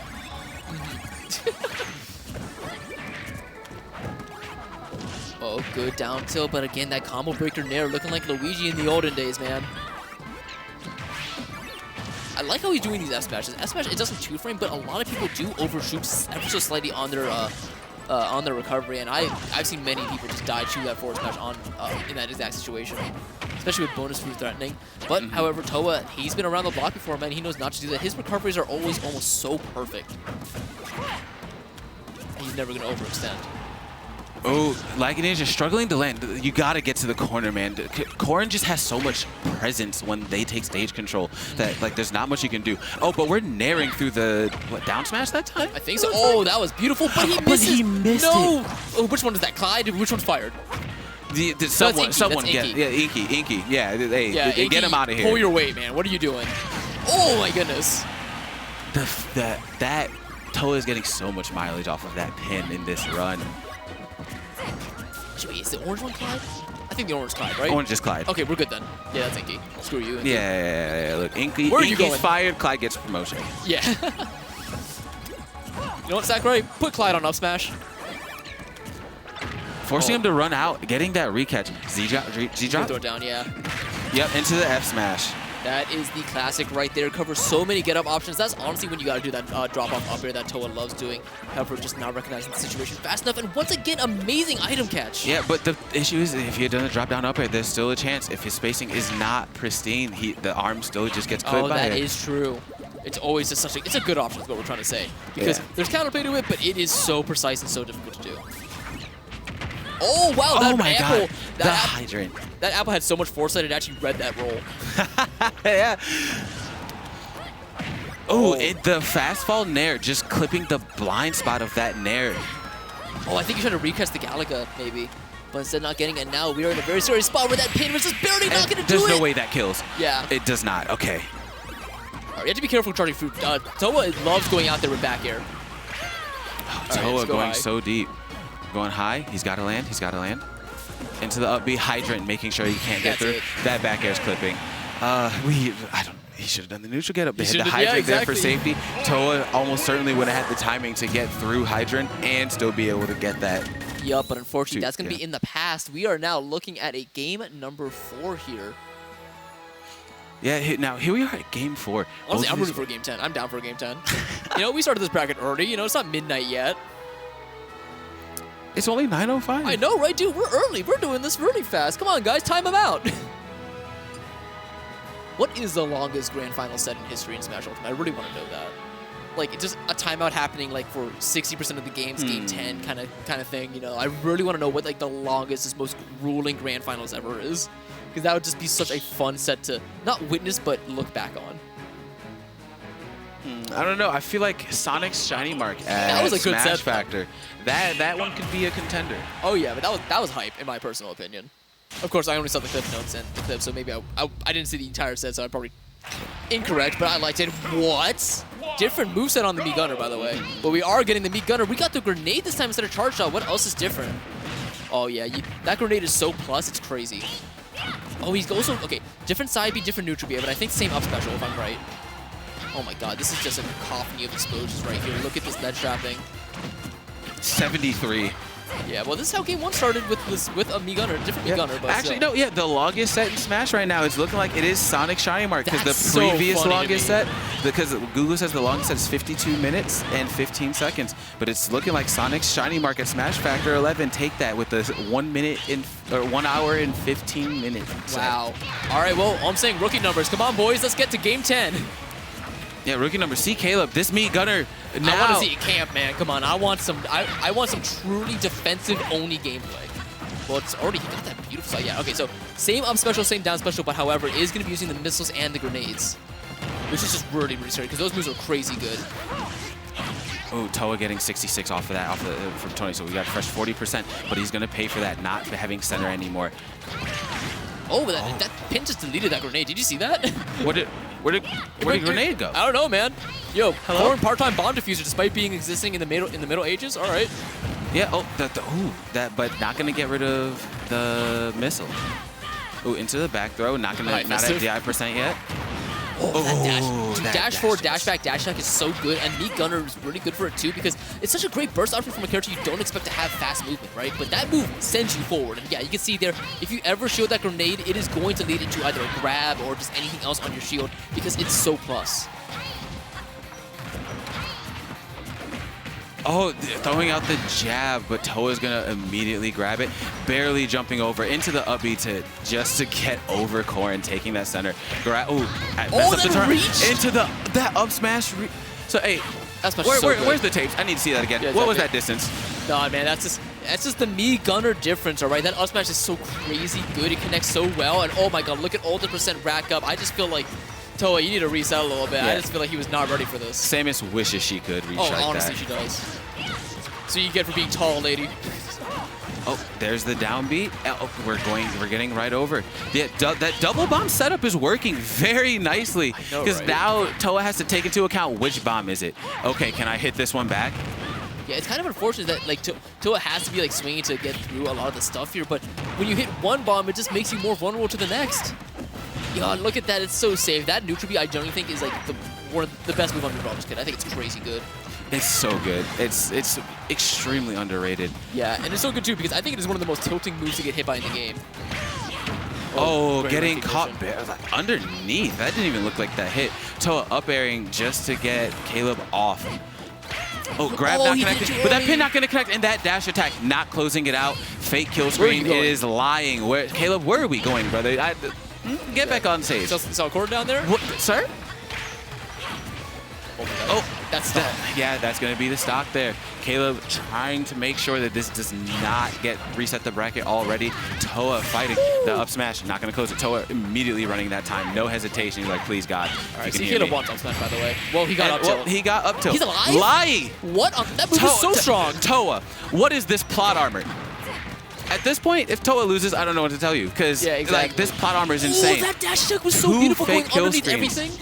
Wait, why is this? Why is he doing this? Wait, hang on a second. Hang on a second. Calm down is all I'm saying. Okay, he's getting clipped by the bomb there. The up tilt didn't connect, but Corrin didn't have any button fast enough to do anything about it. That connected. But Towa had to get around the bomb. It's not going to work. No, right that in was front a of Towa, that was a punish. Oh, what is happening? That grab's not That's going to be the back throw. That's kill. Yeah, that's the kill. Oh, he was doing it. He was playing so well, and here we go. We have the game number 5. Again, I don't know about you guys. I want game 10. How about you, Fest? If you want game 10, I'm doing fantastic, by the way. I hope you guys have been having a great time in that stream chat right here. Also, Mage King, hello. Are we going right back to PS2? Yeah, now comes the question. Do you have the luxury of going either Mii Gunner or Pac-Man again? Right? Like, you can just really keep tossing it up in the air. You can pull that Proto-Banam shot. Oh, looks like we are getting a stage counter pick, and it's going to be Battlefield 2's the music, Towa, please. Oh, actually, no, he's choosing his own music. He's listening to stuff. We're good. I think, at least. Corrin. Better see a Hololive song on your playlist. Yeah, there you go. Come on. All right, but here we go. Let's see what song serenades us for this potential last game of the entire night. It's Targets. Okay. Yeah, this could if Towa can't reset this might be the last game. Kaleb going back to Pac-Man. We got a little bit of proto-Banham strategy going on. Honestly, I kind of want a game 10 like early now because I don't want this to be the last song. I love the song, but I want something a little more dramatic, you know, for the last set of the night. Oh, we are getting the Pac-Man. You're right, yeah. Oh, yeah. And Honestly, I'm kind of breathing a sigh of relief if I'm Towa here. Because that V-Gunner was just really crazy. Oh. I don't know. I would not. Looking at how this is Actually, going, yeah. Towa lost neutral once and has already taken 122. Still stuck in that disadvantage. Stuck between Hydrant, but swatting Hydrant away with the Nair. Lucky Kaleb was trying to set up. And into the grab. This back throw is not going to close it, though. Yeah, into the setup. might. That up B. Oh, Towa. That timing was so tight. Exactly. All right, this is going to be And the that's stock. going to be the stock. Yeah, especially because, like, this, in that first set, it was the Pac-Man that closed it out against Towa as well. All right, let's see here, because you have quite the deficit to make up. Only 27% fracked up here is slowly climbing, but then again, you're going to need something early. Yeah, that Nair from Ledge, again, the classic Fiji is what I'm going to call that. Such a good option. Just a great way to get back onto stage and say, get off of me. And here we are now, Kaleb having 58%, definitely using those slower tools with Pac-Man, trying not to lose the stock, but Towa swinging for the stars. Towa, again, come here. Towa, you're in grand finals. You're in grand finals, please. Yeah, there you go, thank you. Please lock in. These random attacks, like, you think they got there? Oh yeah, we all know those going. That's the stock, right? No. Other side of the stage. See, thank you, Towa. See, that was good. Okay, dude, thank your you. talking is All right, actually you're really in. helping him. Look at that, it helped him so much there. All right, does he finally get a pin 2 frame? Oh, no, he tried to get the Trump, but it just didn't work because Kaleb just stopped it just short. Oh, stopping. Oh, he didn't back up. Towa not ready to get clipped there, but Pac-Man not able to follow up. Oh, Stuck between the Hydrant. 60 now, just out of the range, but even if it had hit, Towa was still getting hit. Exactly. No, he needed to take that stock now because now the extra credit is racking up. That should be, oh, he mistimed it ever so slightly yet again. If he gets another hit, it's going to be so annoying. 77. No. Things are just mounting. And look at that. Eptode even caught the Down bell. throw? He's going to throw it down, by the way. Oh, he didn't pull the trigger on the roll. He didn't need to pull the trigger. It was right there. You know what, Kaleb? I'm sorry. I apologize. I doubted you. I was unfamiliar with your game again. Yeah, my fault. He really looked at that roll and was like, I don't need that. I was 3 square universes. Dude, I have never seen Corrin this hard pressed to find a stock before. Like, normally just one of these batting aerials will certainly do it, but C.Kaleb's playing just so maneuverable and slippery. Yeah, he is. And like some of these setups, it's like he gotta be a Marvel movie fan because he's like, yeah, Doctor Strange peeked into how many universes? Oh, let me tap into that. Yeah, 17,000, I think. Yeah, 17,000 universes. Let me tap into 18,000. Make sure I got that. Oh my god. Oh, that still was no pin sweet spot though. Towa just on his last legs, looking like he is struggling here. There we go.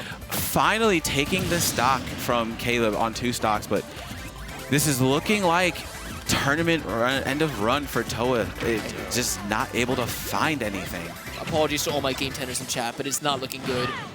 It's just I think it might have just been me, I'll be honest. Yeah, Kaleb found his stride, and Towa is crumbling. Oh yes, and that's again shooting that get-up attack. Now Kaleb just has all the leisure. Oh, like he's just leisurely going through this final game here. I think he feels the confidence. He knows he's got it. Towa right now feeling all the stress, so has to make a mother of all comebacks here. Does he finally get the 2 frame? Nope. And keep in mind, Pac-Man's heavy too, so it's not like he's gonna kill early unless he goes for those like he just tried to those deep edge guards. I know, and it wasn't even looking that bad for Towa. It's just that second stock, everything went wrong, and now he's getting clipped by everything. All right, yeah, the apple, just go underneath that power. Towa can't even go forward. Oh, very nice maneuvering from Towa, but at 150, something's gonna have to give. But Kaleb calls out the DI on that F smash. Shield it! No, and you have to shield it! You can't let that happen, yeah, no! you can't, and that's gonna be game 5. C.Kaleb taking that game over all of MDVA. Very, very clean games. Towa taking it to a game 5, but not quite able to reset. We had that nail-biting winners finals where they were at even percent, so they had to run it back. So, I mean, as far as monthlies go, I'd say this one was pretty exciting. Pretty successful, I would say. Honestly, like not the highest turnout, but the concentration of talent was really up there. Loose bracket became a killer really early on just from the amount of people that were here. We had top 8 seeds in Redemption. Oh, yeah. That's always a treat right there. Hopefully they won themselves a free Xanadu with that. Yeah. So, I mean, I feel like that's going to be the end of it for us. Like I said, follow VGBootCamp, Twitter, Twitch, TikTok, and get your HelloFresh. Yeah, a couple of quick PSAs though. We do, of course, have more Smash Ultimate happening here at this venue. First and foremost, there's extra credit happening tomorrow, run by the illustrious KML, which, as Little Birdie told me, and I hope I'm right here, is going to have Rivals of Aether 2. If there is going to be Rivals 2, I'm Yeah, so with excited Orcane, to see by that the way, bracket. so that's super sick. So definitely go to that if you are interested, because it's going to be a great time. But again, me Rivals 2 and Smash Ultimate. Yeah. Me personally, man, you put Sylvanos in and I got you. Oh, I want Absa. I'm an Absa guy. Yeah, no, and then of course after that we are back with Smash at Xanadu Tuesday. So once again another great tournament. If you can't catch that, be sure to catch the stream right where you are. Actually, not where you are right now, on the main channel, I think. Yeah, on the main channel. We're on VGBootCamp too. Yeah. And then of course 1 week from now we have yet again the Grind Friday. So, or sorry, not a week from now. A week from yesterday we will have the Grind Fridays. And then that Saturday, again, the Hill. Not a VG Bootcamp tournament. However, we will throw it out there just because it is an absolutely incredible time. Once again, completely free tournament, $1,000 payout to top 8. Extremely amazing venue, directly accessible on the red, green, and yellow lines in DC. Go check out start.gg/The Hill for more information, and I highly recommend you go or tune into that stream as well. And I think that's everything I have. I believe, yeah, that is about everything. So, yeah, it's been a fantastic run. I love commentating with people. Dude, I got to commentate with Scab. You know, I love commentating with IRLC here. It's always a pleasure. Appreciate you for emotional support, Kirby. Oh, yeah, there you go. And y'all have a fantastic rest of your weekend. Indeed. Have a good night, everybody. Good night, my Roy players.